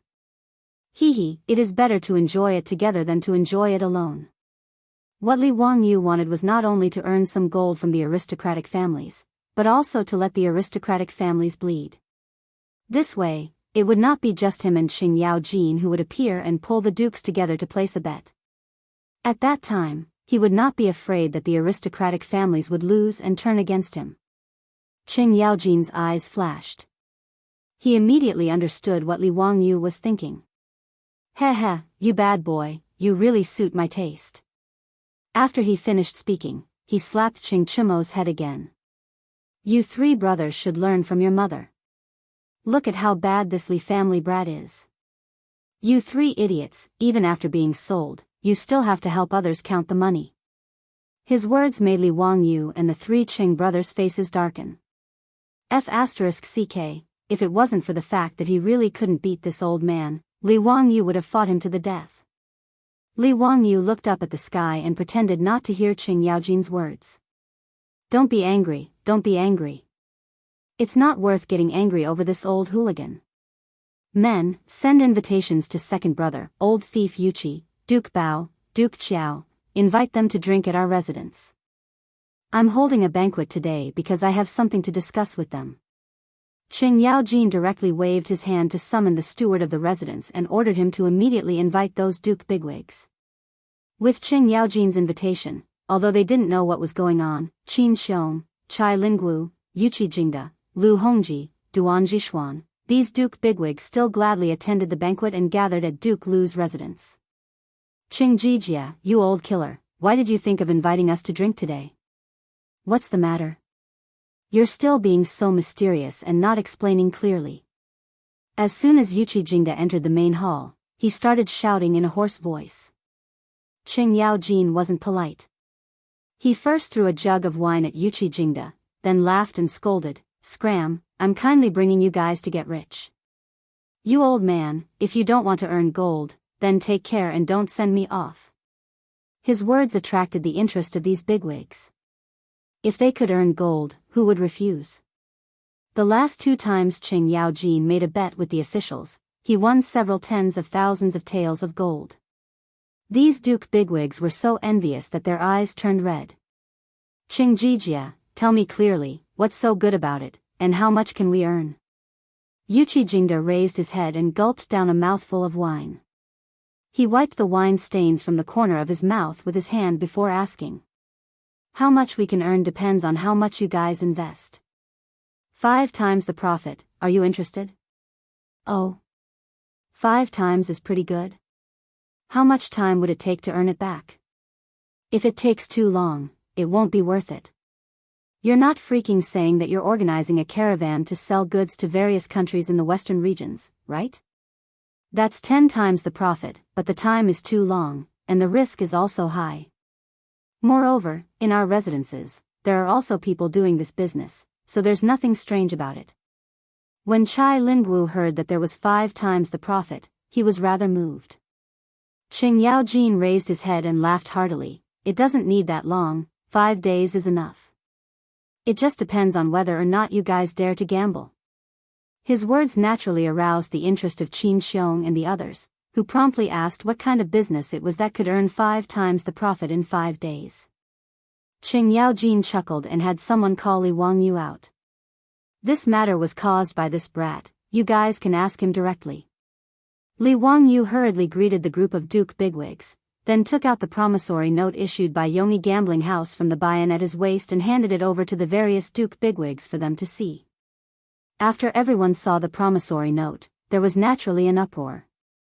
County Count Hu, you're quite generous. TSK, you're betting 10,000 taels of gold. When I was your age, I wasn't this generous. Duan Jishuan raised his head and downed a bowl of wine, making fun of Li Wangyu. Yuqi Jingda glared at him, scrammed to the side. When you were freaking 16 years old, did you see 10,000 taels of gold? Old man Yuqi, do you freaking want to compete with me? Come. Do you think I'm afraid of you? The group of old killers, who hadn't even drunk 2 mouthfuls of wine, almost started fighting in the main hall of Duke Lu's residence. However, in the face of this scene, the maidservants of Duke Lu's residence didn't even bat an eyelid. They were very calm, which made Li Wangyu admire them. It could be assumed that the servants of Duke Lu's residence had long been accustomed to this kind of situation. When this group of old killers got together to drink, there was no time when they didn't make a ruckus. Li Wangyu suddenly reacted. No wonder he had been to Duke Lu's residence several times, but he always felt that the layout of the Qing residence's main hall was too crude and simple. It didn't match Qing Yaojin's status as a duke bigwig. Moreover, it wasn't just Qing Yaojin's residence that was like this. He had also been to the other dukes' residences, and the main halls were also so simple and crude. Originally, he was very naive to think that this group of military bigwigs was diligent and thrifty. Now he finally understood that every time a banquet was held in the duke's residence, the main halls would inevitably be smashed to pieces by this group of old hooligans. Just like this group of old men, when they were drunk in the main hall of his old residence in Dingzhou village. After being smashed so many times, the furnishings of the duke's residence's main hall were naturally replaced with worthless but sturdy and durable utensils. After all, the duke's money didn't grow on trees. Being smashed clean like this all the time, even Qing Yaojin and the others couldn't stand it. Li Wangyu secretly despised this group of no-quality old killers in his heart, but he had to speak up to interrupt Yuqi Jingda and Duan Jishuan's performance of fighting. Uncles, please listen to this nephew. Chapter 430. Li Wangyu bowed to the group of Grand Dukes and Grand Dukes and Grand Dukes and Grand Dukes and Grand Dukes. He repeated the words that he had used to fool Qing Yaojin. The group of Duke bigwigs was somewhat skeptical of his words. After all, what Li Wangyu said was too risky. Who could guarantee that Sun Simiao's medical skills could really determine when a pregnant woman would give birth, not to mention whether it would be a boy or a girl? This kind of thing was unheard of. For a moment, everyone in the hall was making their own plans, and no one spoke. Seeing this situation, Li Wangyu hurriedly said, "Uncles, if you trust this nephew, you can lend me your gold. I will use the Shun Feng four-wheeled carriage company and the winery of Shaodao wine as collateral to borrow your gold for 5 days. I will give you 10% of the interest. Uncles, are you willing to lend this nephew the money? Nonsense. You dare to bet, do you think I don't dare to bet? No need to say more, I will also bet 10,000 taels of gold. At most, my whole family will eat chaff and eat vegetables if I lose, what's there to be afraid of? Yuqi Jingda had a proud personality, so how could he hear Li Wanyo's words? He immediately decided to bet. For this group of Duke bigwigs, even if they lost 10,000 taels of gold, it wouldn't be a big deal. At most, it would just be a heartache. Yuqi Jingda saying that they would eat chaff and eat vegetables was too exaggerated. Li Wangyu knew that even if these bigwigs couldn't compare to the 1,000 years of accumulation of aristocratic families, it wouldn't be a problem for them to casually take out a few 100,000 strings of copper coins. Not to mention that their families also had businesses like gambling houses, so they wouldn't lack money at all. With Yuqi Jingda's words, the other Duke bigwigs no longer hesitated and expressed their willingness to bet as well. After all, Li Wangyu and Sun Simiao's previous performance was too shocking. No one had heard of being able to determine when a pregnant woman would give birth and whether it would be a boy or a girl. But who had heard of being able to cut open a pregnant woman's belly to give birth? In comparison, wasn't the latter more inconceivable? Since Li Wangyu and Sun Simiao could have the woman give birth by caesarean section, then knowing when the empress would give birth was not something unacceptable. In the eyes of the Tang people, a caesarean section was more like a witchcraft or a spell than a traditional Chinese medicine. Therefore, after confirming that Li Wangyu had really bet 10,000 taels of gold that the empress would give birth to a prince in 5 days, the group of Grand Dukes chose to believe him.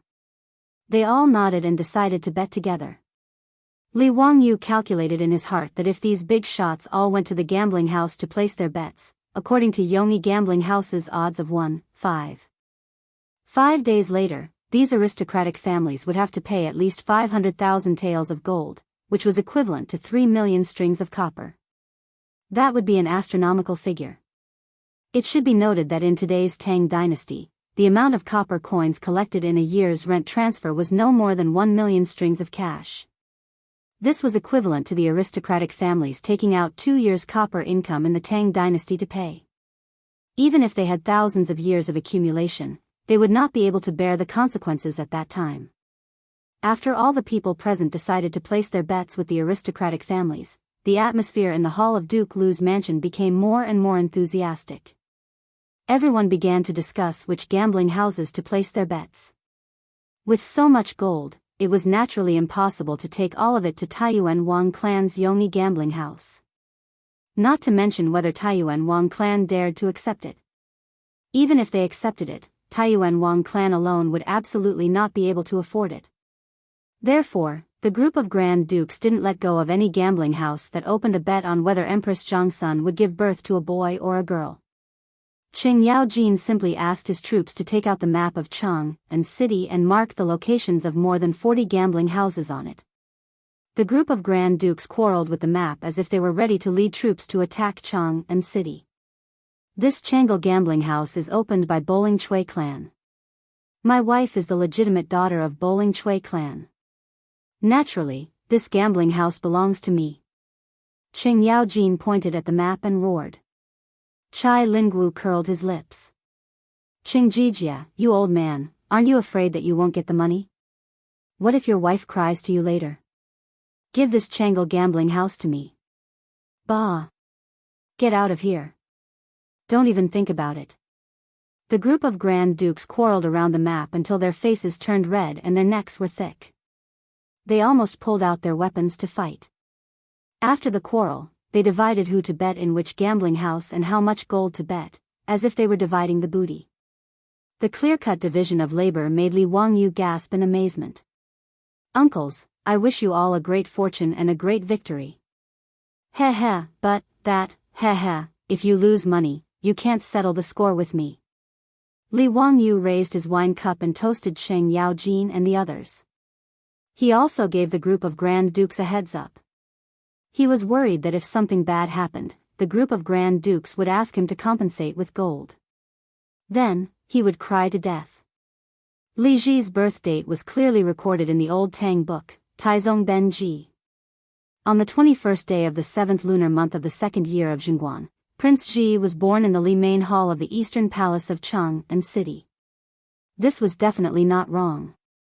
However, after experiencing Li Qingxian's appendicitis, Li Wangyu felt a little uneasy in his heart. He was afraid that his actions would inadvertently stir up the wings of history and cause Li Ji to be born a few days earlier or later. That would be bad. Although he still dared to gamble, he had to make it clear to Qing Yaojin and the others. Otherwise, if he lost the bet, he could not bear the responsibility. Qing Yaojin raised his head and gulped down a bowl of wine. He threw the bowl on the table heavily and glared at Li Wangyu. Nonsense. Since we dared to gamble, if we lose, why would we go and find trouble with you, you scoundrel? As the saying goes, if you agree to gamble, you must accept to lose. Am I, your Uncle Qing, someone who can't afford to lose? Li Wangyu thought about how Qing Yaojin was playing mahjong in his residence and how he still refused to pay up. He really wanted to nod his head and say yes. However, when he thought about his own small arms and legs, he decided that it would be better not to find trouble. He could only firmly shake his head. Uncle Qing is straightforward and upright. Every word you say is a nail. You are the person I admire the most. He did not say anything else and hurriedly flattered him.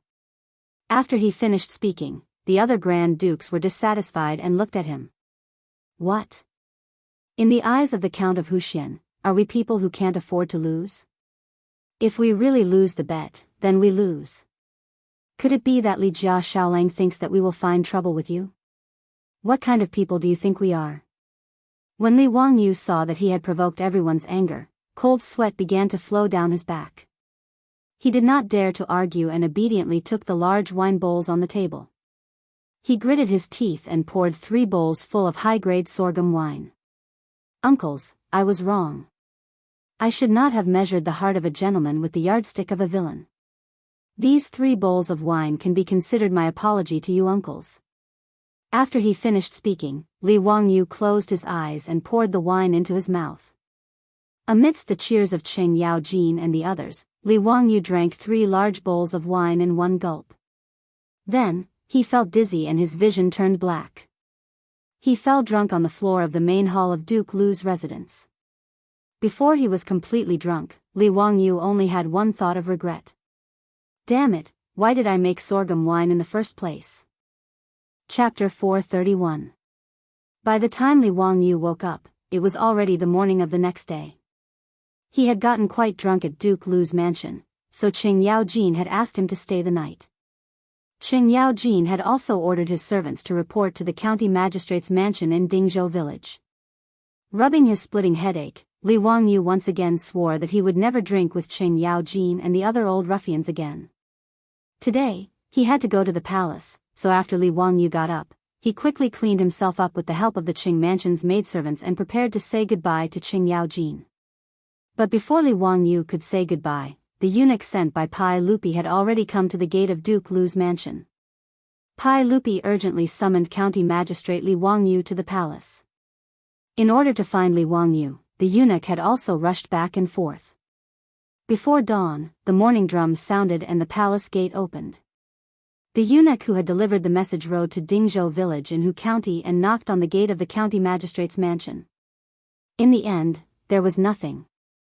When he learned that the county magistrate had not returned and had instead stayed the night at Duke Lu's mansion, the eunuch could only tragically rush back to Chang'an.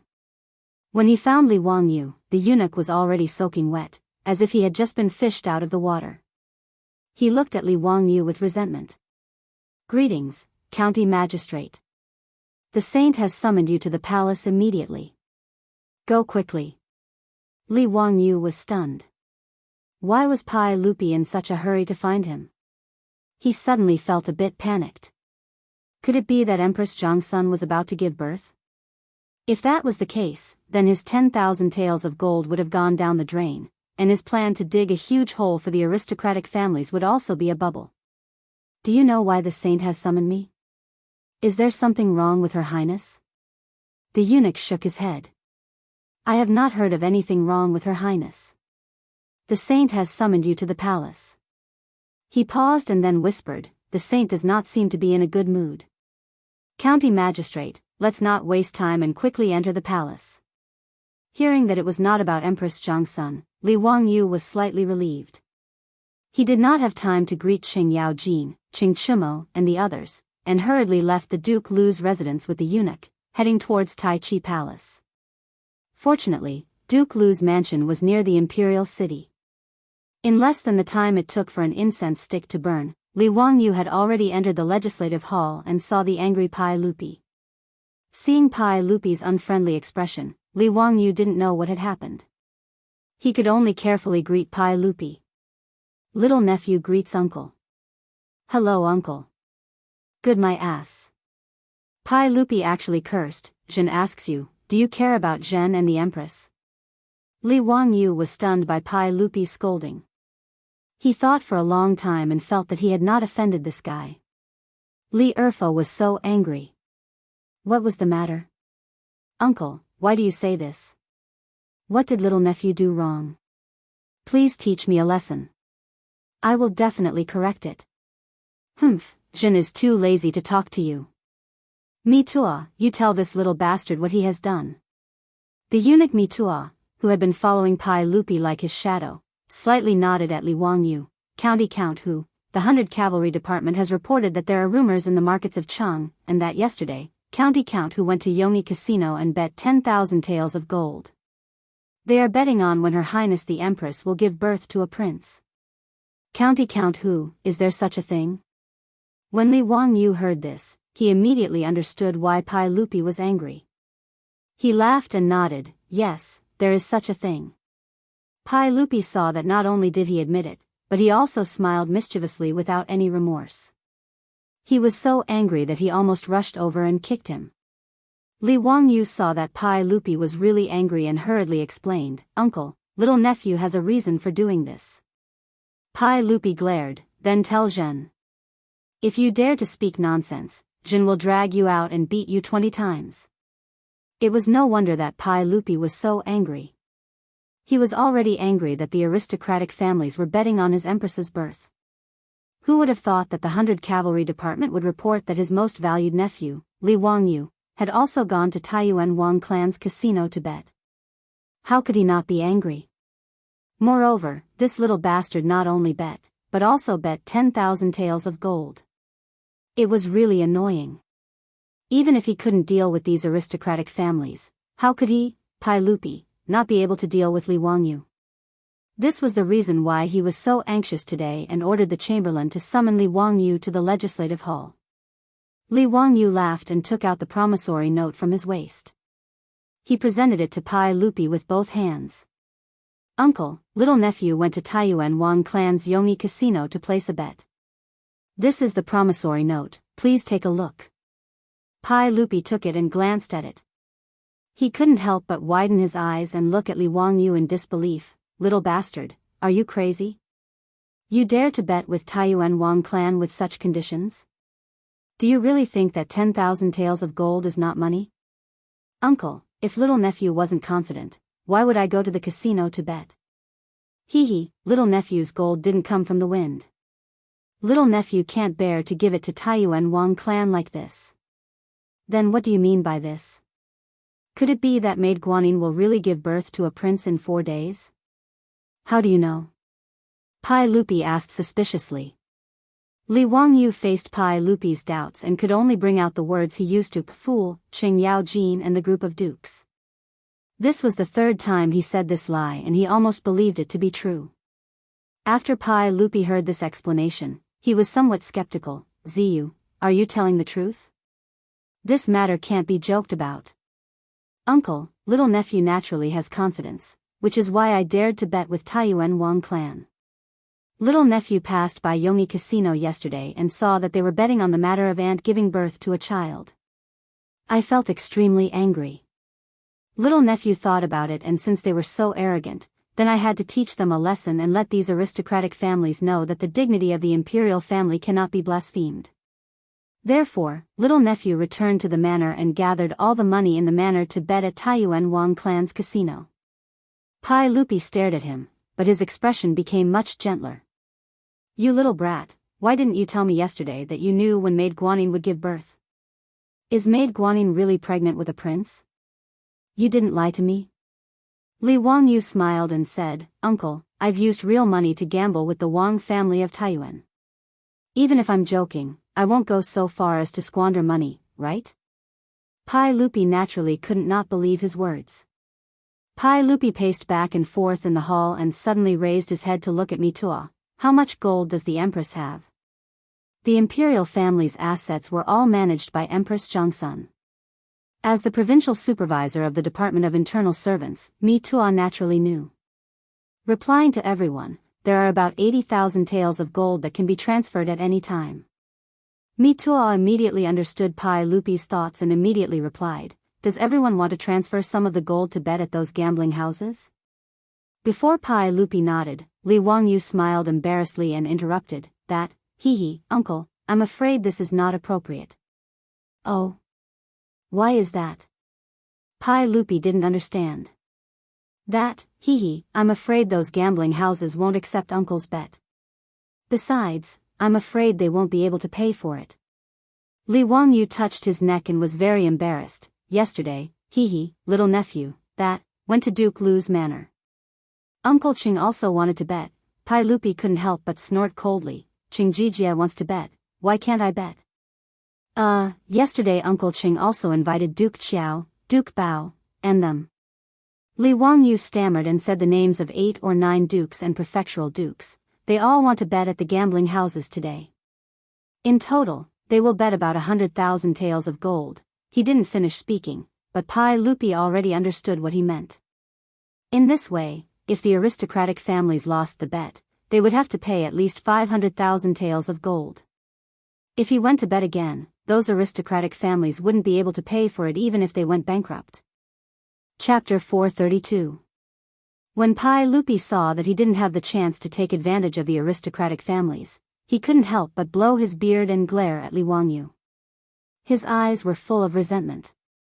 However, since things had already gotten to this point, he could only let it go. As a dignified emperor, he couldn't put down his face and compete with Qing Yaojin and the others for a bet, right? However, when he thought about how in 4 days, his third son would be born, Pai Lupi couldn't help but smile. Ziyu, your literary talent is outstanding. Tell me about it. How should I name my son? You want me to name him again? Don't you know that you're bad at naming? Li Wangyu couldn't help but think about how Carpenter Lu had asked him to name his grandson, but he still hadn't done so. However, if it was someone else, then it wouldn't matter. What was there to think about when it came to naming Li Ji? Li Wangyu blurted out, Uncle, how about naming him Ji? Ji? De Ji? Not bad, this name suits me very well. Li Ji, Li Ji. This name is very good, this name is very appropriate. I like it very much. As Pai Lupi spoke, he quickly walked in front of the imperial desk and wrote the 2 words, Li Ji, on a piece of paper. The more he looked at it, the more satisfied he was. Ziyu, you are indeed talented. This name suits me very well. Li Wangyu laughed in his heart. Nonsense, if you're not satisfied, who's satisfied? Isn't this the name you gave your son?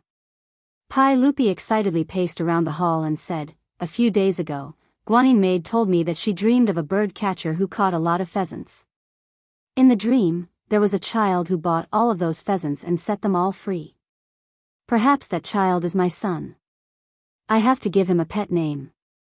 Let's call him Ji Nu. Pai Lupi's words made Li Wangyu's heart calm down a bit. It seemed that he didn't affect history.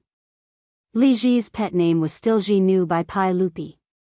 It was fine as long as the butterfly's wings didn't affect Li Ji. He couldn't help but ridicule Pai Lupi's bad taste in his heart. What kind of thing was he giving his 3 most beloved sons and daughters pet names? Li Tai's nickname was Qin Ke, which was a kind of bird. Li Ji's nickname was Ji Nu, which meant a little pheasant. The little princess that Empress Zhongsun would give birth to in the future, Li Er's most beloved daughter, Princess Jinyang, was actually nicknamed Nuazi, which meant a rhinoceros, although it was a tradition in China that it was easier to raise a child with a lowly name. Li Er, as the emperor of Great Tang, had given his 3 most beloved princes and princesses such pet names. After ridiculing Li Er's naming ability, Li Wangyu turned to Li Er and said seriously, "Uncle, I think it's best not to tell Aunt when she will give birth." "Oh? Why is that?" "I'm afraid that after she learns about this, she'll be agitated and it won't be good. It's better to wait for the flowers to bloom and let nature take its course." Pai Lupi nodded. "That's right. Zio, you're very thoughtful. Me too, don't let Guani know about today's matter. Also, pay attention to what county count who said today. Don't let anyone know about it." "Yes." At this time, there were only the 3 of them in the government hall. They didn't have to worry about the eunuchs and palace maids eavesdropping. His Taiji palace had eyes and ears everywhere. In fact, Pai Lupi was well aware of this, but he couldn't stop it. In Noda's Taiji palace, after Pai Lupi had released the palace maids twice, there were still 9,000 palace maids and 6,000 eunuchs. Of these 15,000 people, no matter if it was Pai Lupi or his trusted eunuch, Mi Tua, they didn't know how many of them communicated with the aristocratic families or were sent into the palace by the aristocratic families. There was no way to identify them. While Li Wangyu and Pai Lupi were talking in the palace, there were large numbers of horse carriages entering the gambling dens of Cheng and Qing Yaojin, and the other dukes had made their decision yesterday and naturally wouldn't go back on it. Early in the morning, the various manors had gathered gold and copper coins. According to what everyone had discussed, they each transported gold and went to the gambling dens to place their bets. Wang Rinyu of the Wang clan of Taiyuan also held a banquet last night and invited Zheng Yuanshou and the other aristocratic family heads. During the banquet, he naturally joked about Li Wangyu taking 10,000 taels of gold to place a bet, which made the aristocratic family heads laugh.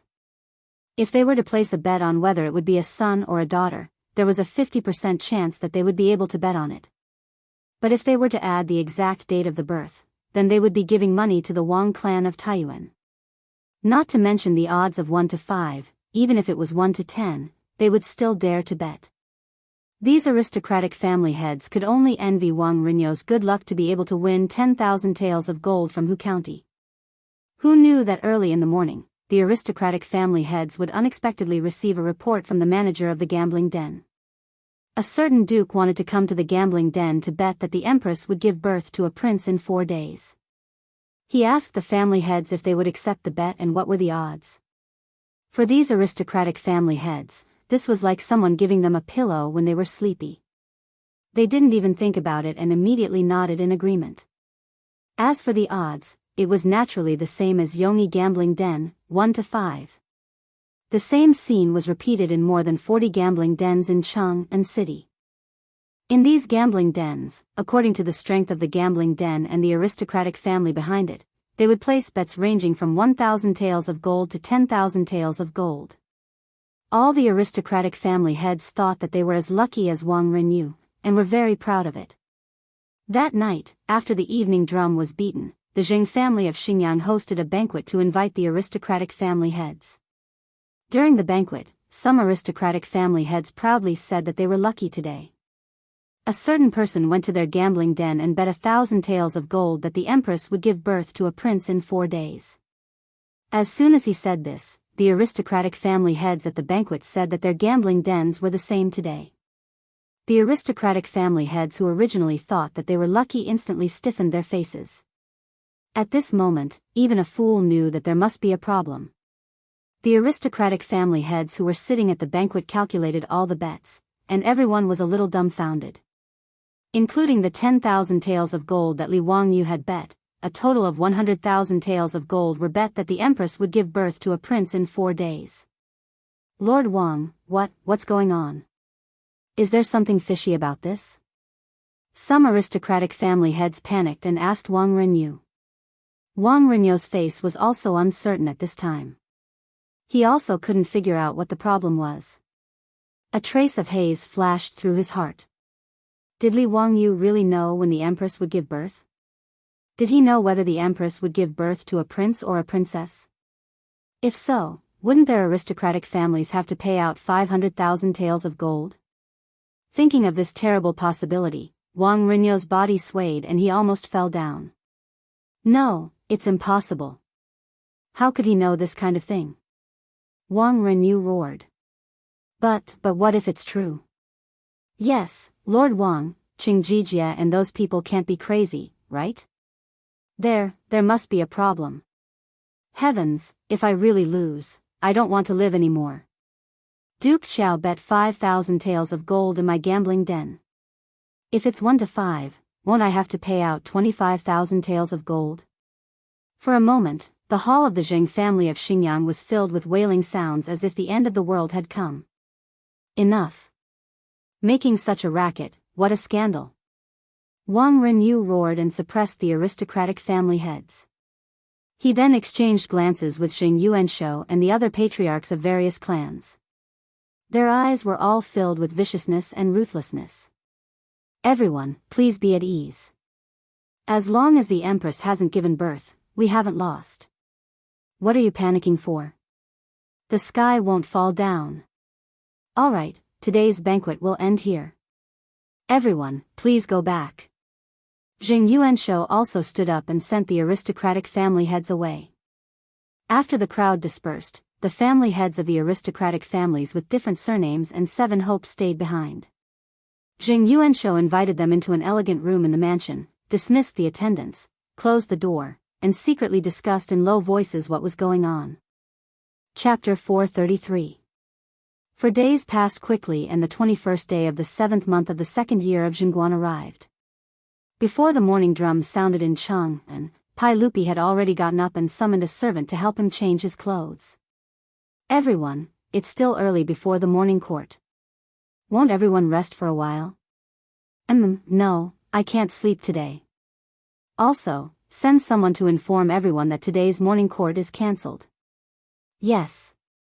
If what Li Wangyu said was true, then today was the day his wife gave birth. How could Pai Lupi be in the mood to attend the morning court? After Pai Lupi got up, he seemed a little anxious and kept pacing back and forth in the hall. Mitua, send someone to ask if Maid Guanyin is feeling unwell. If there is any news, immediately send someone to report to me. Also, prepare a midwife and a wet nurse. Replying to everyone, this servant has already made the necessary arrangements. Everything is ready. However, should we prepare a wet nurse to feed the princess? Mitua asked carefully.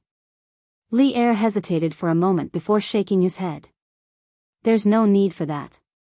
I believe in Ziyu.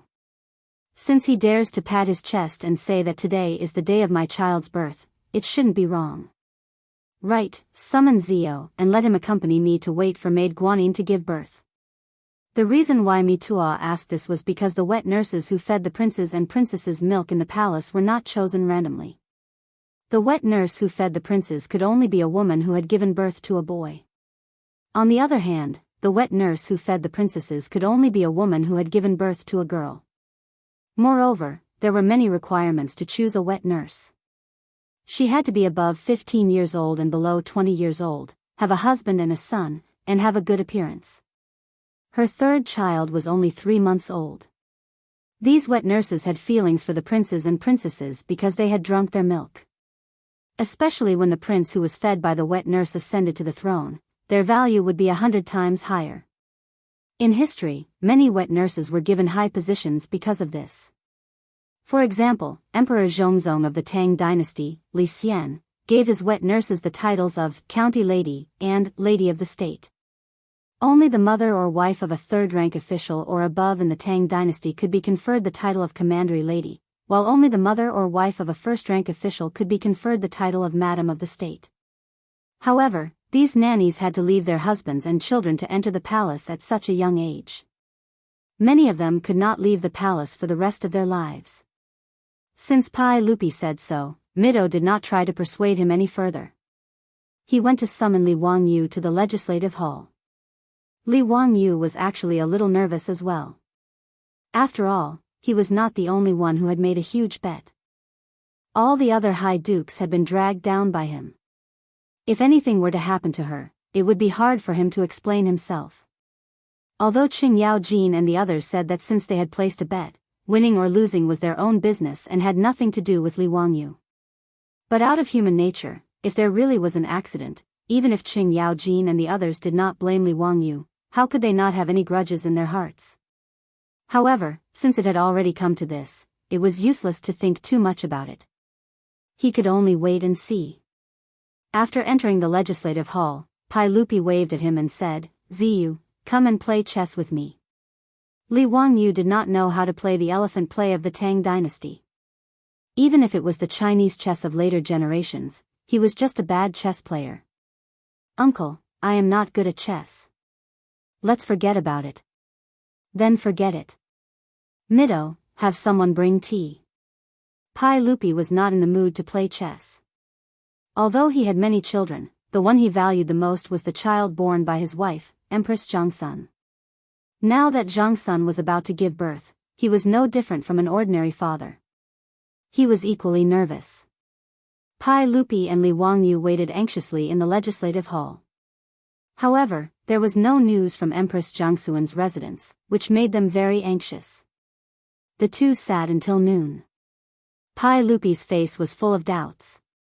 He looked at Li Wangyu several times, wanting to say something. Li Wangyu naturally knew what Pai Lupi wanted to ask. He was also distressed. "This damned Li Ji, how much longer are you going to stay in your mother's belly?" He was even thinking, if Empress Zhongsun still did not show any signs of pregnancy at night, should he suggest to Pai Lupi that he should give his wife a cesarean section and cut out that little brat Li Ji? Li Wangyu was naturally just thinking about it. Empress Zhongsun was not having a difficult birth. If he suggested cutting open Empress Zhongsun's belly just to win the bet, Pai Lupi would probably slap him to death. The two stared at each other speechlessly. Then, they heard the sound of hurried footsteps outside the hall. Everyone, Lijing Palace's chamberlain has come to report that the Empress's belly is in pain. The midwife has already rushed over and said that the Empress is about to give birth. Mi Tuo did not bother to greet Pai Lupi. He rushed in and reported while panting. Pai Lupi suddenly stood up. "Really? Good, quick, go to Lijing Palace again. Tell the midwife to be careful and ensure the safety of the mother and child. Tell all the chamberlains in Lijing Palace to serve them carefully. When is born, I will reward him heavily." "Yes." Mi Tuo immediately turned and ran out. Li Wangyu was also excited. It seemed that the historical records were correct. Li Ji was really born today. Wahahaha, I'm rich. When he thought about how he could go to Yongyi gambling house and slap their faces after Li Ji was born, he felt really happy. Congratulations, uncle. Congratulations, uncle. You are going to be a father again." Li Wangyu did not forget to flatter Pai Lupi. "Zio, you're right. But I won't reward you." "Huh, you won 50,000 taels of gold. I'm not as rich as you." Pai Lupi was in a good mood and even joked with Li Wangyu. In a good mood, Pai Lupi directly asked the chamberlain to send wine over. He and Li Wangyu drank in the hall and waited for the birth of their prince. Pai Lupi and Li Wangyu were not the only ones waiting for Empress Zhongsun to give birth. Today, all the nobles and commoners in Chang were paying attention to the movements in Lijing Palace. After Qing Yaojin and the other dukes made a bet with the aristocratic families, how could this matter be kept a secret? With so many people talking, in these few days, it had already spread like wildfire. That day, Wang Renyu, in order to make Li Wangyu look bad, ordered people to go to the market and spread the news that Li Wangyu had bet a lot of money on the Empress giving birth. The commoners of Chang were already talking about it.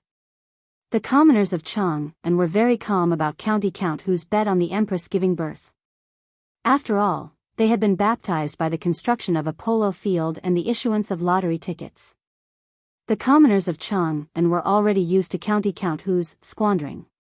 The focus of their discussion was not on how County Count who was squandering, but whether or not he could win the bet. Unlike the aristocratic families, most of the commoners of Cheng, and believed that county count who would definitely win. The aristocratic families studied the ways of Confucius and Mencius, and what they learned was, Confucius does not speak of strange forces and chaotic gods. They did not believe the rumors on the streets, nor did they believe that Li Wangyu had used magic to revive a dead pregnant woman. They did not believe it, but the commoners of Cheng and did. Since county count who could even revive a dead pregnant woman, what was so strange about him being able to determine whether the empress would give birth to a boy or a girl?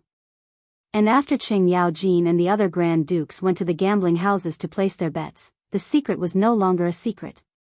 Almost half of the commoners of Cheng and now knew that county count who Li Wangyu had determined that the empress would give birth to a prince today. Thus, countless commoners flocked to the gambling houses of Cheng and, wanting to place their bets. Unfortunately, ever since the banquet at the Jing family's mansion in Xinjiang, the aristocratic families were all shocked and doubtful. All the gambling houses had cancelled their bets on whether the empress would give birth to a boy or a girl. This made the commoners of Cheng and very regretful. In the legislative hall, Li Wangyu and Pai Lupi were drinking grape wine, waiting for the good news from Li Zhenhao. The two of them slowly took small sips, very satisfied and in a good mood. Everyone, the empress has given birth. Mi Tuo stumbled in from outside the hall, his expression somewhat ugly. Ha, good, good. Let's go to Li Zhenhao, I want to see my child. Pai Lupi threw down his wine cup, laughing as he stood up. But Mi Tuo's next sentence made Li Wangyu feel as if he had been struck by lightning, and his body stiffened. Everyone, the empress has given birth to a princess. Chapter 434.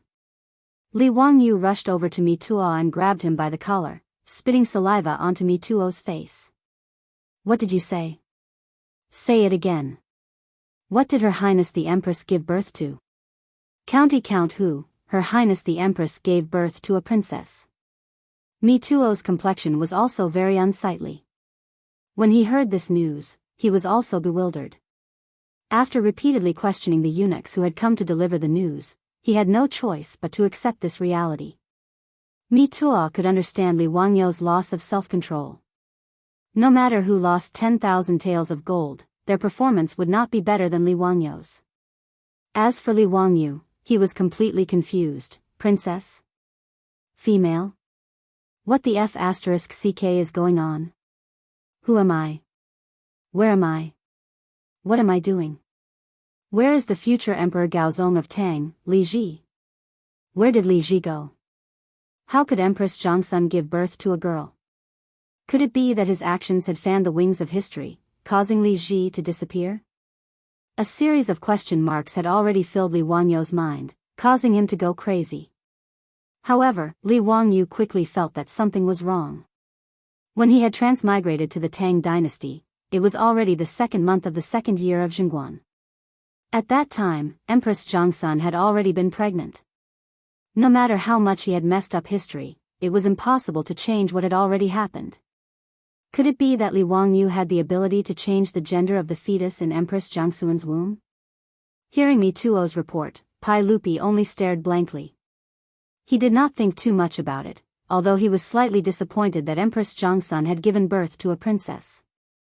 However, Pai Lupi quickly adjusted his mood. After all, they were both born of him and Empress Zhongsun. Regardless of gender, he liked them all. Just like Princess Chang'e, Pai Lupi also treasured her. He even treated Li Li better than he did Li Qingxian and Li Tai. Pai Lupi only felt a little regretful that he wouldn't be able to see the scene of those aristocratic families being badly battered. He patted Li Wangyu's shoulder comfortingly. The birth of his daughter was a joyous occasion, but Li Wangyu had lost 10,000 taels of gold. As for Qing Yaojin and the other ministers, it seemed like each of them had lost 10,000 taels of gold. Zio, money is just a worldly possession. Just earn more. You're still young, so don't worry too much about these things. You have also worked hard. Go back to Dingzhou village and have a good rest. Pai Lupi knew that Li Wangyu must have suffered a heavy blow, so he comforted him. Li Wangyu was still in a daze. When he heard Pai Lupi's words, he shook his head and said, "Uncle, I want to see the princess. Li Wangyu was really unwilling if he didn't see the child that Empress Zhongsun gave birth to with his own eyes. He still felt that his head was buzzing and his brain was a mess. That's fine. Since it's like this, then let's go. Me too, bring us to Li Zhenhao. Pai Lupi didn't know what Li Wangyu was thinking, so he naturally nodded in agreement. Pai Lupi, under the escort of numerous eunuchs and palace guards, went to Li Zhenhao. When he arrived at Li Zhenhao, the newly born princess had already been washed clean and sent to a wet nurse. She couldn't be seen for the time being. Pai Lupi went to Li Zhenhao's bedroom to visit his wife. Li Wangyu could only stay in Li Zhenhao in a panic. He was restless and didn't know what to do. After a long time, Pai Lupi came out of Empress Zhongsun's bedroom. At this time, the little princess was carefully held in the arms of a palace maid. She was sent to see Pai Lupi. Li Wangyu didn't care about the taboo and directly went over. Wrapped in the brocade quilt was a lively and cute little thing. At this time, it was looking at Pai Lupi with its big black eyes. Pai Lupi immediately liked this little guy. He couldn't help but reach out his thick fingers and play with the baby in the swaddling clothes. Li Wangyu couldn't help but say, "Uncle, are you not going to see if this is a prince or a princess?" Pai Lupi glared at him with dissatisfaction, but he still reached out and opened the brocade quilt that wrapped the baby. He glanced at the baby's lower body and asked the palace maid to wrap the baby up again. "How is it? Uncle, is this a prince? Did the midwife see wrongly?" "Zio." Pai Lupi couldn't help but scold, "Don't mess around. This is my little princess. It can't be wrong." After being scolded by Pai Lupi, Li Wangyu could only helplessly accept this reality. Even though he still couldn't understand what had happened in this damned history, tidying up his incomparably depressed mood, Li Wangyu squeezed out a smile. "Yes, uncle, I was rash." He also reached out to play with the baby in the palace maid's arms. "Uncle, this child is so cute. It's a pity that the name Li Ji can't be used. Uncle needs to give the little princess another name." "Huh, yes, it's a pity. Li Ji really is a good name." As the two spoke, an eunuch came to inform them that His Highness the Crown Prince, His Highness the King of Yu, and the eldest princess had come to see his little sister. "Quickly call them in." Pai Lupi naturally smiled and nodded. He had the eunuch call his son and daughter in. Even in the imperial family, having more children was a joyous occasion. After the three little ones came in and saw that Li Wangyu was also present, they all obediently bowed to Pai Lupi first and then to their teacher.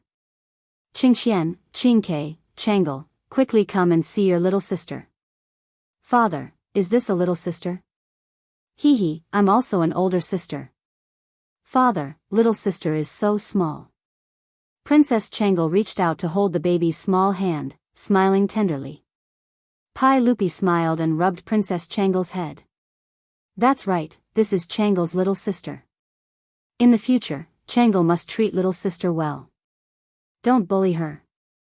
I won't bully little sister. In the future, I'll give my ice cream to little sister to eat." Li Qingxian had the appearance of a little adult. "Father, when little sister grows up, I will protect her." Li Tai, the little fatty, hesitated for a long time. With a very reluctant appearance, he said, "When little sister grows up, I will give her the abacus that my teacher gave me." Li Tai's words finally amused Li Wangyu. Within the grand hall, Pai Lupi and his children appeared to be a happy family, very harmonious and joyous. Li Wangyu smiled bitterly in his heart. Now that things had come to this, he could only face this cruel reality. He prepared to return to Dingzhou village as soon as possible to lick his wounds and seek the comfort of his beautiful superior. Just as Li Wangyu was about to say his goodbyes, he suddenly felt that something was wrong. Raising his eyes, he carefully examined Pai Lupi, the three little ones, and the infant in the arms of a palace maid. Wait, this shouldn't be the case. Could it be? A thought flashed through Li Wangyu's mind, causing him to jump in fright. He turned his head and began to search all around the grand hall. Finally, in a corner of the grand hall, he saw a familiar figure. Li Wangyu hurriedly walked over. Do you still remember me? The person he greeted was a palace maid who served Empress Zhongsun in the main hall of Li Palace. This palace maid was the acquaintance whom Empress Zhongsun had instructed to lead him to the flower garden to find Princess Changle. That day, this palace maid had innocently been beaten up by the vicious Xing Shani. Li Wangyu had not forgotten her. Seeing that Li Wangyu was speaking to her, the palace maid hurriedly smiled and curtsied to Li Wangyu.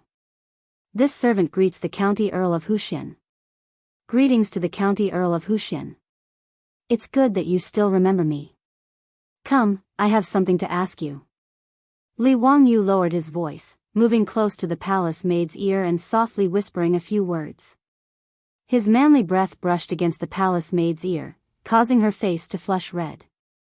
After hearing Li Wangyu's question, the palace maid tilted her head and frowned in thought for a long time.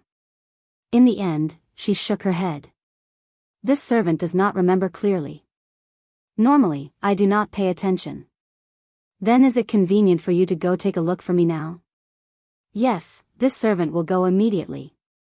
Finished speaking, the palace maid lifted her skirt with both hands and trotted towards the inner chambers of Li Palace. Chapter 435. As Li Wangyu waited anxiously, it didn't take long for the little palace maid to trot back from the inner palace. How was it? Li Wangyu hurriedly asked. The young palace maid's face was flushed from running. After taking deep breaths and calming her breathing, she nodded at Li Wangyu and whispered something into his ear. Li Wangyu's expression suddenly changed. He clenched his fists so tightly that the veins on the back of his hands bulged. His expression became ferocious. His sudden change in expression gave the young palace maid a fright.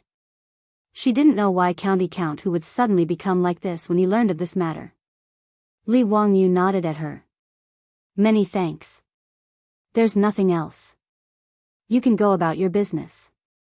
After he finished speaking, he turned and strode toward Pai Lupi, leaving the young palace maid behind him at a loss for what to do. Uncle, this nephew has something important to report. Uncle, please dismiss your attendants. This matter is inconvenient for outsiders to know. Pai Lupi didn't even raise his head. He smiled and teased the baby girl. Zio, if there's anything, let's talk about it tomorrow. We don't have time right now. Li Wangyu wasn't an official of the imperial court. In Pai Lupi's eyes, there was nothing important that had to be said right now. He naturally didn't want to be disturbed at this time. Li Wangyu raised his voice. Uncle, this is an important matter. You have to say it now. There's no time to delay. Pai Lupi couldn't help but frown when he heard this. He raised his head unhappily and looked at Li Wangyu. Zio, didn't we say it already? We'll talk about it tomorrow. Don't disturb us today. We want to spend time with our daughter. Your Majesty. This subject must report this matter now. Li Wangyu no longer called Pai Lupi uncle. His expression was extremely serious as he looked directly at Pai Lupi. Pai Lupi couldn't help but be surprised by his attitude. He knew that Li Wangyu wasn't someone who didn't know the gravity of the situation. Although he had said with certainty that Empress Zhongsun would give birth to an imperial son, in the end, it was a little princess, but this was not a big deal. Pai Lupi still had a lot of trust in Li Wangyu. Seeing that Li Wangyu had even addressed him as Lord and Minister, Pai Lupi naturally couldn't pretend that he hadn't heard anything. He stared into Li Wangyu's eyes. After a few seconds, he finally nodded. All right, I'll listen to what you have to say. What is so important? Your Majesty, please dismiss your servants. This matter should not be known by others, Li Wangyu insisted. After thinking for a while, he added, Mito can stay. As the provincial supervisor of the Department of Internal Servants, Mito was in charge of all matters in the palace. He was in charge of communicating with the 100 Horsemen Department. He would need his help later, so there was no need to avoid him. Pai Lupi saw that he was so serious about this matter. He waved his hand and indicated for all the serving girls in the hall to leave. Pai Lupi also ordered Li Qingxian and the other two to go visit Empress Zhongsun in her sleeping quarters and sent the three little ones away. When only Pai Lupi, Mito, and Li Wangyu were left in the hall, Pai Lupi said, "All right, what is it? You can speak now." Li Wangyu looked left and right. After confirming that no one was eavesdropping, he lowered his voice and said something only the three of them could hear. His voice was very soft, but in Pai Lupi and Mito's ears, it was like a clap of thunder. It shocked the two of them. "Uncle, that baby girl is not your biological child." Li Wangyu's words were too shocking. Pai Lupi couldn't help but reach out and dig at his ears, wondering if he was hearing things. "What did you say, Zio? Say it again." "Uncle, you didn't hear wrong. I said that baby girl is not Uncle's biological child." Li Wangyu's voice was very soft, but his tone was very firm. Mi Tua, who was standing at the side, was completely stunned. Could it be that the county magistrate had lost his mind because of the shock of losing gold today? How could he say such a thing? The Empress's child was not the Emperor's biological child? Was county magistrate who slandering the Empress for being unchaste? How could he dare to slander the Empress like this? Pai Lupi also became furious. He pointed at Li Wangyu and said angrily, "Li Wangyu, do you know what you are saying? You dare to slander the Guanyin maidservant. Zhen will execute your entire family." Li Wangyu was also stunned. What did Pai Lupi mean by such a big reaction? How did he slander Empress Zhongsun? Seeing Mito's expression that looked like he had seen a ghost, Li Wangyu suddenly realized that he hadn't said it clearly and had caused Pai Lupi to misunderstand his meaning. His words didn't mean that Empress Zhongsun was cheating on him. "Uncle, you misunderstood your nephew's meaning. What I meant was that the baby girl was not born of you and aunt.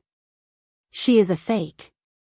Someone harbored evil intentions and used this baby girl to replace the prince that aunt gave birth to." Li Wangyu quickly explained. Pai Lupi's anger dissipated a bit when he heard this, but he didn't believe Li Wangyu at all. "Li Wangyu, don't speak nonsense. All right, Zhen knows that you are tired today. Go back to the palace. Mito, send County Count Huxian out of the palace."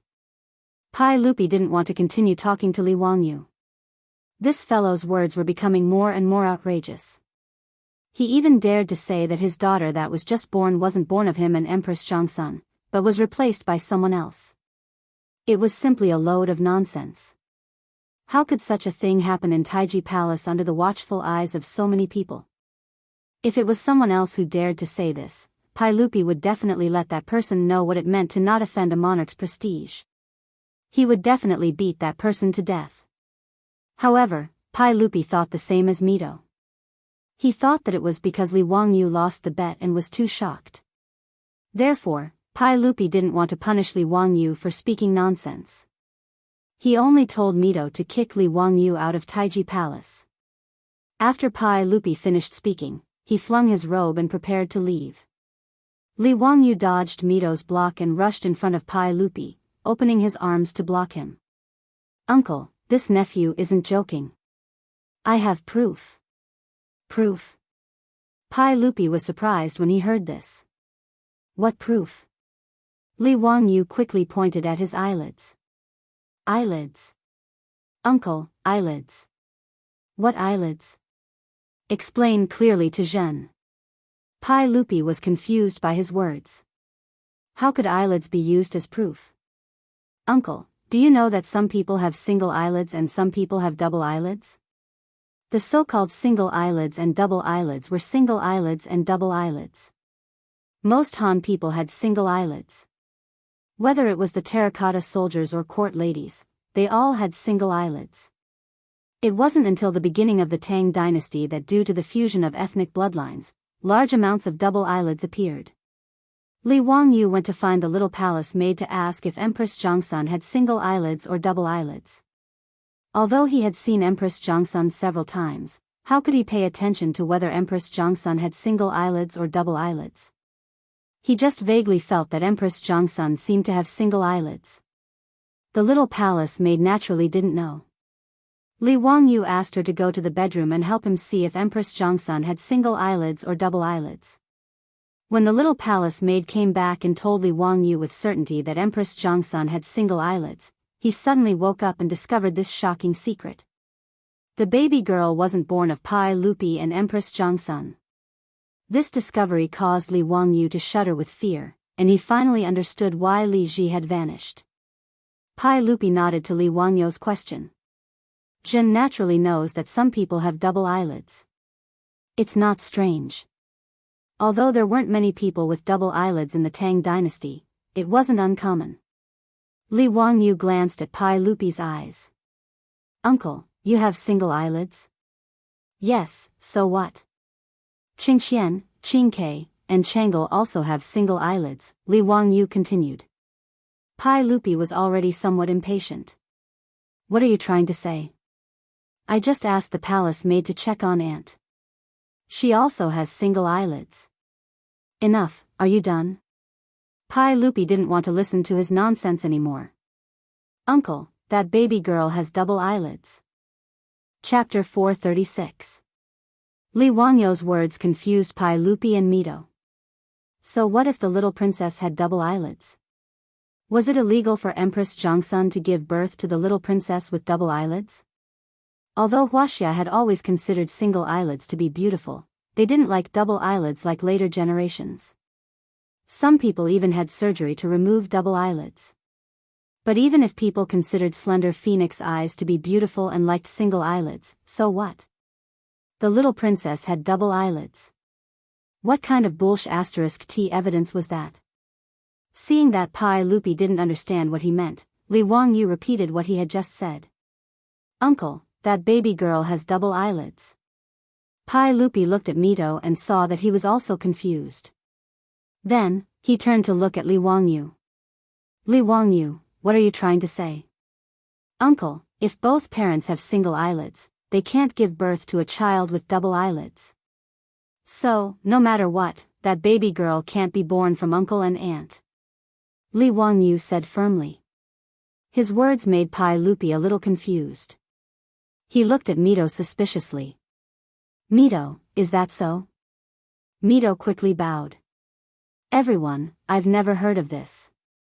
But since County Count who said so, why don't you let me verify it? He had never heard of parents with single eyelids and a child with single eyelids. But what Li Wangyu said was too important. He didn't dare to say whether it was true or false.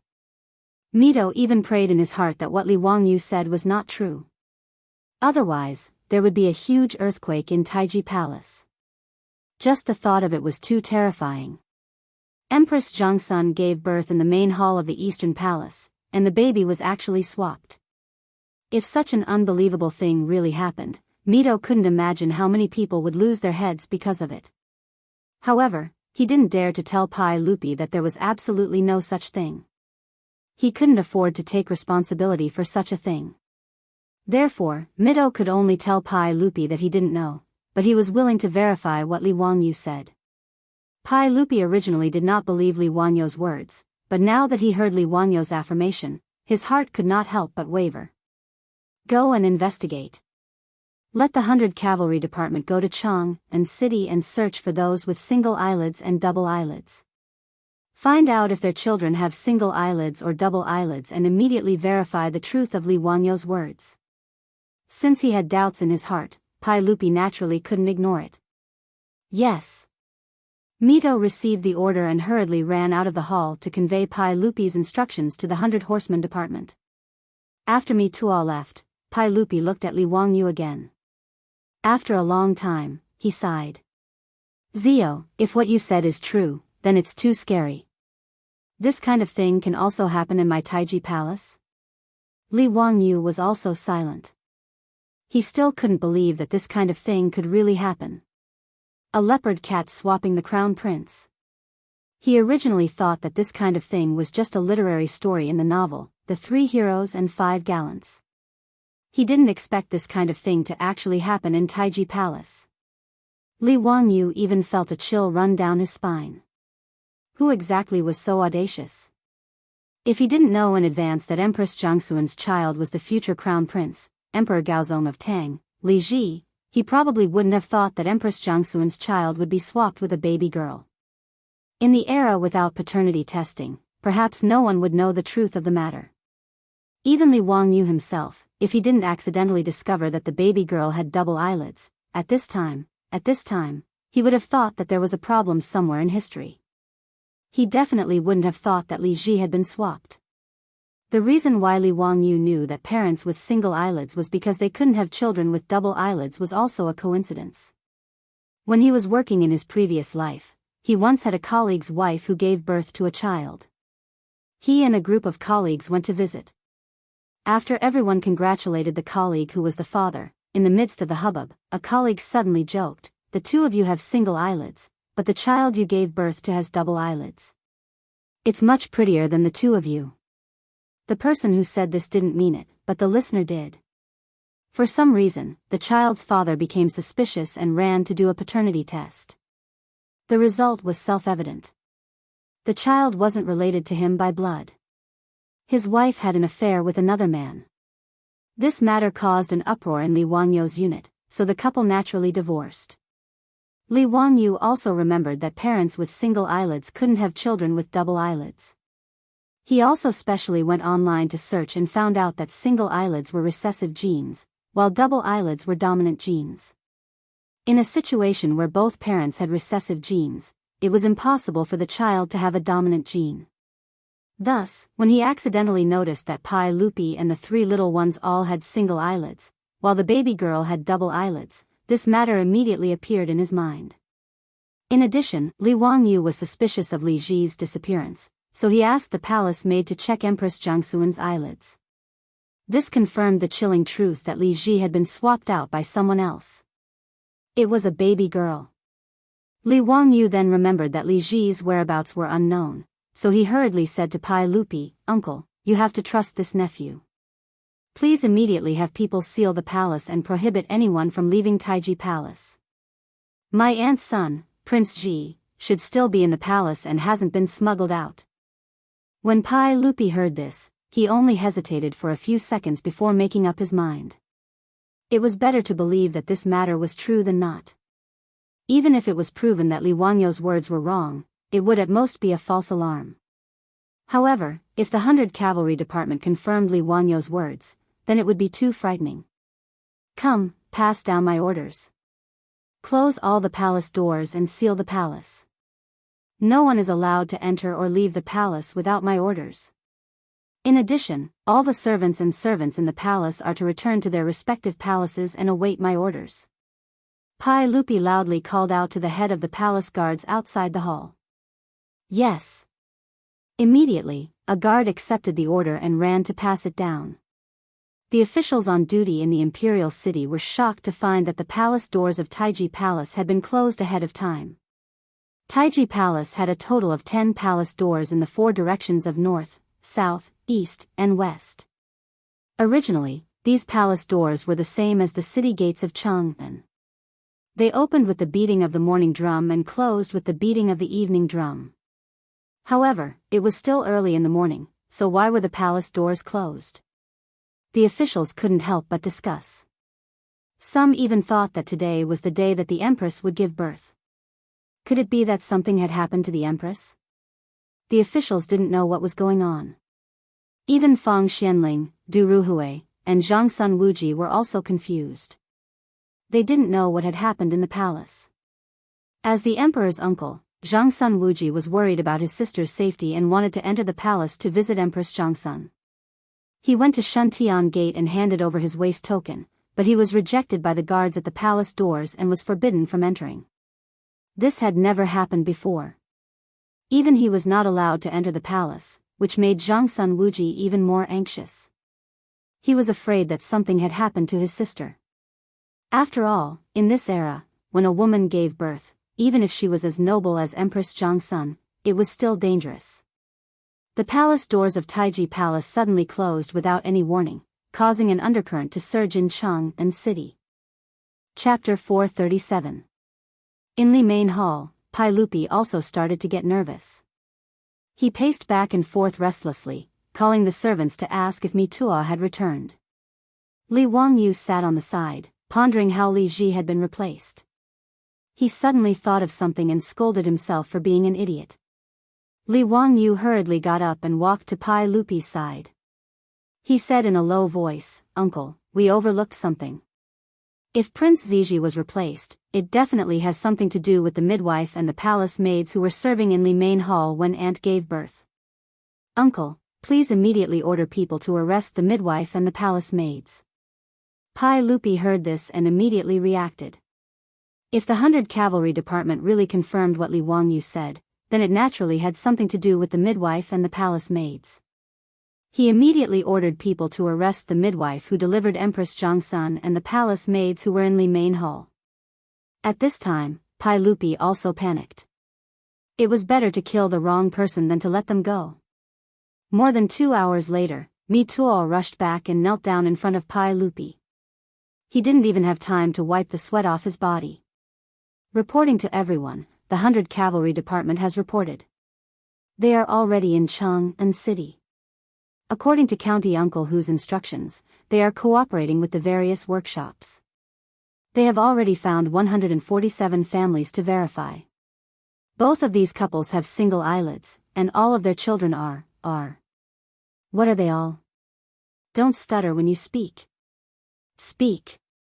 Mi Tuo heavily knocked his head on the floor of the hall.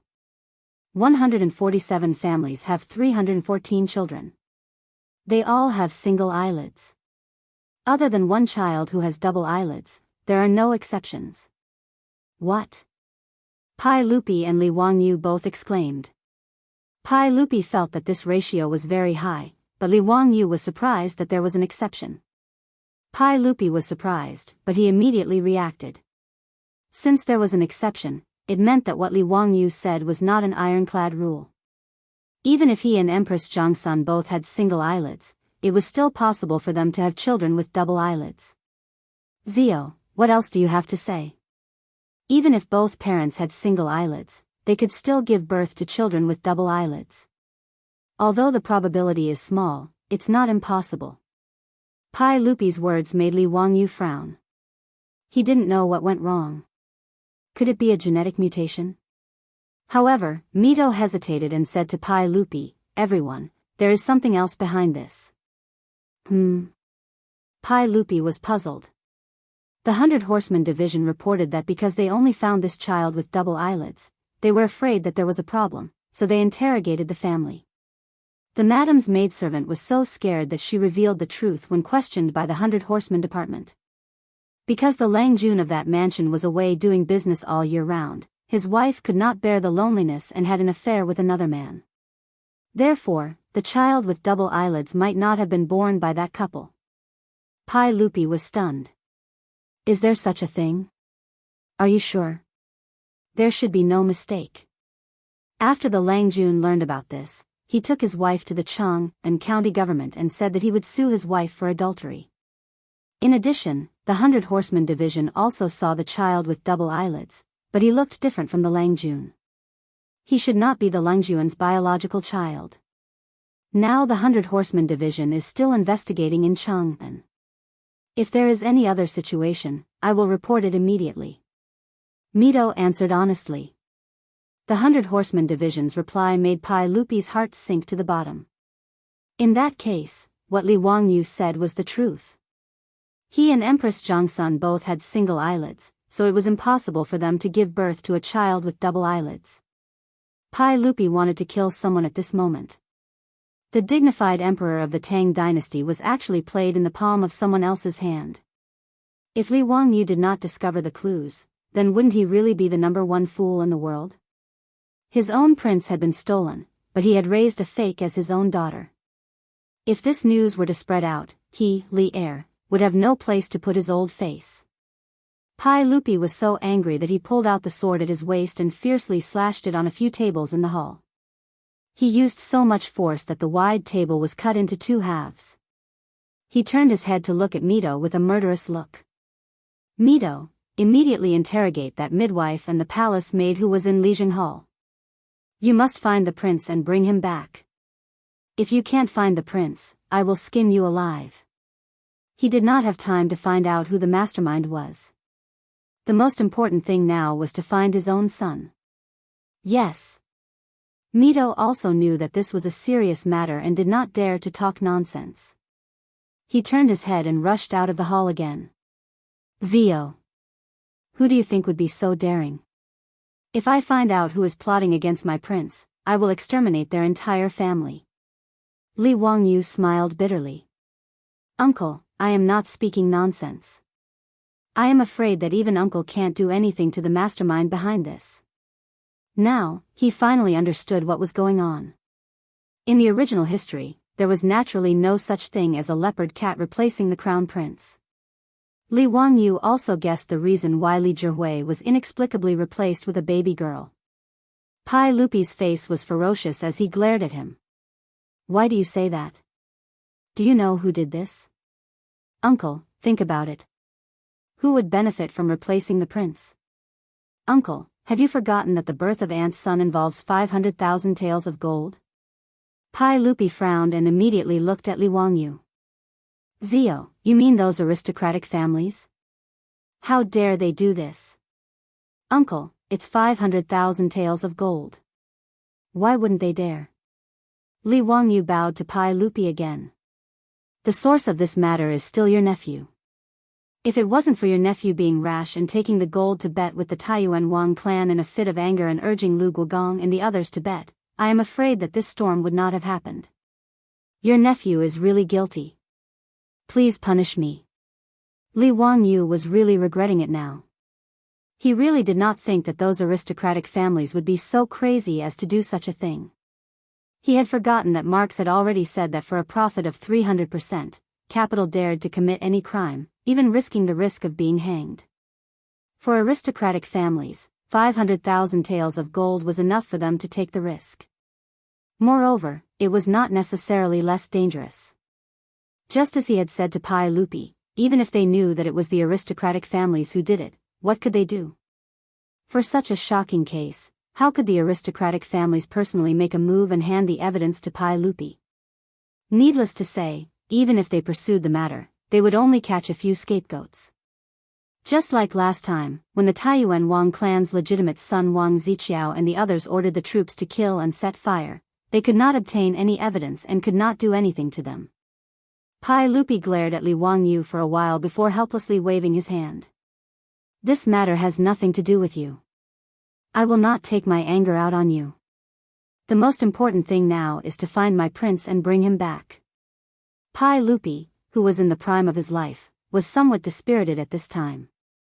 In an instant, Li Wangyu felt that he had aged a few years. Li Wangyu was right. Even if he knew that the mastermind behind the scenes was an aristocratic family, what could he do? Without any evidence, he, Pai Lupi, could not do anything to these aristocratic families. Uncle, the heavens help the prince. I think that with Mituo's thunderous methods, the midwife will definitely tell the truth. The prince should still be in Taiji Palace and has not been sent out of the palace. Li Wangyu comforted. I hope so. While the two were talking, they saw Mituo return with an ugly expression. How was it? Did the midwife say anything? Pai Lupi immediately asked. Mituo knelt down and kowtowed. He did not dare to look up at Pai Lupi. Replying to everyone, when this servant went to the room where the imperial guards were holding the midwife had already hanged herself in the room. She was no longer alive. With a clang, the sword in Pai Lupi's hand fell to the ground, making a soft sound. Chapter 438. When Li Wangyu heard this, he felt a chill in his heart. That midwife actually hanged herself? This was clearly because after being captured by the palace guards, she knew that the matter was exposed and committed suicide to escape punishment. But the midwife's death made Li Wangyu feel a chill in his bones. This woman would rather commit suicide than hand over Li Ji in exchange for a chance of survival. Could it be that Li Ji was already killed by her? Pai Lupi calmed his mind and asked with a trembling voice, what about those palace maids? Mituo immediately replied, when Her Highness gave birth, she stayed in Li Main Hall. There were 12 palace maids serving Her Highness. Now, there are no problems with these palace maids. I have already asked the 100 Cavalry Department to take over and interrogate them to find out the prince's whereabouts. Then go quickly. You must make them speak and tell us where my prince is. Pai Lupi roared. Yes. Mitua heavily knocked his head on the floor and then retreated. As the provincial supervisor of the internal servants department, Mitua actually had a lot of responsibility for such an unbelievable thing happening in Li Main Hall. It was only because Pai Lupi trusted him that he did not pursue his responsibility for the time being. If they could not find Li Ji, or if Li Ji was killed by the midwife and palace maids, then Mituo's fate would not be any better. Li Wangyu watched Mitua leave the hall with a murderous look on his face. He knew that those palace maids who had fallen into Mituo's hands would probably end up very miserably. Mitua was not a soft-hearted person. Even Li Yuan's personal attendants and concubines in the harem, he dared to be ruthless and beat them to death. From this, it could be seen that this person was definitely a black-hearted and merciless person. However, Li Wangyu could not sympathize with those palace maids. Although he also knew that it was impossible for all 12 palace maids to participate in this matter. No matter how powerful the aristocratic families were, they could not bribe so many palace maids by Empress Jiangxuan's side at the same time. Moreover, there were too many people and too many mouths. In this kind of matter that could cost one's head, other than the midwife, at most 1 or 2 people participated in it. The other palace maids were most likely innocent, but in this kind of situation, how could they identify them one by one? Now, they could only wait for Mituo's thunderous methods. 2 hours passed, and the sky gradually darkened. The evening drum of Chang and city sounded, and bright candles were lit in the main hall. Just as Pai Lupi and Li Wangyu were waiting anxiously, Mito finally came back, but his face was full of worry. As soon as he entered the hall, Mito knelt down in front of Pai Lupi and presented him with a stack of bloody papers. Reporting to everyone, this is the testimony of the 12 palace maids. All of the palace maids and servants had already been interrogated by the experienced criminals of the 100 Cavalry Department. However, these 12 people were adamant that there was no such thing as swapping babies. Moreover, they could both testify to each other that after the Empress gave birth to the baby, the midwife washed the baby and carried it out of the palace. During this time, the baby never left their sight. This servant had people interrogate them severely and used all kinds of torture methods. These palace maids have already fainted several times, but they still gave the same confession. This servant is incompetent. Please punish me. When Pai Lupi heard Mituo's reply, he was so angry that his face turned black. He lifted his foot and kicked Mituo's shoulder. Mitua, who was kneeling on the ground, was kicked 5 or 6 meters away.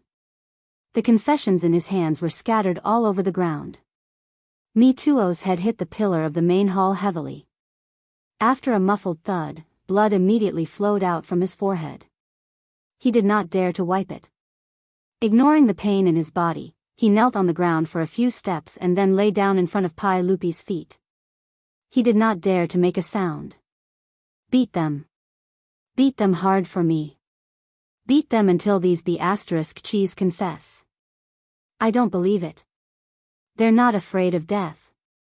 Pai Lupi became furious, and his face began to twist. Li Wangyu was silent. He bent down and reached out to pick up the confessions scattered on the floor, and read them one by one. Just as Mitua said, the confessions of these palace maids were almost the same. This was simply impossible, unless these 12 palace maids all gave false testimony and colluded with each other to confess. But this kind of thing was impossible, so there must be something hidden.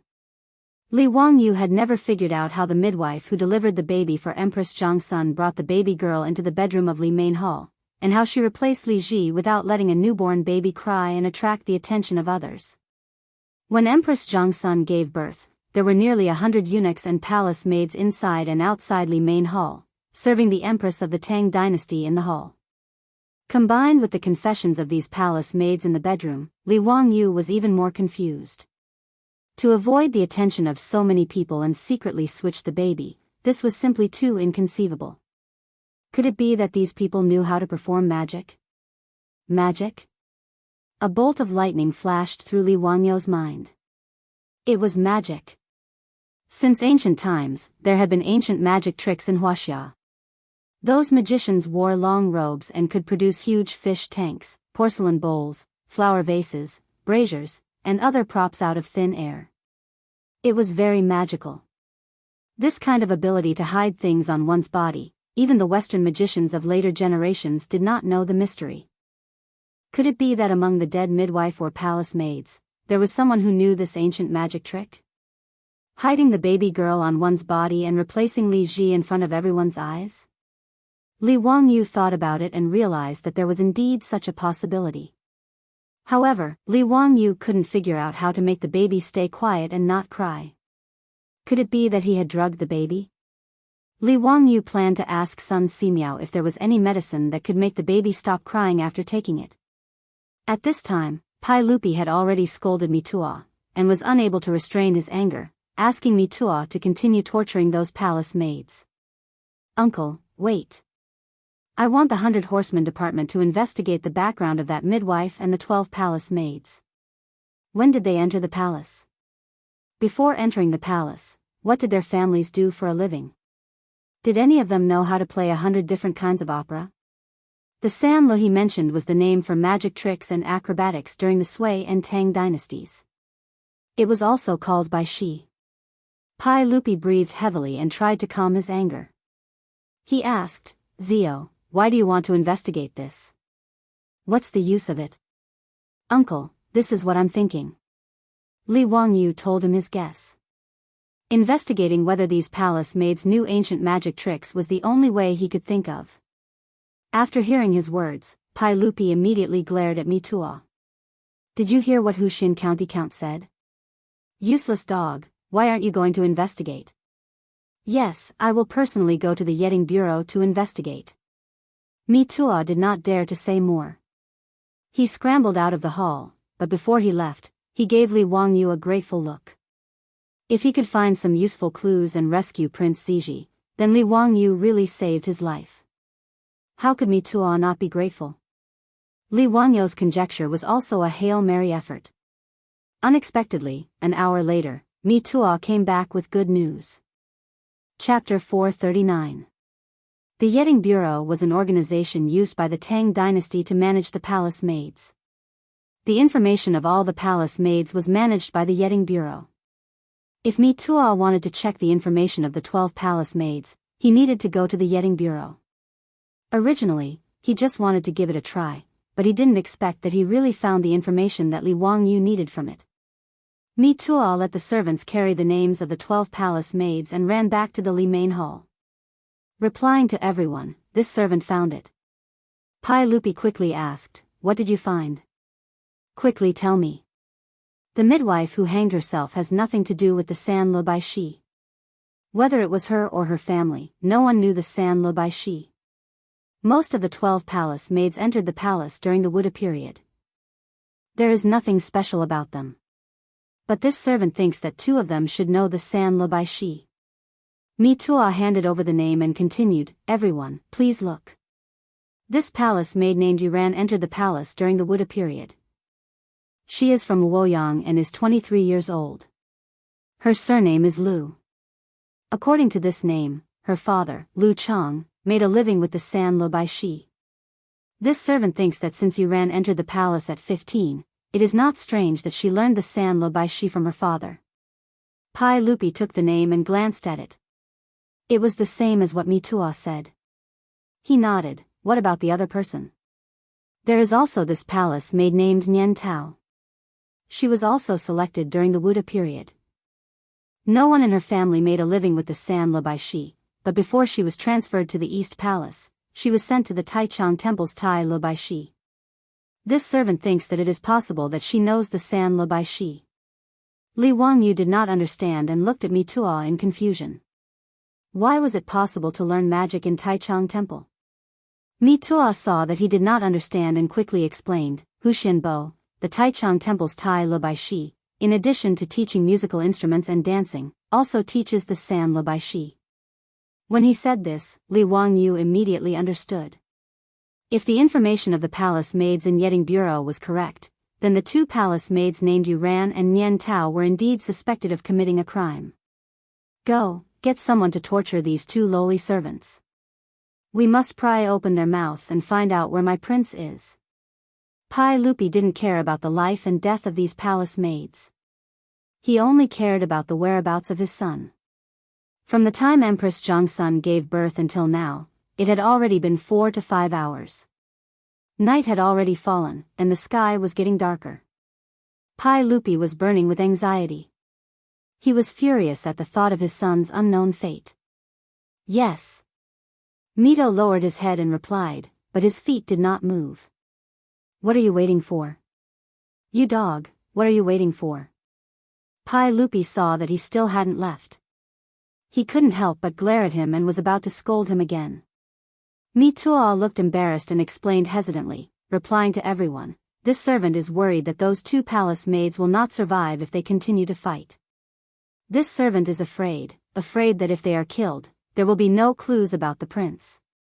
He wasn't speaking nonsense. Those delicate palace maids, how could they withstand the torture of the 100 Cavalry Department and the ruthless interrogation veterans? When he came to the Li main hall to report to Li Air, most of the 12 palace maids were already on the verge of death from torture. If they continued to be interrogated by torture, they would probably die in a short period of time. If they were killed, where would Mituo go to find the prince? In Noda's Taiji Palace, where could one not hide? Not to mention such a small baby. Ever since he confirmed that his son had been switched, Pai Lupi had ordered the palace guards to search the palace, but they still found nothing. It was already late, but the vast Taiji Palace was filled with imperial guards holding torches as they searched for the crown prince. Pai Lupi heard Mituo say this and his face couldn't help but twitch. He knew that Mituo shouldn't be talking nonsense. If he didn't continue to torture these 2 people, he wouldn't know where to find his son. But if he continued to torture and beat these 2 palace maids to death, there would be no clues and he wouldn't be able to find his son. In a dilemma, Pai Lupi was also a little embarrassed, and his face became more and more ugly. Li Wangyu was also secretly anxious at the side. He kept recalling the detective movies he had watched in his mind, trying to find a way to break out of this situation. In Li Wangyu's mind, these 2 palace maids called Nian Tao and Yu Ran were likely to be accomplices. First of all, these 2 people knew magic and could cover each other. Second of all, they had entered the palace in the 3rd year of Wuda. They should have received palace training together, learning the palace etiquette and so on. It was very likely that they had known each other for a long time and had a close relationship. However, since Yuan and Nian Tao didn't commit suicide like the midwife after being controlled by the palace guards, it meant that they didn't want to die. They were still hoping for a fluke, trying to muddle through and find a chance to live. But how to pry open the mouths of these 2 suspects was a difficult problem. Even the veteran criminal of the 100 Cavalry Department couldn't succeed in making them confess after torture. Could it be that these 2 palace maids were expected to tell the truth about Li Ji's whereabouts without continuing to torture? If it was really Yu Ran and Nian Tao who did this, they would rather die than say half a word. Otherwise, what awaited the 2 of them was not only their own death, but also the 9 generations of Pai Lupi. This point, presumably, these 2 palace maids were also well aware.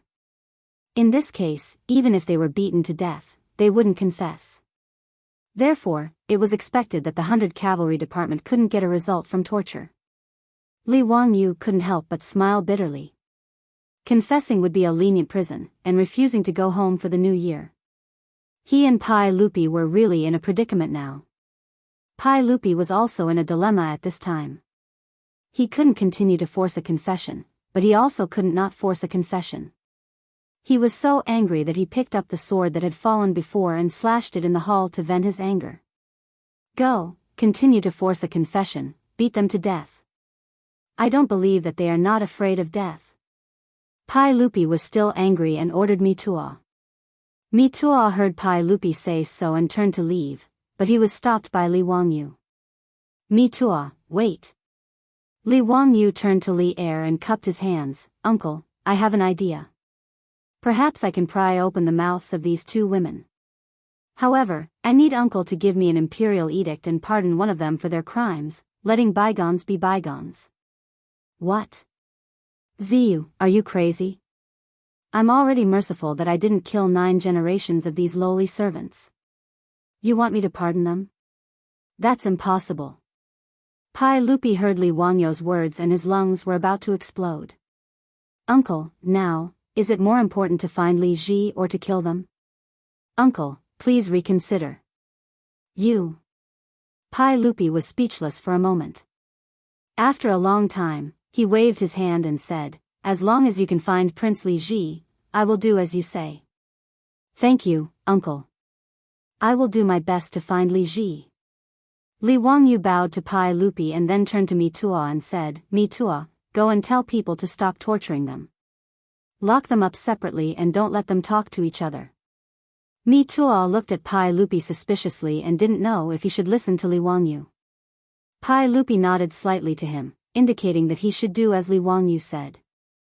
Pai Lupi could only place his hopes on Li Wangyu and hope that he could create a miracle.